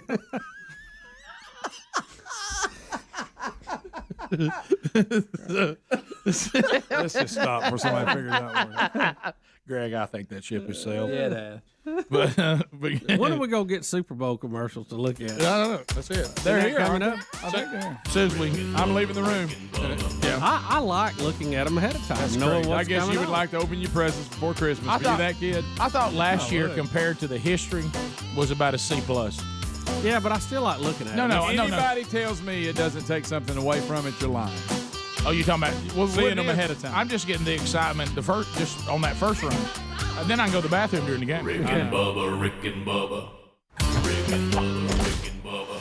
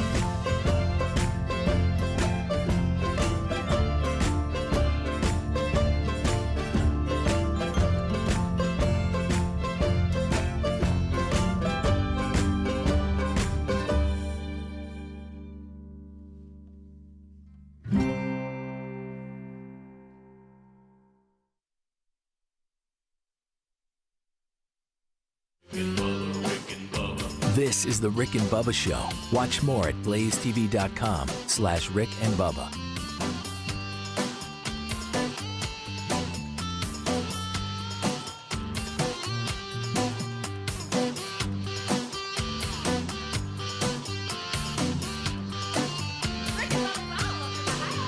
Rick and Bubba, Rick and Bubba.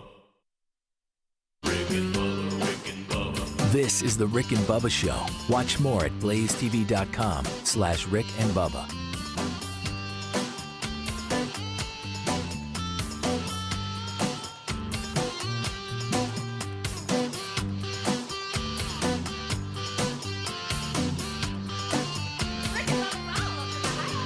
Rick and Bubba, Rick and Bubba.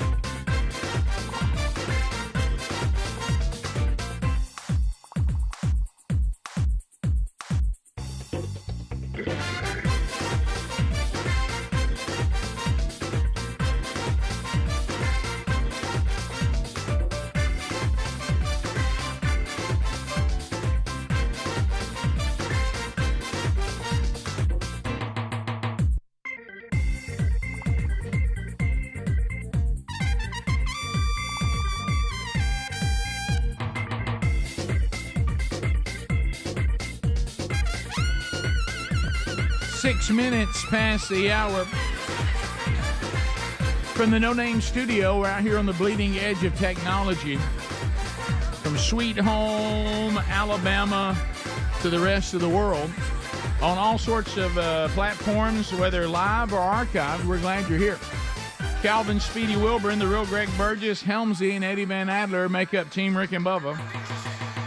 Rick and Bubba intern Super Pete, Lord of the Jacket, banging out a degree in common sense, that now deemed a superpower. Coming up this hour, the wonderful wheel of canned meat will happen. Yes, we will spin a wheel, and you could possibly win a canned meat. And if you're fortunate, that canned meat could be Spam, the processed meat of the new millennium. Welcome back, Bill Bubba Bison. Rick, glad to be here. All we ask is for 5 hours each and every day. I don't feel like that's too much. No. You know, I was just enjoying a few moments ago in one of the breaks a brilliant impression of Dr. Fauci. Yeah. From one of our Rick and Bubba family members there in the audience. So anyway, we this thing involving masking, I can't even believe that masks are still being discussed. Now, if you, in your personal life, for whatever reason, want to wear a mask, and you know what, or if you've got a current health problem, right, you know, sure, some type of immunity issue, people cut grass in them or whatever. But you not wearing immunity, but you wearing mask out of fear of COVID, I think that ship has sailed. Yeah, I think we can put that to bed. Now, if you want to wear the mask because you're afraid of, like you said, any disease that may be lurking or allergies or something like that, first of all, you know, the mask works for some things, not so much for COVID. Don't know how many more times that has to be proven. But I had something weird happen before we get to this video. So I was, I told y'all I kind of did something to my back, throwing a child in you know, that wanted to be thrown in the air in the swimming pool, and not realizing I'm probably getting too old, and the child's probably a little old and a little too old for the toss without it costing me. Yeah. And I got the next morning and I was locked up and couldn't really move. And so I was going into the place where I usually go for PT. I'm a regular there now, and have been over the years. And Sherry, when she had her shoulder surgery and all this, and I noticed that when I got to this location, still right there on the door. Now, there's not a person anywhere in there remotely wearing a mask. No one. It still says you must put on a mask to come in here. It's still on the door. And so I walked in and I said, I gotta tell you, I can't keep looking at that. And I said, nobody in here has a mask. Do I have to have a mask on? She said, no. I said, none of you are wearing a mask. And she said, no. I said, can I just take the sign down? I said, doesn't it confuse people? She says, oh, all the time. She said, people will go back to their cars and get a mask, and they'll walk in and realize none of us have a mask. Well, why don't you take it down? Yeah, then? and then I said, why is it still up? Is it permanent? Well, it's just up there with the Scotch tape. I said, why is it still on the door? Did you get it down for and she said, I don't know. Is it a requirement? I don't know. And I said, I'm taking it down. You took it down. And she said, if you want to take it down, take it down. And that makes you happy. Yeah, and why is that there? I mean, I can't live like that. I can't live. I could even live with it. Now, I would be mad, but I could live with the fact they keep wearing them. Right. Now, I would disagree with that, and I would think that's asinine. But if I would go, well, that now I see why the sign's there. But to have the sign and then no one even be adhering to the sign, correct, or even wanting you to adhere to the sign, that sign can't stand. Yeah, that's just illogical. That sign has to go. I love you. You said that's it. That's it. And I said, all right, well, I'll be in trouble if I remove the sign. She goes, if you want to take the sign down, take it down. Yeah, so I got to tell them. But none of them ever wanted to do that. Well, I don't know. I guess they thought the sign police would get them or something. I don't know. But we have a TikToker. Now, this Libs of TikTok is hilarious. It is good stuff. What a hilarious. Yeah. Now, this is someone who says we still should be masking? Yeah, well, just watch it. Okay. It's self-explanatory. Okay, we'll get you a look at her. Okay. Masking is not an option. The only thing that you're making optional is whether or not disabled people and immunocompromised people get to live. That is the option that you're making.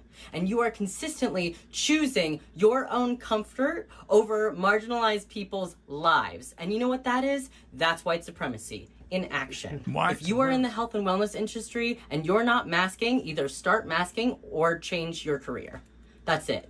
If you are not here for preventative care to help disabled and immunocompromised people, then you're in the wrong industry. You are, and you're just in that industry for your own ego. So you need to either get some integrity or quit your job, seriously. Because my life and my community's lives are on the line because you just don't feel like masking, and I'm over it. I had to walk into my doctor's office today, and not one person in the waiting room and on the staff was masking, except for my practitioner who always masks. My doctor's office.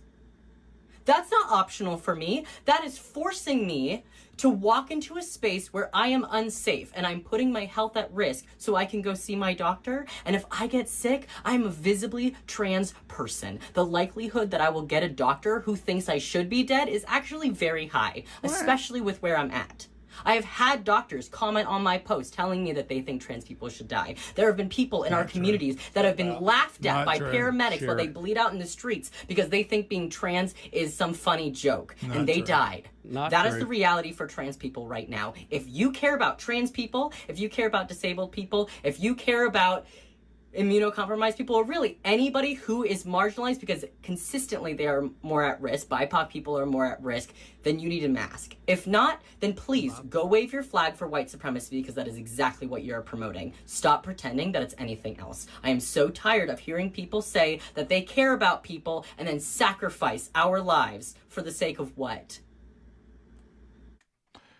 I do appreciate this person bringing awareness to mental health problems. Yeah, that's good.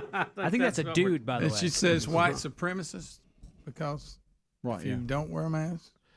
Greg, trying to work that out. Trying to follow the narrative there. Look, we've got all these terms. We have to use them. Y'all know. Now, that. look, doctors don't want to treat them because that's I completely made up. Total lie. Yeah, I'd like to see the evidence on that. Total lie. On paramedics letting people bleed out in the street. I don't believe that they don't for a think bit. trans people should Total exist. fabrication. Well, they think it's a joke. I'm I'm sure these professionals, these responders that come to help people are going to start laughing and back off. I don't know why I'm asking this question because I know I'll regret it today. What is BIPOC? BIPOC. People of color. The POC part stands for people of color. What is it? Is there somebody in the audience saying something? Okay, sorry. I thought y'all looked that way. It's people of color is the POC. Well, what's part. the BI? BI is like body odor, I think. Something. Oh, right. Odors with an O. Black indigenous people of color. That's it. That's Black indigenous people. So they're saying that if I don't wear a mask, I'm against black indigenous people of color? Do they not? Does every black Are there indigenous supposed to be people like wear commas masks? between that? Yeah. Do they all wear masks? Here's what I think I heard this person say. Only honkies don't wear There's masks. commas Is in the between. medical field, people in the medical field, let trans people die because they hate them and don't want them to live. And that never happened, by the way. Total lie. And that people not masking is a form of white supremacy. Yeah. I guess even if you're not white, because I've seen people of I don't all get that at all. ethnicities. Well, the thing she's missing is the science of it, and I hate to be, the adult in the room. If you are immune compromised and what you're afraid of is COVID, now there are certain allergens that are big enough that a mask can help, but if it's COVID, the mask cannot protect you. It doesn't. So that just is incorrect.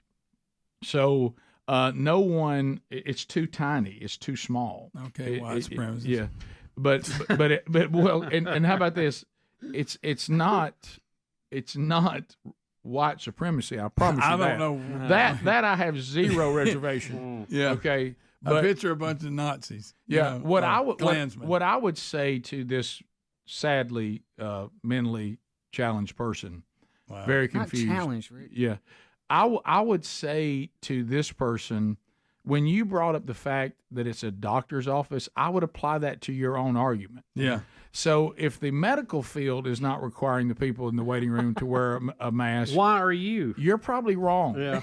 And Rick, and are they fall? Right. Do they fall under white supremacy because they're not? Yeah, I guess. And why are you going to white supremacist? That's doctors? white supremacy. There you go. Don't let a white supremacist take care of your health.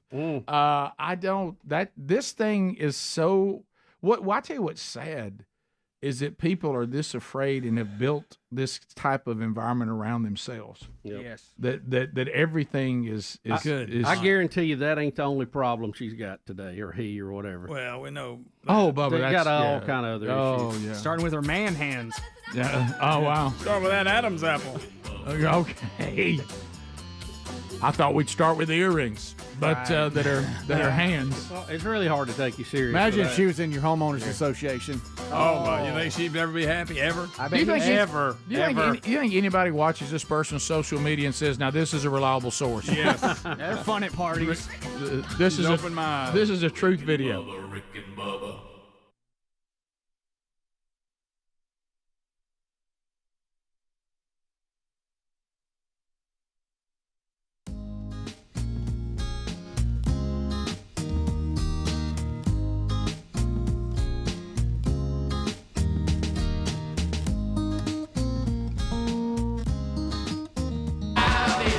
No, there ain't no doubt about it. Ain't no doubt. There ain't no doubt about it. So anyway, we were. I know Need to Breathe. That's who that was, by the way. Need to Breathe. You know, we're being approached about a new movie that's coming out, and we'll have it out on the trailer on our social media probably this weekend. And so it's called Run the Race. And so I know some of the people involved in this, and Need to Breathe is doing the soundtrack. Their music's in it, and this is part of us pursuing Tim Tebow for the first ever Rick and Bubba interview on the show. Right. Because I didn't know this. I thought, you know how things hit you on this kind of stuff? I thought that he's been on the show, pastor, you know, that a lot of you know, but he's actually now pastoring in our home city. Came by to see us when he first got here. I actually got to preach at the church he's now there before he got there to kind of, you know, to fill into. He started this new pastor called Mac Brunson. Well, he has sons that are involved in this movie, and I know that Mac Brunson just took the Tebow family to Israel and gave them a tour of the Holy Land. I know that. So I thought, okay, well, that's where Tebow got involved in the movie because he knows that family. But then I didn't realize when I watched the trailer that Tebow's brothers are in it. The Tebow brothers, is that them in the movie, or are they just part of pushing the movie? Is that them acting in the movie? I don't know about that. I don't know. Because Tebow's brothers are also involved. And so I've got a very good email for you today, by the way. Awesome. I have found, you know, look, we all have people who do their job, but I think I have found the way in. Perfect. So I didn't know all that was involved. I didn't realize I've got a little more connection there than I realized. Okay. So what would happen? Think about it. If you wanted Greg to do something, you know, you can try all the different ways. But what if you knew me, and you were saying, "Hey man, you got to go to Greg and say, look, we got to have him on this." And I'd call Lisa. Look, yeah, That's either a good one. idea. And the same thing. Any of that. If you can find family, yeah. For us, it's our mom. That's right. You know what I mean? If you can find family that goes over and says, "Hey, I need you to kind of, I know all the things. I need you on this." That's right. So good. I'm going down that road, and I'm getting some positive feedback. Yeah, good, because I've gone back and forth so many I understand. times. And look, I've lost count. And those people are doing their job. I don't fault them at all. This is just a fortunate situation that I realized when I started seeing all the players. I said, you know what? I think I can. It's like a hidden door. I may be able to help Speedy on this. You know? It's like a hidden door. And we found a room we didn't even know was there. So I'm saying to these sons, whose dad that is, you know, that I'm getting to know that is great. I'm getting them to then pressure Tebow's brothers to get Tebow saying, "Hey, if you want to do a big push this movie, we get an interview with you on here. It's going to be life changing on the floodgates." And so I'm working now. Now the brothers get to go back and say, "Big brother, we need you." That's it. Well done. So I've got brothers pressuring brothers to pressure brother. So he's co-produced this with brother Robbie. Okay. Yeah. So I know Robbie's involved, and I don't think they're. How many brothers he got? I don't think they're in the movie, but I think they can really relate as brothers to the two brothers that are depicted in the movie. Because one time on the screen, it may be Robbie and even another brother too, if there is another one. Because I thought I saw there are multiple brothers. Right. With I Tebow. thought I saw there's another brother that's helping with it too. Somehow. Okay. So anyway, awesome. but I am working through Robbie though. So I mean, I'm working through the Brunsons to Robbie to Tim. So. Well, don't y'all think that's got our best shot? Yes, of course. Yeah. Go inside. Connection, Sure. family, friend. Yeah, there was another time. There was a time yesterday when I was trying to help with this because it has been one of our goals to get Tim Tebow on the show. Yeah, and I was trying to help with this, and I found myself and I thought, well, this is how Trump feels dealing with the Democrats. He's trying to cut a deal here to get something done. I'm trying to get money for the wall. Yeah. You know what? And you'll take a substantial down payment to get the deal done. So we'll see. We'll see how it goes. Look, he's real busy, and I certainly get that. But the exhaust every case. Hey, look, you we're have. closer than we were yesterday. And look, and in all fairness, they gave one thing back to us that Bubba and I couldn't do. Yeah. Yeah. Us coming back to work on a Sunday afternoon on my anniversary. We'll be back. More Rick and Bubba next.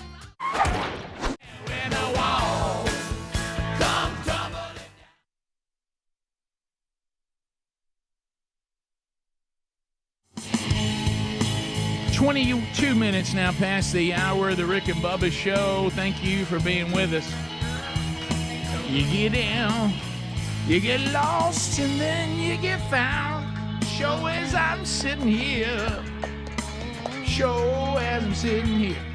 We're thankful you're here. Rick and Bubba University, the podcast this weekend. Letters from the audience. See if your letter made it. Catch it wherever you get podcasts coming up this weekend on Rick and Bubba University. That's a unique podcast that happens most every week.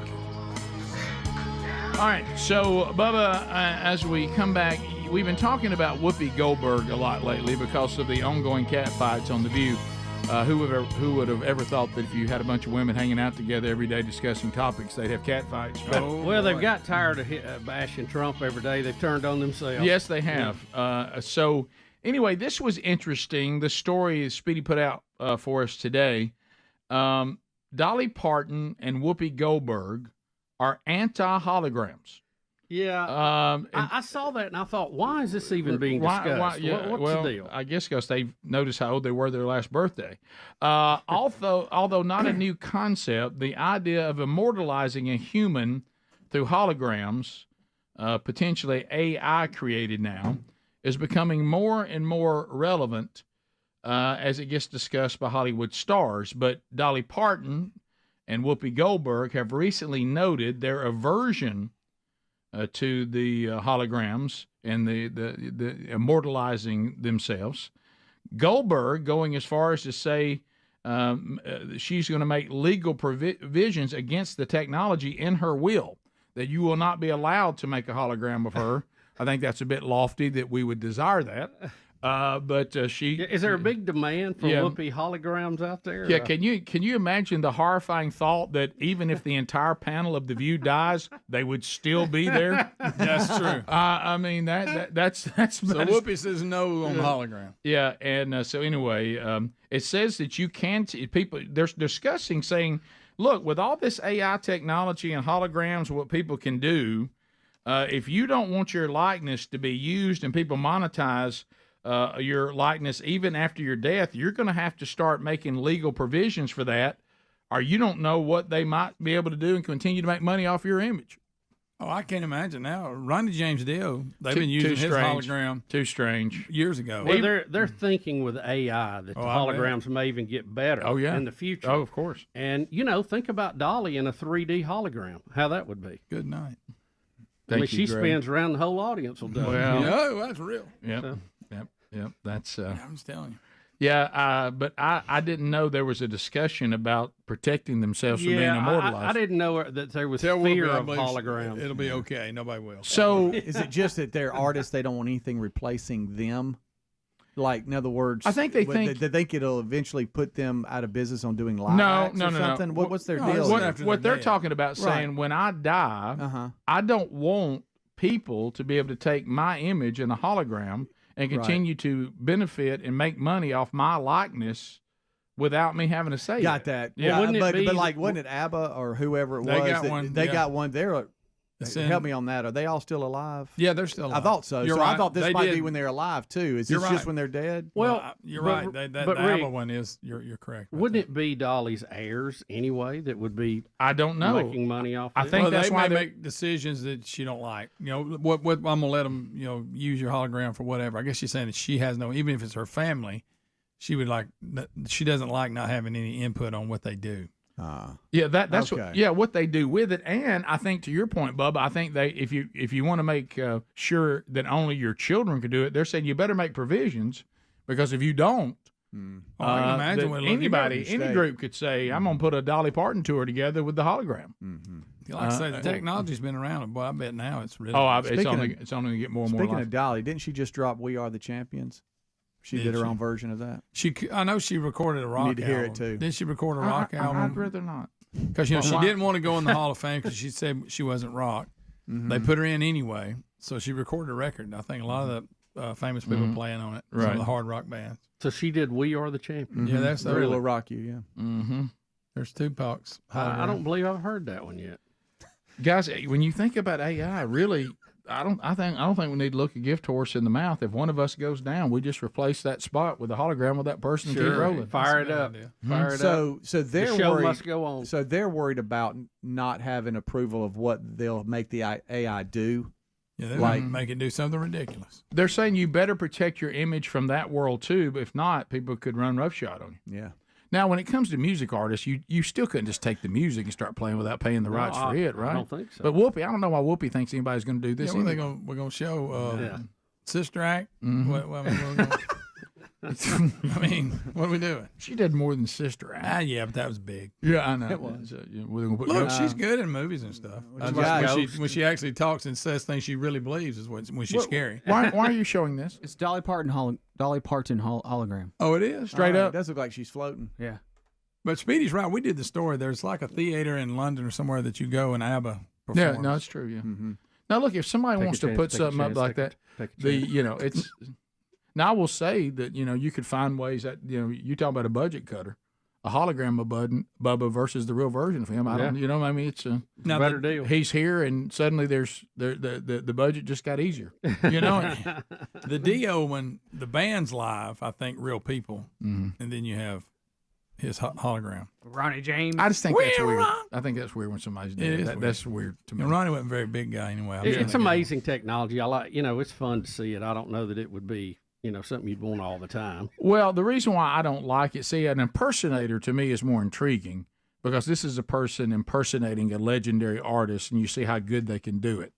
When it's just the hologram, all I can think of is that person is dead, and that's not really them. Yeah. And so I think there's a Frank Zappa one too out. What? I think there's a. Does he tour. warrant a hologram? I don't know. I think Frank there is. Zappa? I think there is. We don't have enough time for dollies. We will rock you. Why would we? Oh, have you actually got it? Oh yeah. We can't play it, can we? I'd get him in trouble. Plus, we're out of time. Right. I've played my chance. It's good. Why is that? Is the man of 1,000 voices can now do Dolly Is Parton? that your Dolly Parton now? I Hey. paid my dues. It's good. Time after time. That's good to hear it. Why do I want to hear Dolly It's just Parton because cover Queen? It's a wreck. I know. I'm talking about. Yeah, I'm agreeing with you. I'm saying, wouldn't that be a wreck? Why do I want that? Normally, you lean in on that. Yeah. No, I do want to hear it. I have to hear it at some point. If people could just get offended by it, it'd go to number one. Right. Oh, you're right. Let it be a little controversial. Yeah. What does she mean? White people are our champions? Something like that. Oh, We can yeah. find some way to make it mean, can't we? Golden ticket seats are going to enjoy it in the break. I'm going to play it for them. Okay. Yeah. I want to hear it myself. We'll hear it. Yeah.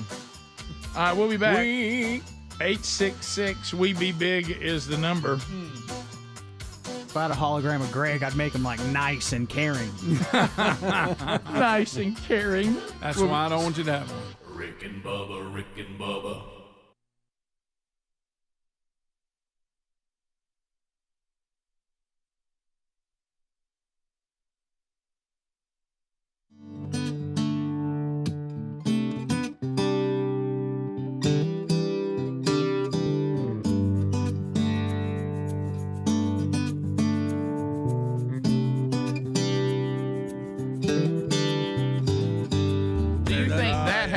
has to be our theme. I think it And does. then crumbling down as if we don't get it. Right. Do you agree with that? Right. Depending on how it's going. All right. Well, if we look like we're building the wall, we got one. If we look like it's falling away, we got another. And I'm with Bubba. I think we can just use it as it is. Really, don't you? I think just Yeah. because it doesn't take that long to get to the chorus. And we just scream, We all "Hey, like singing Chucky." anyway. And we just scream, "Hey, Chucky, Hey, over. Chucky, leave that wall alone." Leave that wall alone. Nancy, Chucky, leave that wall alone. All right. So we have an update on the wall. Rick, yesterday I thought it was a sign. Again, we've seen. This is where I hate to say this. I don't think the Democrats are very wise in negotiating. Go easy. I know you're not giving them pointers. I hope they don't listen to. No, I think when you have someone that you're deadlocked in what looks like a death struggle with, when the other side shows a willingness to move, you counter that with your show of willingness to move. Now, we saw this during the Cuban Missile Crisis, Rick. This is how, I hate to say it, if Chuck and Nancy had been involved in the Cuban Missile Crisis, none of us may be here today. We may have fought the Third World War. There he goes. He'll go to the Cuban Missile Crisis. In a second. Yeah, I know, but you're right. It was a deal. I know it was a deal. There's been a lot of deals throughout world history. Yeah, a lot of them. When you are locked in a knockdown, drag out, nobody wants to move, and somebody shows you a willingness to move on any part of it, you reciprocate, even if you don't want to. Now you don't want to be Chamberlain. No, that's totally different. That's called being a blind fool. Okay, there's a difference. He didn't. Rick, that wasn't taking steps back. That was giving the farm away. Right. Okay. Yeah. That's not good negotiating. Especially they were laughing at him as he walked down the steps to go away. Especially when you didn't even get your part of the deal. No, you didn't get anything. You just become a punchline in history of what a goof you were. Right. That cost a lot of people their lives. Boy, he did. Trump yesterday says this is the second time he's shown a willingness to negotiate. It was met with silence. He came back again and said he wouldn't do the State of the Union. He's given you a victory on that, really, and saying, "I'll wait. You've made a point. I'll follow that." Now here we come again. He says, "I tell you what, we will restart the government if you give me a down payment on the wall." Then he said substantial down payment, and it's been met with no movement. Right. Now, I think this is where Nancy's overplaying her hand a little bit. She needs to reciprocate and show some willingness to move on the issue, and then I think you'll see Trump move again. Right. That's kind of how this goes. But I think her own people, there's a lot of moderate Democrats in the House that are now showing they're very aggravated with Nancy's handling of this because she is not reciprocating what they feel like are good faith movements by the president. And I saw some people say, because I know people were critical of him canceling the State of the Union, but there were others who said, well, this is him, and you said too, Bubba. Repositioning. He's repositioning, but he's also saying, unlike the administration before me, I'm actually going to follow what it says how this should be done. And the way the government is set up, I can't just, run over there and do the State of the Union. Well, yesterday he said he didn't want to disrespect the State of the Union, right? And just hold and have it somewhere. But then also being smart, he's also now casting himself, and he's doing it again here to say, well, I'm even look at the things I'm doing, and I'm getting nothing in return. So if you want to know why the government is still locked down, it's their fault, not mine. Yeah, right. So, he's making some good faith efforts. I love when he says the reason why they're trying to keep me from doing the State of the Union is they don't want y'all to hear what I have to say. Right. See, that's good too. Yep. So I think Nancy is overplaying her hand, and she's seeing some erosion of her base on this because I think a lot of them think if you don't show some movement, Trump's going to quit trying to give you any to get you to respond to. So where do we go? Are we going to have a government shutdown for 2 years? So we can vote one or both of them out. The key is who gets blamed, and you see Trump trying to shift the blame over and saying, I'm trying to deal, and they're saying there is no deal, none, no. And well, I think it's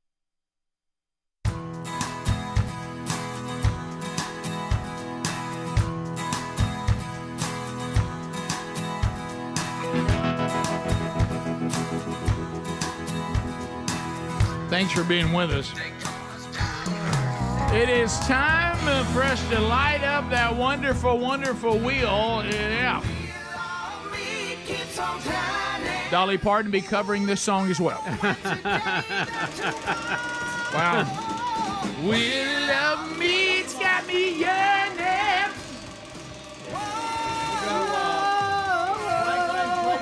Come on, give it a try. It is time for the wonderful wheel of canned meat. Bubba, we've lit her up. She's ready to go. Golden ticket seats, folks, are lining up to give a spin on behalf of the audience. Prizes galore on the wheel.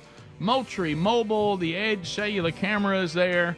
All kinds of stuff out of the Rick and Bubba store. I mean, some goodies ready to go. Blaze TV, that subscription is available there on the wheel as well.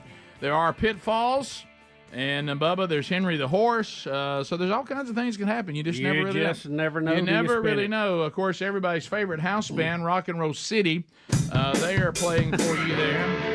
And Tubers, you've got a concert coming up from them in the break. Bubba, we've got golden ticket seater Franklin Bailey.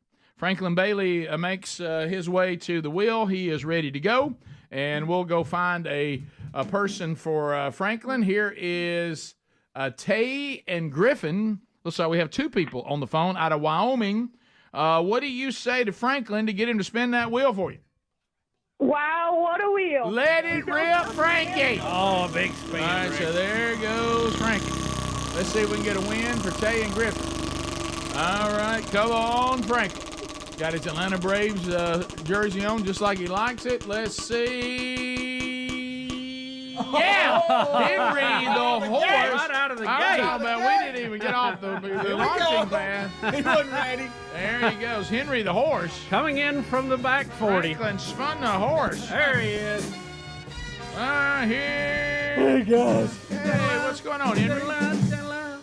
Well, I feel like I've got a little bit of splaining to do. A little bit of splaining. What did you do, Henry? So, evidently, when I was hanging out on the side of the road, side of the interstate in Birmingham, I was hanging out with Adler, and somebody thought Adler was a baby. Oh, caused a little bit of confusion there. So, our bad, guys. Our bad. You're terrible. What a terrible horse. Oh, my goodness. There he goes. Sometimes the horse has to say what other people can't say. Shut up.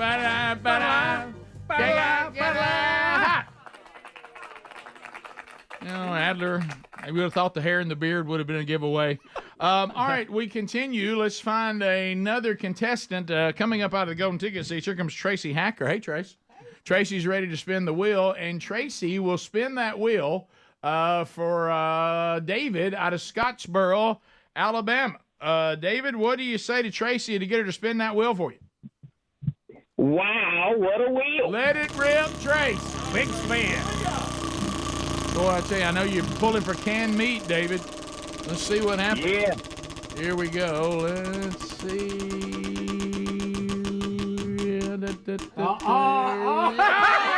Henry the horse again. Another spin on Henry the horse. What are the odds of that? What, 100% apparently. Henry the horse again. Don't you think he said enough? That was fair. That's enough, There Henry. he is again. You're- Oh, wait a minute. Oh, no, he's moving. He moved Speedy. Henry just moved Speedy out of the way of the wheel. Good job. Okay, there goes Tracy. All right, we continue. Let's go to Robert in North Carolina. Robert, welcome to Rick and Bubba. How are you today? I'm great. How are you? Spinning for you is Heather Canada. Did I say that right, Canada? Heather is ready to spin. Robert, what do you say? Wow, what a wheel. Let's go, Heather. Let's go, Heather. Big spin. Big spin. Here we go. All right, let's see what happens here. Heather has spun, and apparently Henry the horse. No, I'm just kidding. Speedy's showing his other hand. Okay. Yeah! Sweet tea, sweet tea, sweet tea. Drink it! Well, this is the Rick and Bubba logoed sweet tea glass, but you can put anything in it. It's a drinking glass. It's got cartoons of every member of the show on it, and you can enjoy your delicious drink in it, ice cold during the heat of summer. Robert, congratulations. It'll be shipped to you right out of the Rick and Bubba store. Thank you. Could I get that autographed? We don't have them here. They're not here with. They may already have our autographs on them. One of those that just come see a show and we'll autograph or come see a show. But yeah, they'll come to you from the store, which is not here. But I think they may already have autographs under each cartoon. So check and see. If not, Bubba said join us and we'll autograph it for you. I think you're right. I think they're printed on. Yeah, I think they are too. So you may have gotten it may be the best of all worlds, Robert. It's not. It's not. Thank you. Never mind. Thank you, Helms, for taking for just a moment of hope. I mean, I didn't want the guy to be disappointed when he receives it. I know. That's all I'm saying. Because what we talked ourselves into it. What are the odds of him coming here with it and us signing it? Not very high. Right. Oh, you know, yeah. All right, so we continue. Up next, out of the golden ticket seat, Zach Hubbard. Zach is ready to spin it for Connor out of Millbrook, Alabama. Connor, what do you say to Zach to get him to spin that wheel for you? Wow, what a wheel. Let's go, Zach. He's got the Somebody Help Daddy shirt on and a roll tide to you, Connor. Let's see what happens. Let's see. Uh-oh, not good. Pippet. Oh, my gosh, it's Pippet, buddy. No. I'm so sorry. Been eaten by a shark. You have been eaten by a shark. I'm so sorry. We just got up there. Somebody help Pippet. I mean, where's Pippet? Where's Pippet? Pippet! Pippet! Shark Week's almost here. Yeah, so no winner there. Skyler out of Aniana, Alabama. Paul Cleveland is ready to spin for the you. Professor. What do you say to Professor Paul to get him to spin that wheel? Morning, guys. Hey, wow, what a wheel. Let it rip. Paul, reverse spin. Paul has reversed it and flipped it. So we'll see what happens here. All right, here.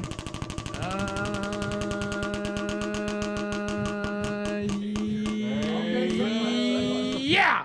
Sunglasses, sunglasses, sunglasses. Wear it! You've got Rick and Bubba sunglasses, Skyler, and you'll get the pack to go with it. It also cleans the glasses. Greg, how about a go for Skyler?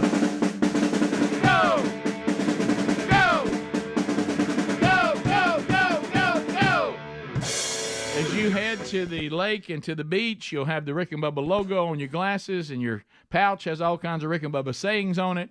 It really is the best of all worlds. Rick, a lot of people don't know this. The lenses are actually signed by every team member. There we go. Thank you, Helmsy, once again. Little tiny signature. Little tiny. Look, we go to Prattville, Alabama, I-92. Rob is standing by. Rob, Franklin Bailey has made his way back to the wheel for a second spin. What do you say to Frankie to get him to spin that wheel for you? Wow, what a wheel. Let it rip, Franklin. Oh, he really spun it that time.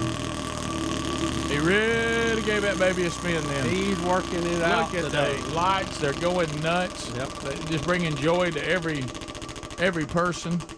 All right, let's see here. Oh, my goodness. Henry the horse again. Unreal. Unreal. What are the odds? What are the odds of that? 100%. There are 3 Henrys in one show. There Look, he's moving Speedy. He's moving Speedy again. Hey, what a horse. He thinks Speedy's leaning on it. What a horse. What an absolute Speedy was beautiful showing horse. his hand. I saw it. Yeah, I did too. Speedy said, "Look, I have nothing to do with it. You got to blame the spinner for that one." And there he goes. Everybody, one more time. So let's. I think we get one more. Let's do one more. Let's do one more. Let's go to Ashton. That's a tough name for me. Out of Springville, Ashton Tracy Hacker spinning again for you. What do you say to Trace? Wow, what a wheel. Let it roll for Ashton. Here we go. Let's see if we can get a winner. Not a lot of winners today. We got some good spinners. A lot of Henrys, a couple of wins, one Pippet. Let's see what happens here today. Here we go. Oh yeah. Yo! Topaz, try it. I thought that would be great. Have you thought about Greg, how about a go for Ashton? Go! Go! Go, go, go, go, go! Ashton, you got have you ever thought about a little Topaz shirt? It's a conversation starter. We'll put you on hold. We need your size, and we'll ship it right to you. Let's give it up for our spinners today. There they all were. Outstanding work. Give it up for the winners today. Thank you, Henry, for an extravaganza. If you're watching on YouTube, Rock and Roll City is ready, a live concert for you in the break. For everybody else, we'll come back, see what's left on the table. At 866-WE-BE-BIG, maybe we can squeeze a call or two. And we'll take a look-see before we wrap up this hour of the Rick and Bubba Show. Rick and Bubba, Rick and Bubba.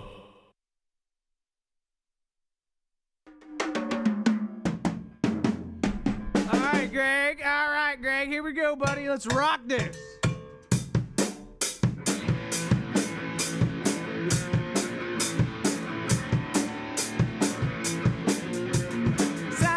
Sign, everywhere a sign. So I'm seeing babies on the side of the road. And I said, sign, everywhere a sign that they sign.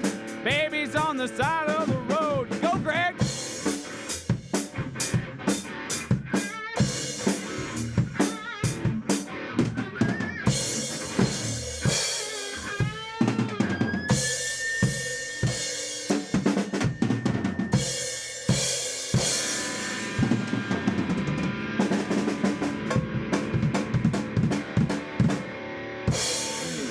Welcome to Rock and Roll City, where all the babies on the side of the road are escorted by. We keep them safe. We always keep babies safe on the side of the road.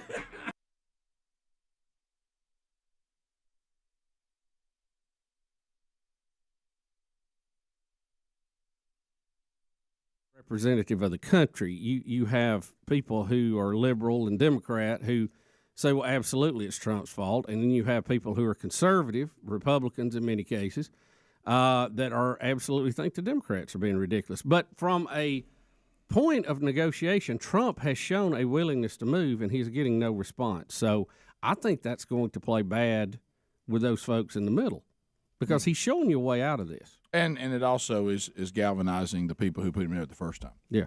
Which that's how you get elected again, too. You got to get them back out. I would say Trump's only fault, and we've talked about this in this, is he doesn't have a good death grip on the people who he needs to have one on. Right. Squeezing the workers is not the way to win this. He needs to be able to apply more pressure to Nancy and Chuck directly, and he doesn't have a good avenue to do that right now. Bottom of the hour, so Trump's latest, I won't do the State of the Union, and I just like a down payment on the wall. We'll be back. More Rick and Bubba next. Rick and Bubba, Rick and Bubba. Moving on to a much lighter note, Bubba, throughout time here on the program, throughout Rick and Bubba history, 25 years of it now, has struggled to find hats to work on his shape and size of head. Yeah, it's a big noggin. Yeah, and we'll all get excited about a hat. Everybody's excited. Everybody feels good about it. And you look over and Bubba hat, look on his face. Yeah. And he'll be sitting on his head, and he's like, nah, I can't wear that one. Yep, out. Like a beanie. Yeah. You know, we used to when we were on in Nashville, we did a lot more work with them. Big head caps. Yeah, you know, we talked about that. Those they produce some good ones now. Yeah. I mean some dandies. So, but over years, you know, hats disappear and they get left, and people pick them up, and not that a lot of people would need the one I've got, but I was a little surprised because I understand the dilemma. You know, your head versus the normal cap. Yeah. You know, a cowboy hat. You know, some of those things. I wasn't prepared for you to say. Now, I will say this. Here comes a little bit of Southern culture here.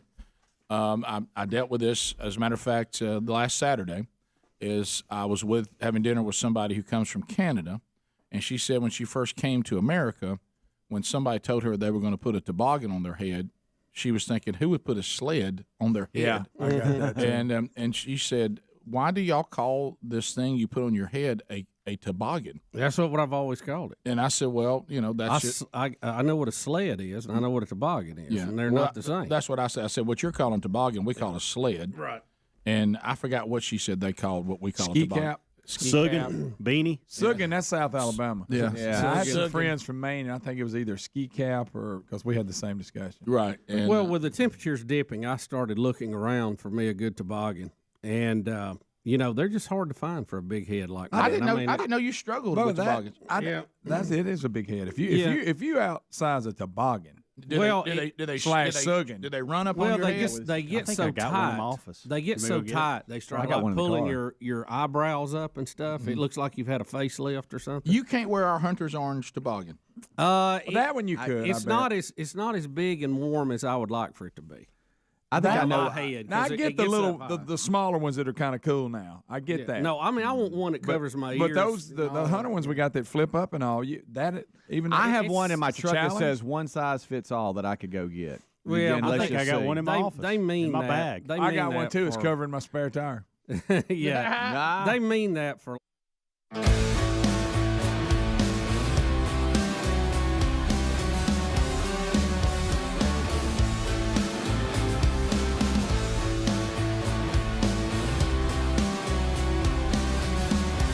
Minutes to the top. I fought you. Working our way back, we'll check and see what's happening with you. Some headlines that are still out there. But first, golden ticket seats. Golden ticket seats today up for grabs. A $50 American Express gift card from Dr. Dudney. Say hello to Jeff Hubbard. Zach Hubbard here. Heath Bailey.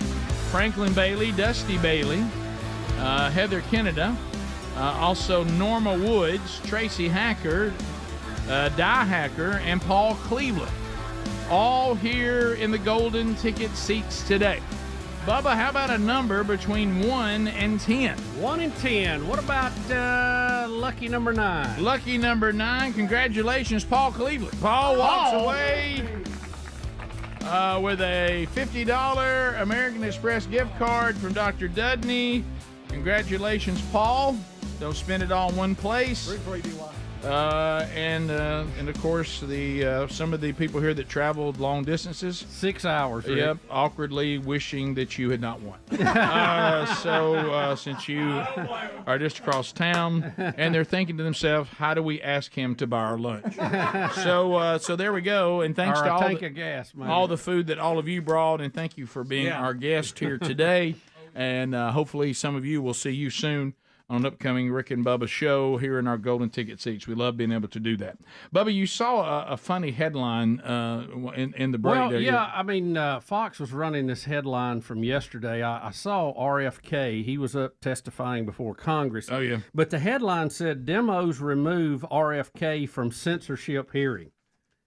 Think about what you're saying there.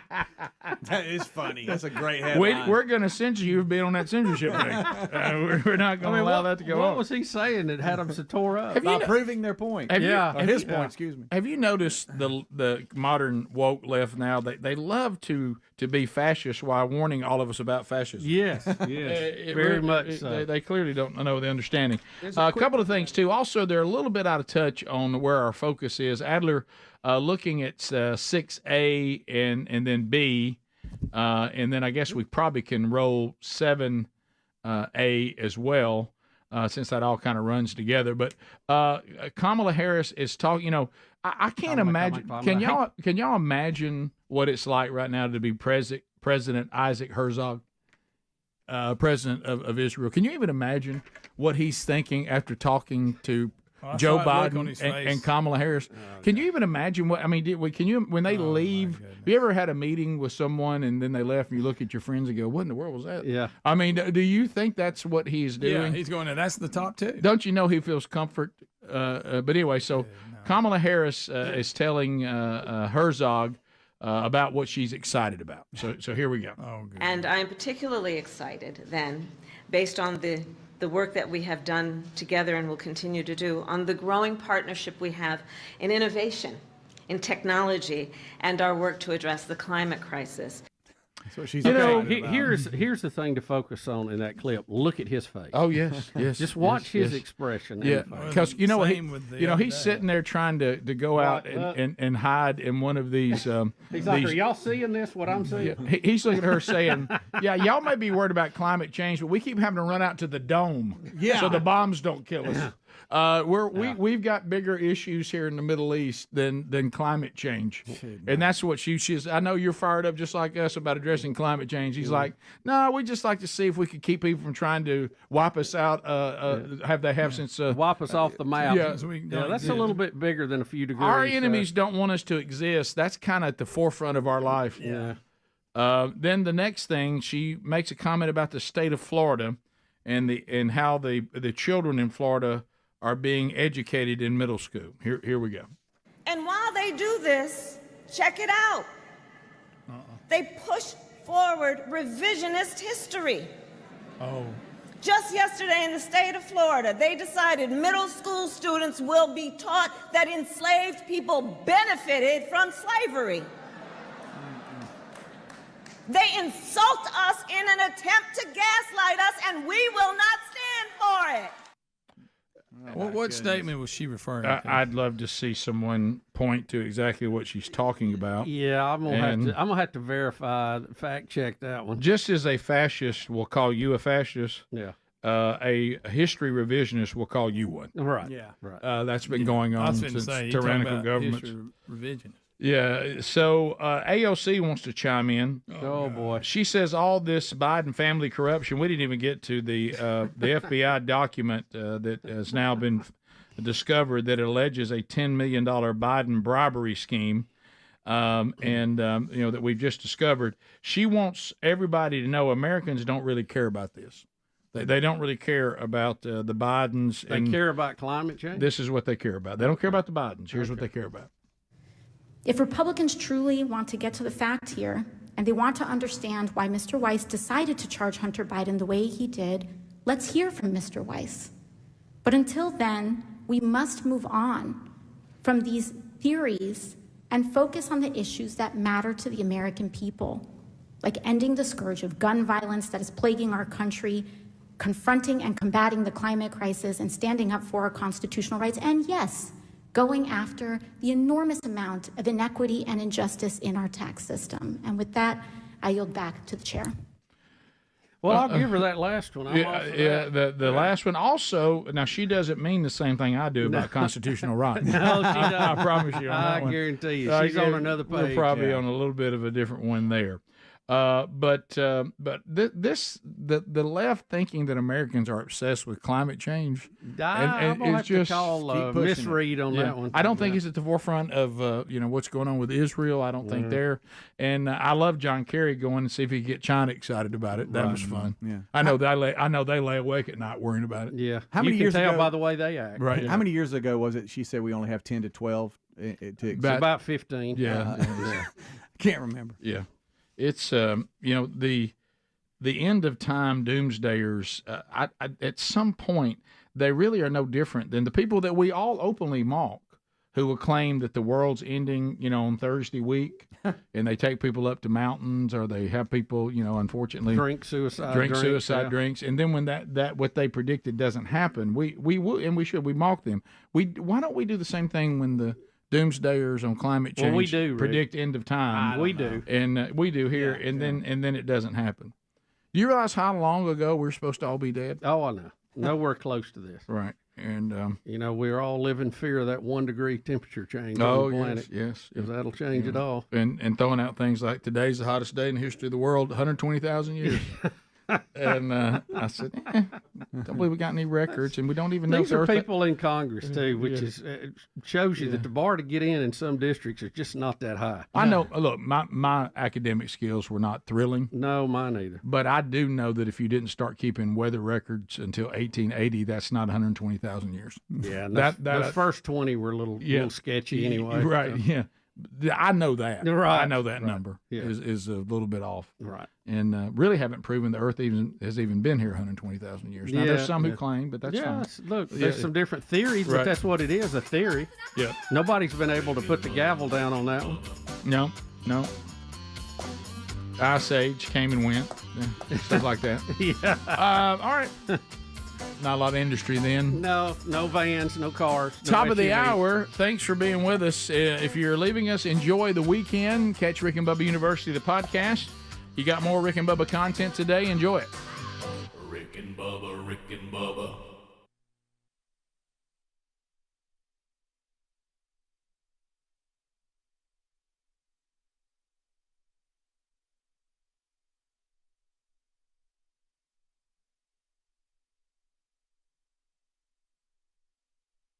This is the Rick and Bubba Show. Watch more at blazetv.com/Rick and Bubba.